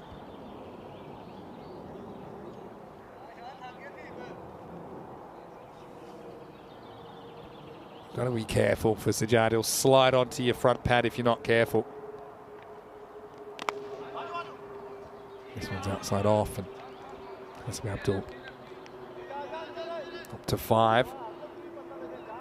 Just got to say, I'm really impressed with Sajjad. I've said it a few times, but I think he provides such tremendous variety for Brescia CC's bowling attack. Had a bit of an off over, first over last time. But, you know, came back well against Chivadate in match number 48. Gets his right up in the block hole. And he's been climbing up the standings as far as wickets go, and I think now he's the equal highest wicket takers at Jad, 15. He's got some company up there, I think, with Yadav as well as Jagmeet Singh of Kings 11, Chandra Deal of Trentino Aquila finishing on 15 as well. Good effort from him. Down the leg side. He's hit a pad. I don't know whose pad it was. Batters, I think. No, it's called wide, so it must have been the keeper's pad. And that'll be re-bowled up to 46 with the ball remaining. There's a Mali right up there as well for Fresh Tropical. 14 wickets in 9 matches, and Bill Al-Hamid of Fresh Tropical. Dipender Shekwat and Zahi Cheem on 13. Jinnah on 13 as well. All right, high, really high, and far enough. Maximal! Effectively, they get 8 off the last ball, and the 50 comes up off the last ball of the 6th. So just having a bit of trouble closing that out, and that's the power of the left-hander. Changes the angles, right back to the wall, but couldn't do anything about it. Baba Hussain, it's 50 for 4 after 6 overs. And Safi, the first Jinnah Brescia batter to reach 10. And they put something together here in the last 4 overs. Siddharth wants to know the oldest and youngest player in ECN. And as usual, I've got you covered. I'll let you know very shortly. And one of the records I don't think will be broken for a long, long time. Or ever. I'll tell you why in a second.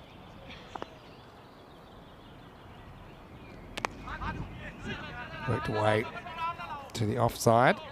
Get one. So yeah, the oldest player is actually a very famous player. It's Alfonso Jayaraja for Roma Capinelli in the ECS last year in Rome. So he's a former Italian captain, and he was 75 years and 30 days when he played for Roma Capinelli on the 18th of July last year in the Rome leg of the ECS. This is going to be gone. It's a big nick from Safi, who tries to launch leg side again. And Safi gets to 10, but it'll go no further. Where's Madassa? Gets an outside off stump. See Safi looking for the leg side again.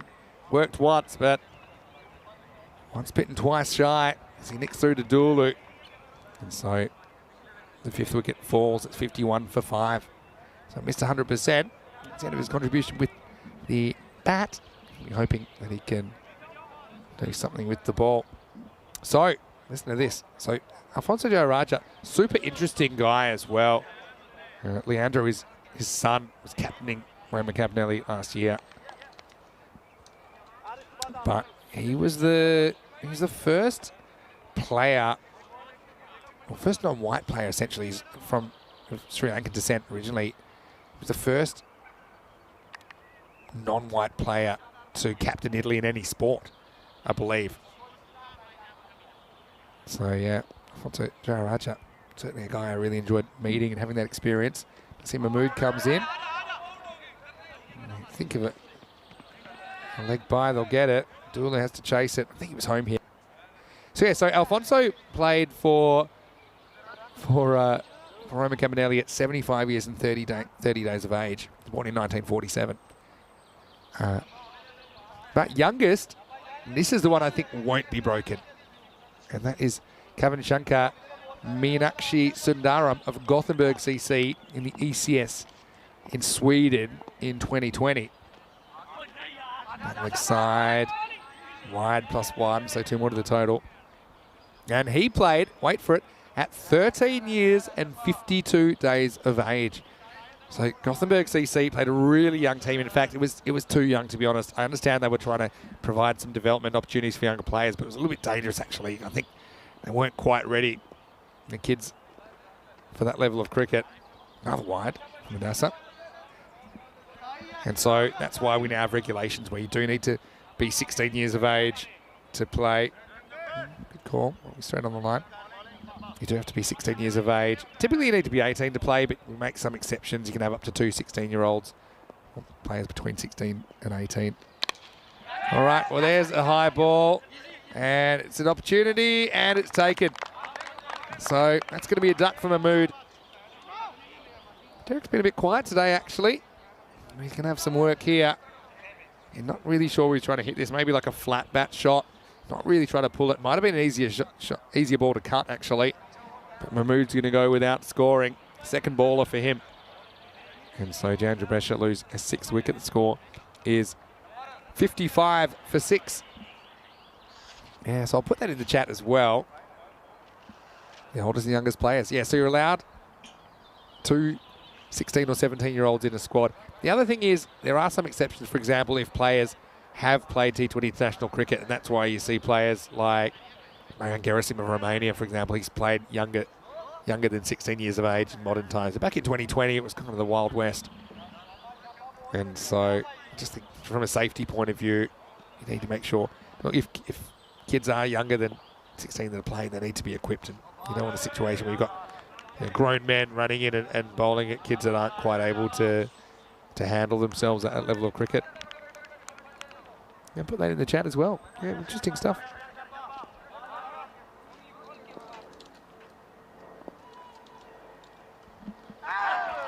Now, Dooley's had a real rough time of it in this innings. That's going to be 4 byes. It goes between the batter and the stumps, and he normally moves pretty well sideways. It just seems to get a lot of balls that are shooting through, and he's getting on the second bounce. I think maybe he needs to take a step forward, but then I suppose if he's forward, it's harder to move sideways as far. End of the over, it's 59 for 6. This is what's coming up. It's the last day of group matches tomorrow, round robin matches tomorrow, matches 51 through 55. Kings 11 can play their way into the finals with some good performances. Albano, it's a little bit out of reach for them, but still they'll play 3 times. Cricket Stars have had a disappointing time as well. Only 2 wins in 8 games. They'll play back-to-back against Albano and Milan United. And Brescia CC, they can play their last game as well. So join us 7:30 a.m. GMT, 9:30 in Central Europe, and 1 p.m. in India. Day 11 of 12. Of course, that just leaves us with finals day on Friday. Danny Hudacek, after his day off, he'll be back with me tomorrow. Here's Kalab Sajjad. Oh, pretty close. And gone. Yeah, seems fair enough to me. It was kind of drifting in, but I didn't see it going past the leg stump. And Hasim Abdul is going to go. You see, it doesn't really spin, but he's a long way back. I think that's a fair enough decision.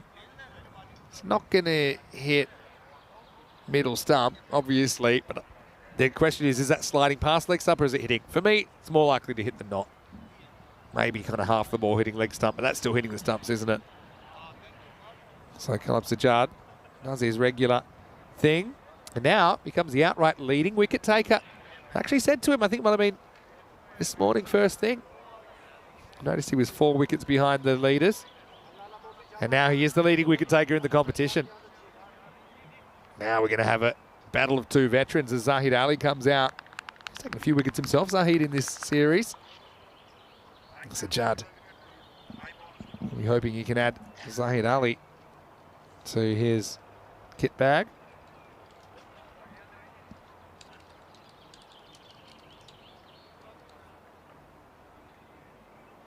Yeah, fair enough decision. I think it's a ball that was likely to hit the stumps. Zahid goes back and chops. I'm looking to run here.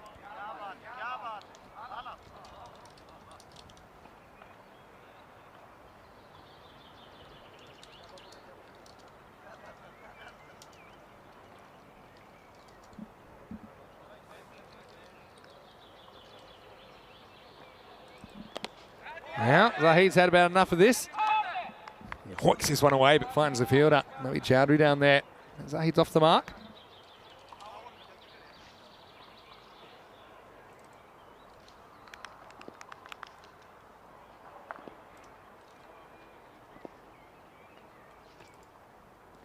Oh, another one. Put it with the rest. Gulzar's going to go for a duck as well.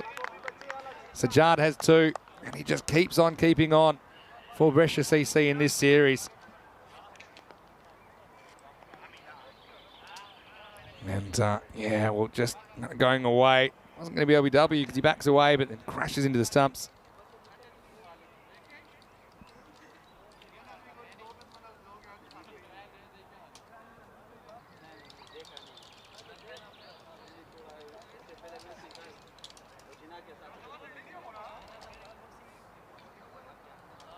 And so, well, there's Derek making another appearance. Been a bit quiet today, Derek, hasn't he? He's very active yesterday. It's Jinnah Brescia. Had a few problems getting runs on the board. Mania, new batter watches a wide. Zahid Ali, he'll be a stabilising influence while he's out there. But yeah, running out of wicket, 61 for 8 now. Oh, you know what? I bet this is out.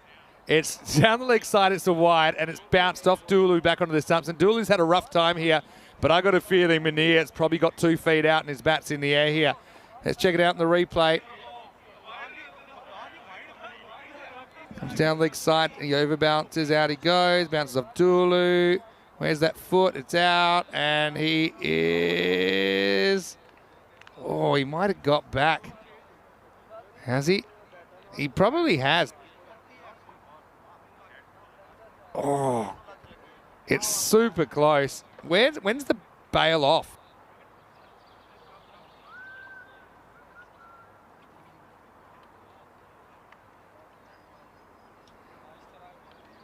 I reckon that's the shot where the bail's off.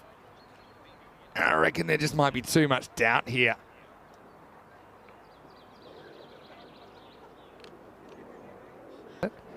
I've got my suspicions, but I think there's not enough. There's not enough evidence to overturn the decision one way or the next. Because, yeah, the bail takes a long time to come off because it bounces into the bottom of the stumps. And it just kind of lifts, doesn't it? Oh. This could go either way, you know. I think they'll stick with the umpire's call. It's a really tough one. Dooley probably feels like he needs a bit of luck. You see there, then he's out. But I think by then, the instant of the bail coming off is over.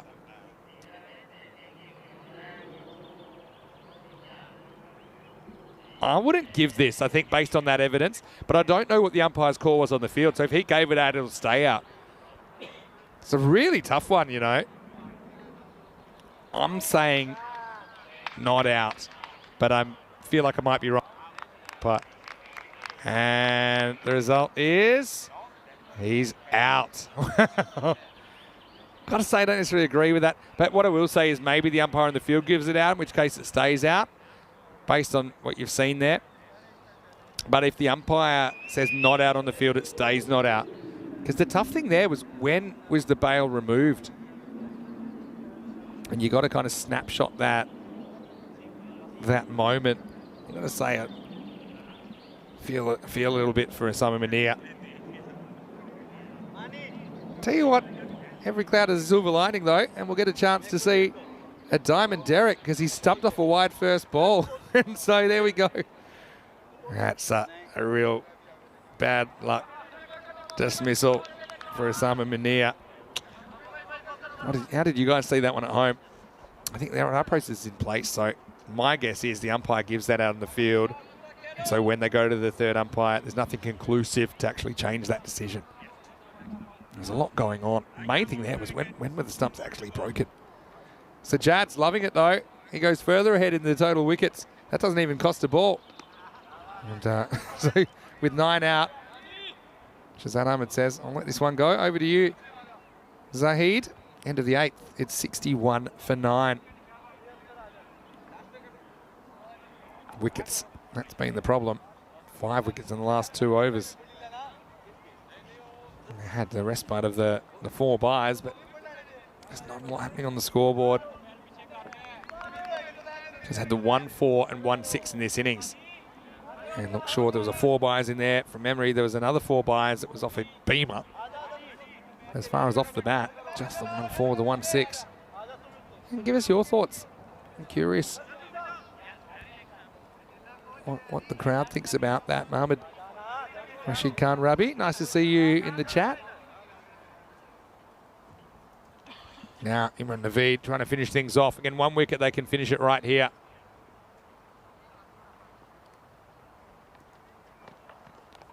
Zahid, nice shot. He'll get off the mark. And oh look, can they creep up to 70 and put on a a bit of a show with the ball. We saw 67 defended last night. We didn't really give Trentino Aquila too much hope of doing that against Fresh Tropical, the top of the table side.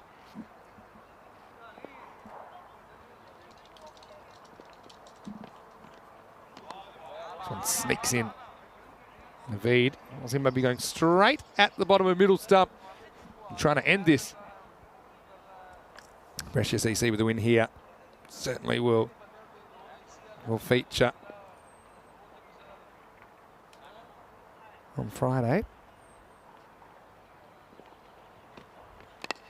He does go at the stumps, but well done to Shiraz, who gets one. That's all he'll get. They're just creeping at the moment. Jinnah Brescia.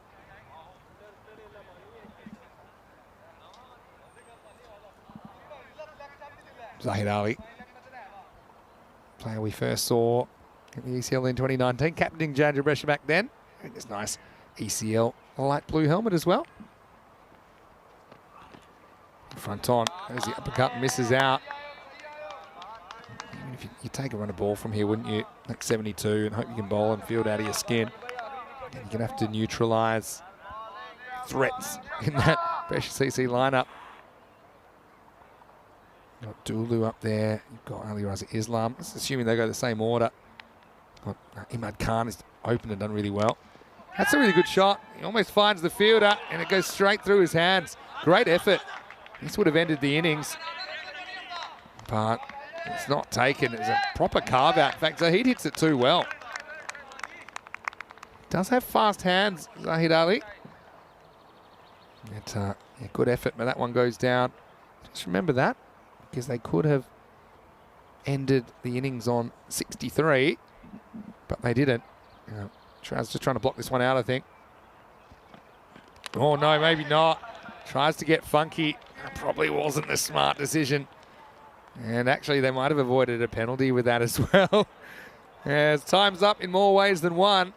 Shiraz tries to go the full Dilshan. Instead, he gets cartwheeled. Imran does hit the target in the end, and Jinnah Brescia all out in 9 overs for 64. And what a good effort that is from Brescia CC, and exactly what you want when you elect to field in a match that will guarantee you semi-final qualification. Jinnah Brescia just don't seem at the races at the moment. Haven't had a good couple of days, have they? But we'll be hoping to one-up Trentino Aquila and defend 64. If they can do that, it will be the best defence on Italian soil, beating that 67 we saw last night. Let's rock and roll the highlights. Pretty quiet early, as Javed Mohammed bowled a quiet first over, just 4 of it. Then Ali Raza Islam cashes in with the wicket. No, Mohammed couldn't get too much going, and you still, just remember, we only saw the 1-4, the 1-6 in the innings from Jinnah Brescia. Having said that, I wouldn't say it was a perfect performance from Brescia CC either in the Brescia derby, but some good catches taken. That was well done by Imad, who's having a good day. A few self-inflicted blows, that was the issue. 27 runs in extras, and when you consider that they only scored 64, that's crazy. That's only 37 off the bat. We literally saw the Fridge throwing the bat at the ball. We saw Amadullah Safi almost knocked out into the next life. And Fiaz went hitting all across that one. These stumps have had an absolute pounding today. Safi did get that one over the fence, and it gave him a false sense of security, I think, because he went soon after. Big nick on that one through to Yasser Dulu. He certainly had his work cut out for him in this innings. Yeah, but just the extras is the tail of the tape. 8 byes, 16 wides. But there were a fair few on target as well. And Kalab Sajjad, it's the gift that just keeps on giving, isn't he? As he takes 3, takes him up to 18 in the series. This one was maybe a bit fortunate, maybe more than a bit fortunate. But yeah, Sajjad 3 for 16. There's Madassa as well with 4 wickets. He just continues to impress. Shazad had some delusions of grandeur, I think, with that last shot. So he became the 10th wicket to fall. They don't even take it to the 10th over in the end. All out for 64. Amadullah Safi top score with 10, but that's as far as batters go. Distance to extras, which scored 27, and almost a time penalty would have made it 32, but be thankful for small mercy. 64 off 10 overs. Well, 64 off 9 overs, but effectively it's registered as 64 off 10. All 10 wickets lost. The target will be 65 for Brescia CC when we return. All the bowlers did a great job, didn't they? 4 for 10. Whereas Manassa cleaned up. Gallows Ajad with 3 for 16. Continued his good day. He's taken 8 wickets today. Not bad work.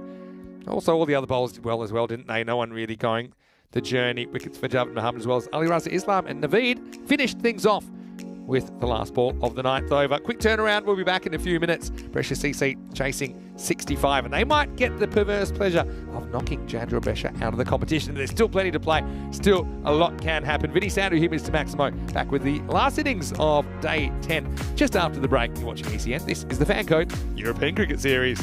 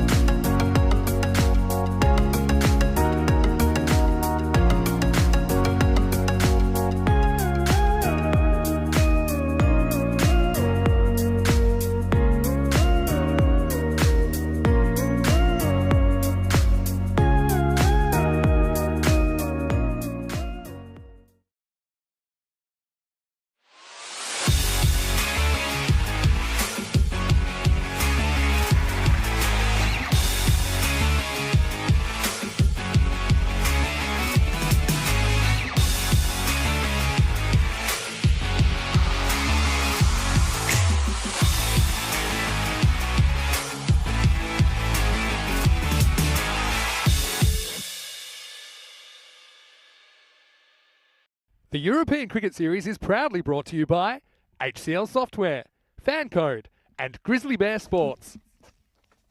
Hello, welcome back to Milan for the last time today. Time for the last innings of day 10.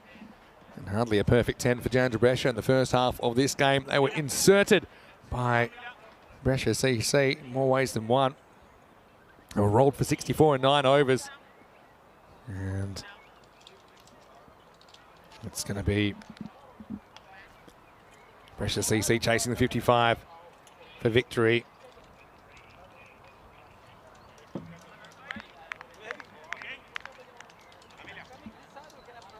I'll say a quick hello to Chris Smith, and yeah, I'm loving the fact that he's getting right to the food chat, saying afternoon all. He has to get his food out of the cooker. He's got chicken drumsticks, chicken pizzas, chicken thighs, all marinated for the last 12 hours in Cajun Chinese 5-spice, southern fried peri-peri, mild sweet chili with some plain done in batter and some plain in breadcrumbs. That sounds amazing, Chris. I'm at a pretty authentic Italian restaurant tonight in Milano. I'm looking forward to that. Hello to Keith as well. He's watching from Chicago. How are you, Keith? Yeah, enjoying the game and commentary as always. Well, I'm going solo today because Danny has had the day off to explore the city. Opening with spin, that's interesting. Nasir Mahmood gets muscled away for 4 first ball. So, no quarter asked, no given, as Yasadulu smacks his first one into the gap. Statement of intent from the Burley opener. He's probably wanting to have a few more highlights, Dulu, who had his hands full with some wayward bowling, but he did his best.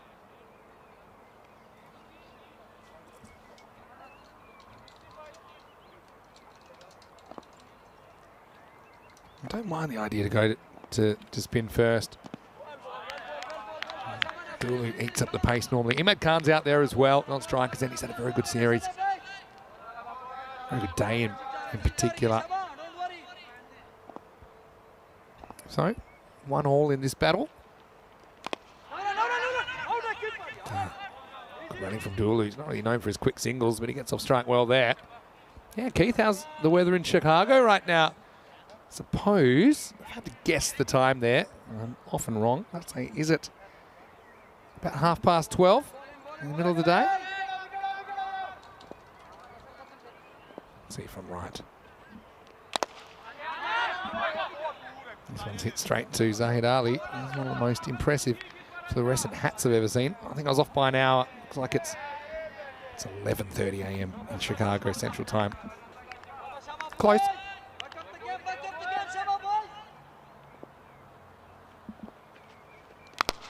Wow, that's absolutely pounded from Emad, who gets off the mark with a thump. Maximo! Again, don't mind the theory. Well, there's Simon. He's joined the Blue Crew with this series. Emad goes large.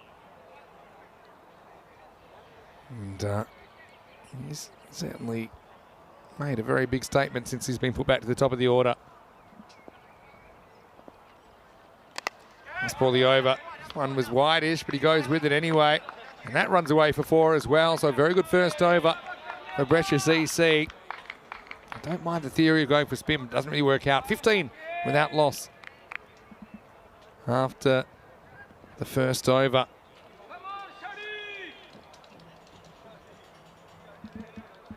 "18 matches since the golden ball." Will we get another golden ball before the end of the week? Of course, you've got the final day of group matches tomorrow, round robin matches. We've got finals day for this ECS on Friday, but then we've got ECI cricket on Saturday and Sunday. So a really big few days coming up as we settle the top 4, give away the trophy on Friday night, and then roll into the tri-series of International T10 on Saturday and Sunday. Hasabi Abdul comes in. He's worked away for a single first up. And, I think a bit of a trend here. Fresh Tropical were a bit off in their only appearance yesterday when they only played the 5th match of the day. Having said that, they didn't seem off when they had their opposition 20 for 7, did they? And Jinnah Brescia, similarly, just 1 match today, the last match, and a rough time of it so far. Imad sent back by Tulu. Wasn't confident this time of getting through for the single. Hello to Anthony Rose. You're watching from Anthony. Nice to have you with us.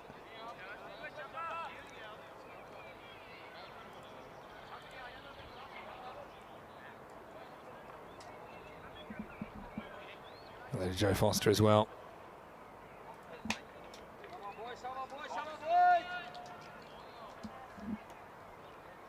Iman looks like a man on a mission. A man that might want an early dinner. So yeah, expect some food chat update from me tomorrow. Go to a place that only serves tortellini and just changes the fillings. And I think I might have to sample a few of them.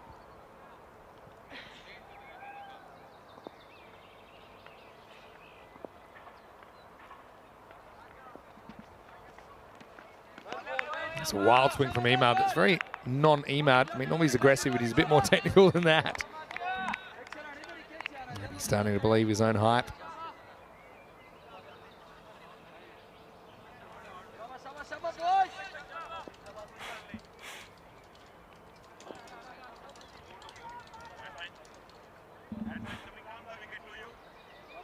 Change of angle now for Hasib Abdul. Around the wicket. And tucked away neatly. And that'll be 4 as well. So kind of everything rolling towards Brescia CC. Again, wasn't really a pretty shot from Emad, but it was effective.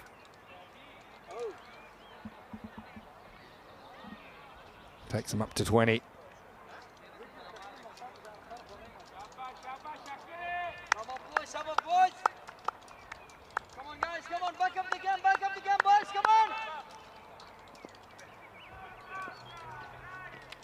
And he's knocked him over. It was a funny innings. And Emad did look like someone that was in a bit of a hurry. Maybe too much so. As he swings all the way around that. Clips the outside of the off stump. And the first wicket falls at 20 for 1. And change of angle does the trick. First ball, don't think he got it where he wanted it. And so Janjua get together. I mean, will we see something dramatic like we saw last night? Hard to believe it. Emad, I think all things considered, will be satisfied that he does get them off to a good start. And that's a couple out of the middle, 2 4s and a 6 in his innings. In fact, he hits more boundaries than Jinnah Brescia hit in their entire 10 overs. That says a lot, considering we're only in the second over at the moment.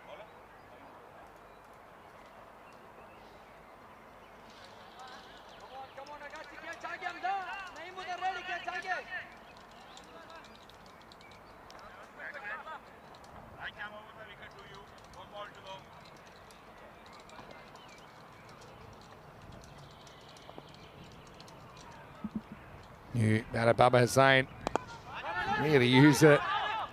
An innings here just to get some confidence back. I mean, first game of the day from memory. I think he made 3 off 3 not out. Let me check that for you.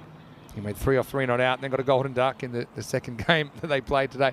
It's the end of the over. It's 21 for 1 after 2. Here's the table as teams have started to complete their matches, and these two are playing their 10th match right now. With Jinnah Brescia, if they lose, they'll be 5 and 5. They'll have some company there with Chivadante finishing on that record. Bergamo CC could potentially finish on that record. So could Kings 11. So a lot of teams could finish 5 and 5. Just feel like that 6th win puts you in the frame of the semi-finals.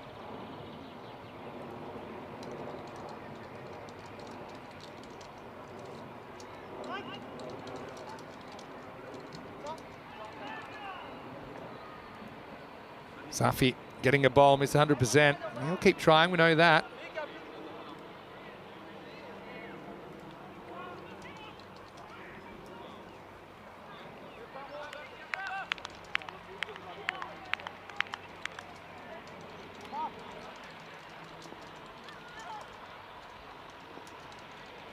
Here we go with over number 3. That's the power play.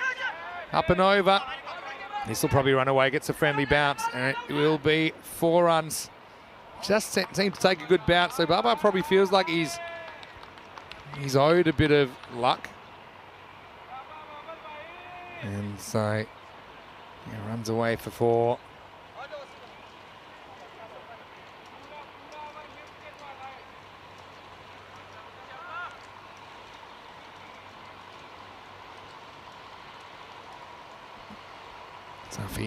Not a bad ball first up. Bustling in. No ball called. That's annoying, isn't it? Safi. Let's have a look at the front foot here. It's a tight one. The umpire's in the best position to call it, and he doesn't feel the ball that landed with anything behind that front line. So Safi's going to have to deliver a free hit now.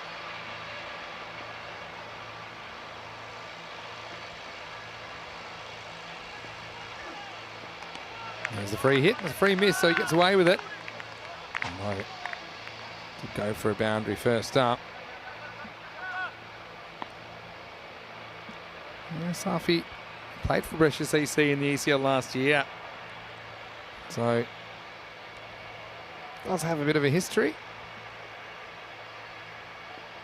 Played with Bubba Hussain during that ECL. He's bowling to right now. Bubba Hussain played last year in the ECS for Cricket Stars, so bit of a dance. Players do move around from time to time for various reasons. But, yeah, the scene in Brescia, pretty competitive. You've got the three, I suppose, big clubs.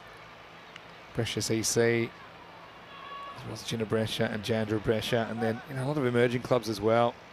That region like Civitante finished 5-5 in this series. Some good young players. Pitched up and driven. I'm just saying, we should get 2 here if they run. Tulu does not run, and he will set up camp now at the striker's end.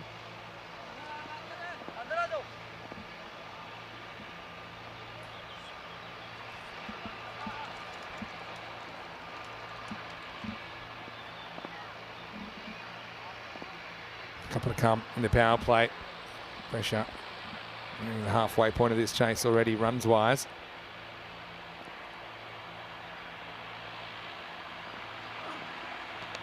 Big swing and a miss. A few agricultural shots out there at the moment from Brescia CC. I'm expecting these ones are going to score themselves. A very strong top 6. It's pretty obvious.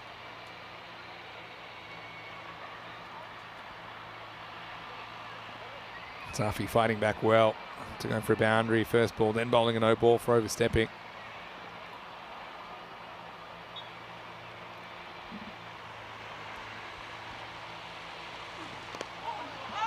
A little bit straighter, turned away by Dulu. He'll only get 1, and he can count because he'll be on strike as we get to the end of the 3rd over.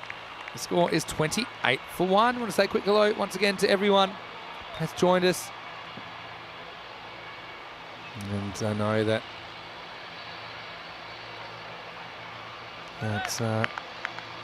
Corey's been busy covering a 50 over match in the Netherlands today. I wonder if that's still going on. If so, probably would be losing his mind at this stage.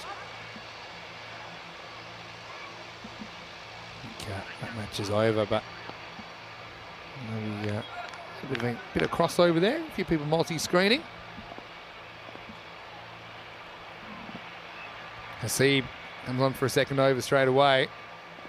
28 for 1 off 3. Decent power play considering the size of the target. Hasib runs straight across in front of the umpire, which I'm not a huge fan of, but the ball also goes across the batter and misses out.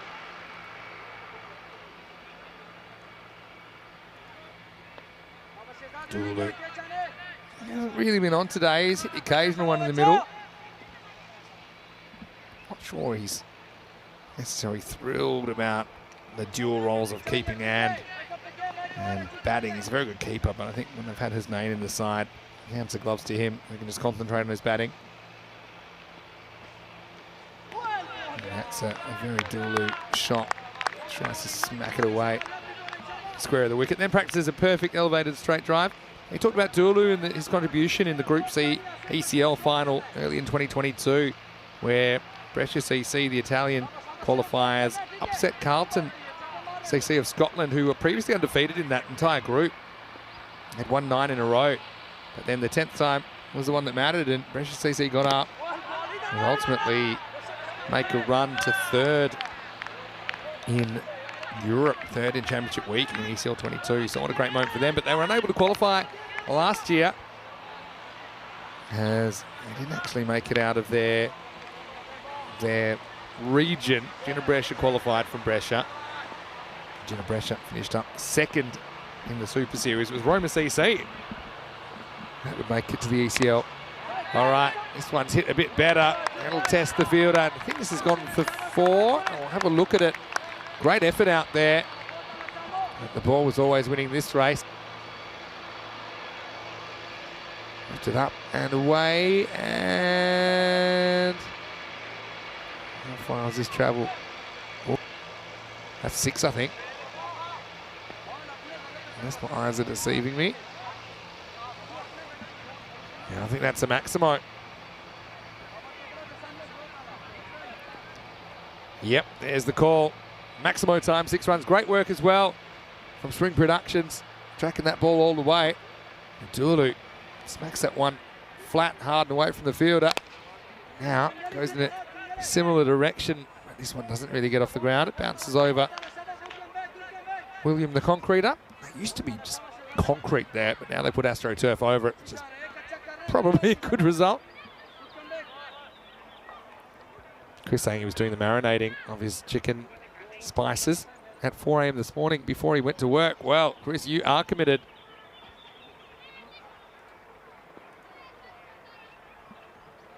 Nasib, last ball of his spell coming up. Now they hit and run. If this hits, it's going to be gone. Wahid Ali does well to back it up. Hussain will keep the strike, but he's living dangerously. Abdul, not the worst effort from him. He finishes 1 for 14. And after 4 overs, the score is 36 for 1. They've got it well below that run of ball required, don't they? So it's going to be a slow roll to the finish. Jinnah Brescia, again, they played themselves out of finals contention over the last couple of days. Seems that way, doesn't it? You see him just cruising above that line.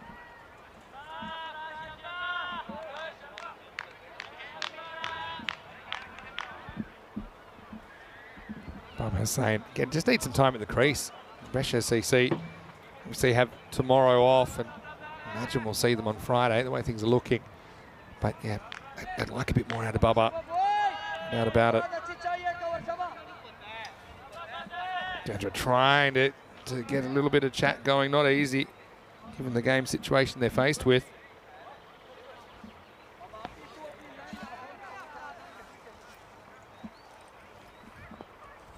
New bowler coming in is Fahad Ali. The opening responsibilities with the bat. Chopped away. First ball by Baba Hussain. Baba in that ECL was the only century maker.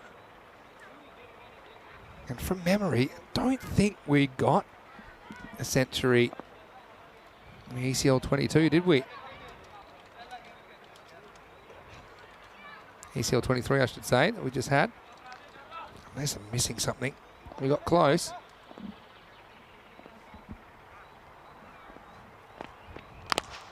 That's right out of the screws. Anios Pelota.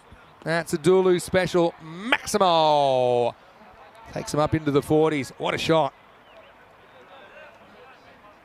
Up and away. Dulu. Looks like he wants an early dinner. Yeah, top score in the EC. Of course we had the 100. We had Hamza Niaz, of course, in Championship Week, who scored 115 off 35 against Hornchurch. You can't forget that innings. That was a brilliant knock. Apart from that, we had a couple of 90s. Dulu on a rampage now. Still test the fielder. Does well out there. Susama Mania does the fielding. Apart from that, we had 95 not out from Jason Van der Merwe. We had 93 from Ahmed Nabi. What a time he had. And you had 89 not out from Jason Van der Merwe as well. Oh yeah, he has. That 100 was such a great knock.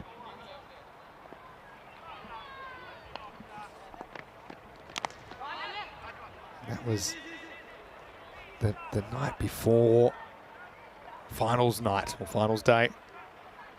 And he was a bit of a force de majeure that night. As the French club racked up 189, we thought, okay, It's not really the one that counts. Will they be able to do it again? Oh, they sure were. Next ball. There's cramping Dulu for room. Yeah, but what a great tournament it is. And what a great thing to aspire to as well.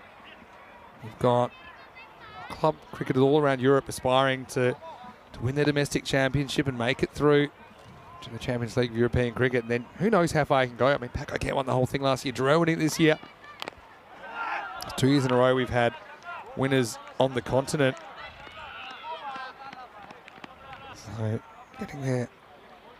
It's a bit of a snail's pace at the moment. But getting there nonetheless. End of the over. It's 5 overs down the score, 45 for 1.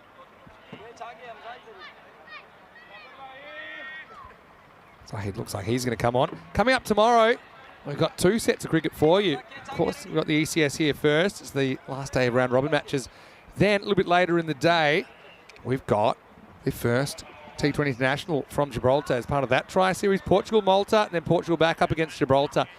The first game, 2:45 Central European time, which is 6:15 in India. And the second game is going to be going into the night, a bit of a day-night match. 7:15 Central European time, which is 10:45 p.m. start in India. So stay up late and watch even more cricket. That means that tomorrow, if you want to talk about beginning to end. Oh, be gone, you know. I'd give that. Yeah. You can't leave that and get away with it.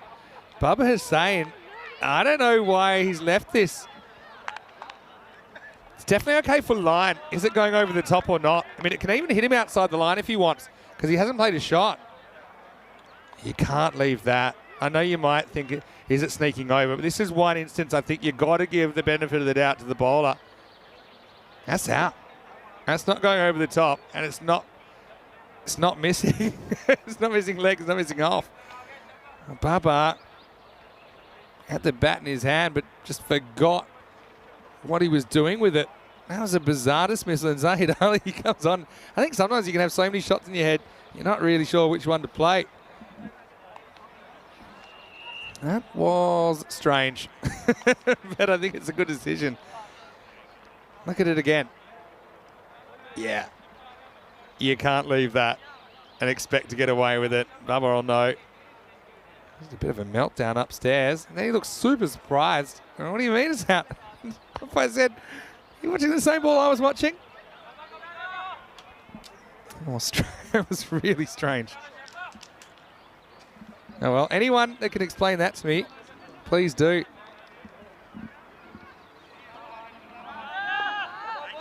Anthony asking, what's the story behind the grass? Why did it take 10 days to cut? Well, number one, it's part of a bigger complex. You've got to realise that. I don't even know if it has been cut. I think it's just a bit drier today. And the mower they use is about 1 metre wide, so there's a few issues with that. This one will be called wide, rightly so. Still trying to get to the bottom of the Bubba Hussain dismissal. If anyone's got any theories, let me know. It's sort of slow bowlers too. Sometimes they give you too much time, don't they?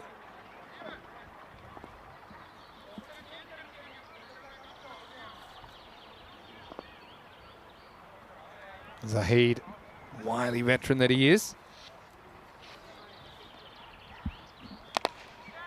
He's hit hard. This will be a one hopper to Safi. He'll horn it back in, make him work for it.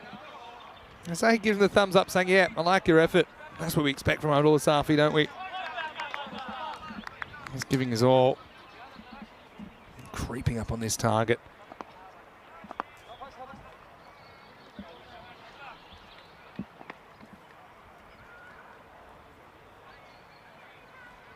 Well, there's the reverse.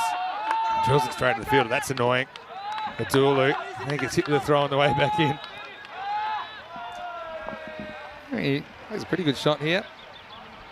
And then Dulu, been in the walls a bit. It's a keeper. That copped it. Yeah, Dulu. It's a good time to bring it out, I suppose so.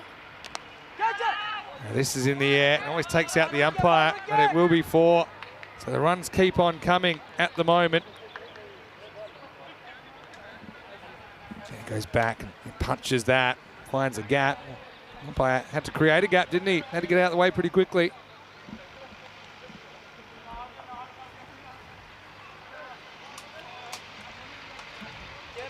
Zahid has some success up front. Again, he's very much a leader and a bit of a trailblazer in the Brescia region. That's a bit closer to Dulu. Works the way to the leg side. 50's come up. And you just feel that they're on borrowed time now. Jinnah Brescia.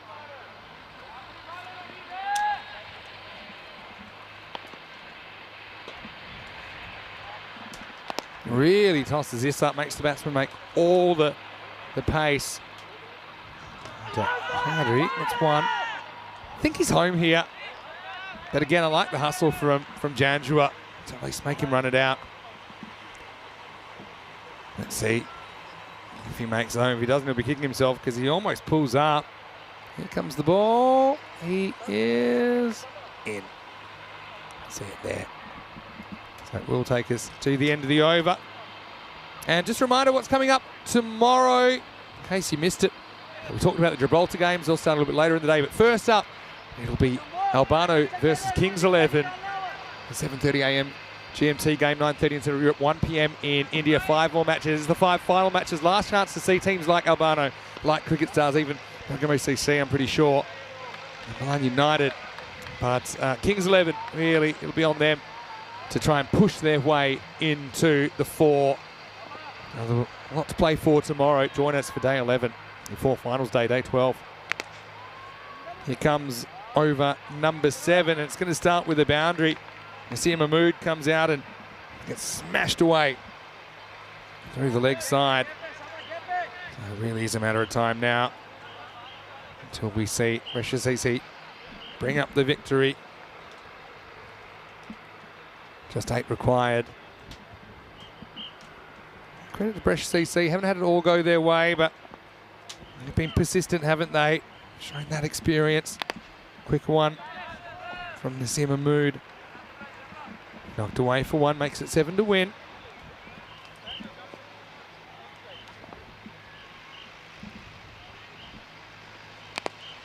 Well, goes after this, and it's going to be 6. Maximal! That kind of sums it up, doesn't it, for Jinnah Brescia? There's a good effort from Hamza Saad. He took off from inside the boundary and launched himself, tried to make something out of nothing. And he can't complete the catch.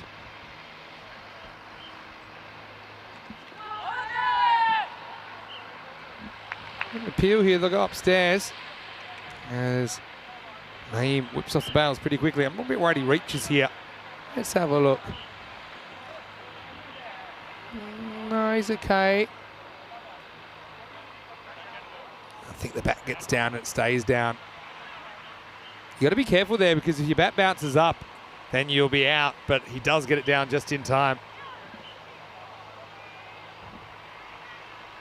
So Jinnah will survive. 2 to win. Send us home. Any boundary here. And a single will tie the game.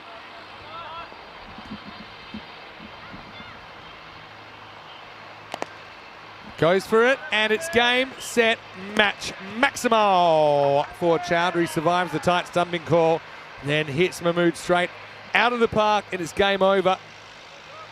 And a comprehensive win for Brescia CC, and barring something extraordinary, that's 6 the semi-final hopes of Jinnah Brescia. So disappointing finish to their tournament, no doubt. And Brescia CC, they'll be really happy with what they're able to put together in the end. They finished with a 7-3 record. In fact, that will take them to the top of the table. And so it's an old rivalry. Brescia CC just too good here in match 50. Let's roll through the highlights. If you are leaving us, I'll say a big thank you to everyone that joined us today as well on Fancode in the Indian subcontinent, and of course on our YouTube channel, ECN European Cricket Network, and everyone that joined us in the chat as well. Stay tuned until some highlights of the day to come, and including the highlights of this innings. I mean, Emad, he seemed in a hurry. He wasn't the only one. But again, hard to get something going on this this ground. You can end up trying too hard. That's kind of what happened. Hasib Abdul just clipped the outside of Emad's off stump. Not the best shot I've ever seen Emad play, but he did have a good day, all things considered. Dulu, well, he drilled a couple leg side, didn't he? Fahad Ali had a bit more of a leading role in this game. He disappeared on winning the scorer's 10. So he came on and he just kind of made Bubba forget where he was for a second, didn't he? He pads up to a ball that he shouldn't have. And well, that was a bit of a bizarre dismissal, but it was an academic result in the end. Navid Chowdhury sent this up and out of the ground. That was all she wrote. And just like that, the stumps disappear, the players disappear, and Jinnah Brescia's hopes, I think, disappear along with them too. Looking at the scorecard, and again, not too much to write home about. It was a pretty rough one for the Brescia CC. They do get there pretty comfortably in the end. Chowdhury finishing off with the bang, but Dulu stuck around for a little bit. I think also Emad, like the day that he had. As far as the bowling went, well, it was always going to be tough. So he did get the big wicket of Bubba Hussain, but it was a consolation wicket for sure. Nothing more than that. And Jinnah, yeah, they'll finish with a 5-5 record. Promised so much, I think, at the beginning, but the proof is in the pudding, and they just couldn't get those crucial wins they needed to get them into the semi-finals.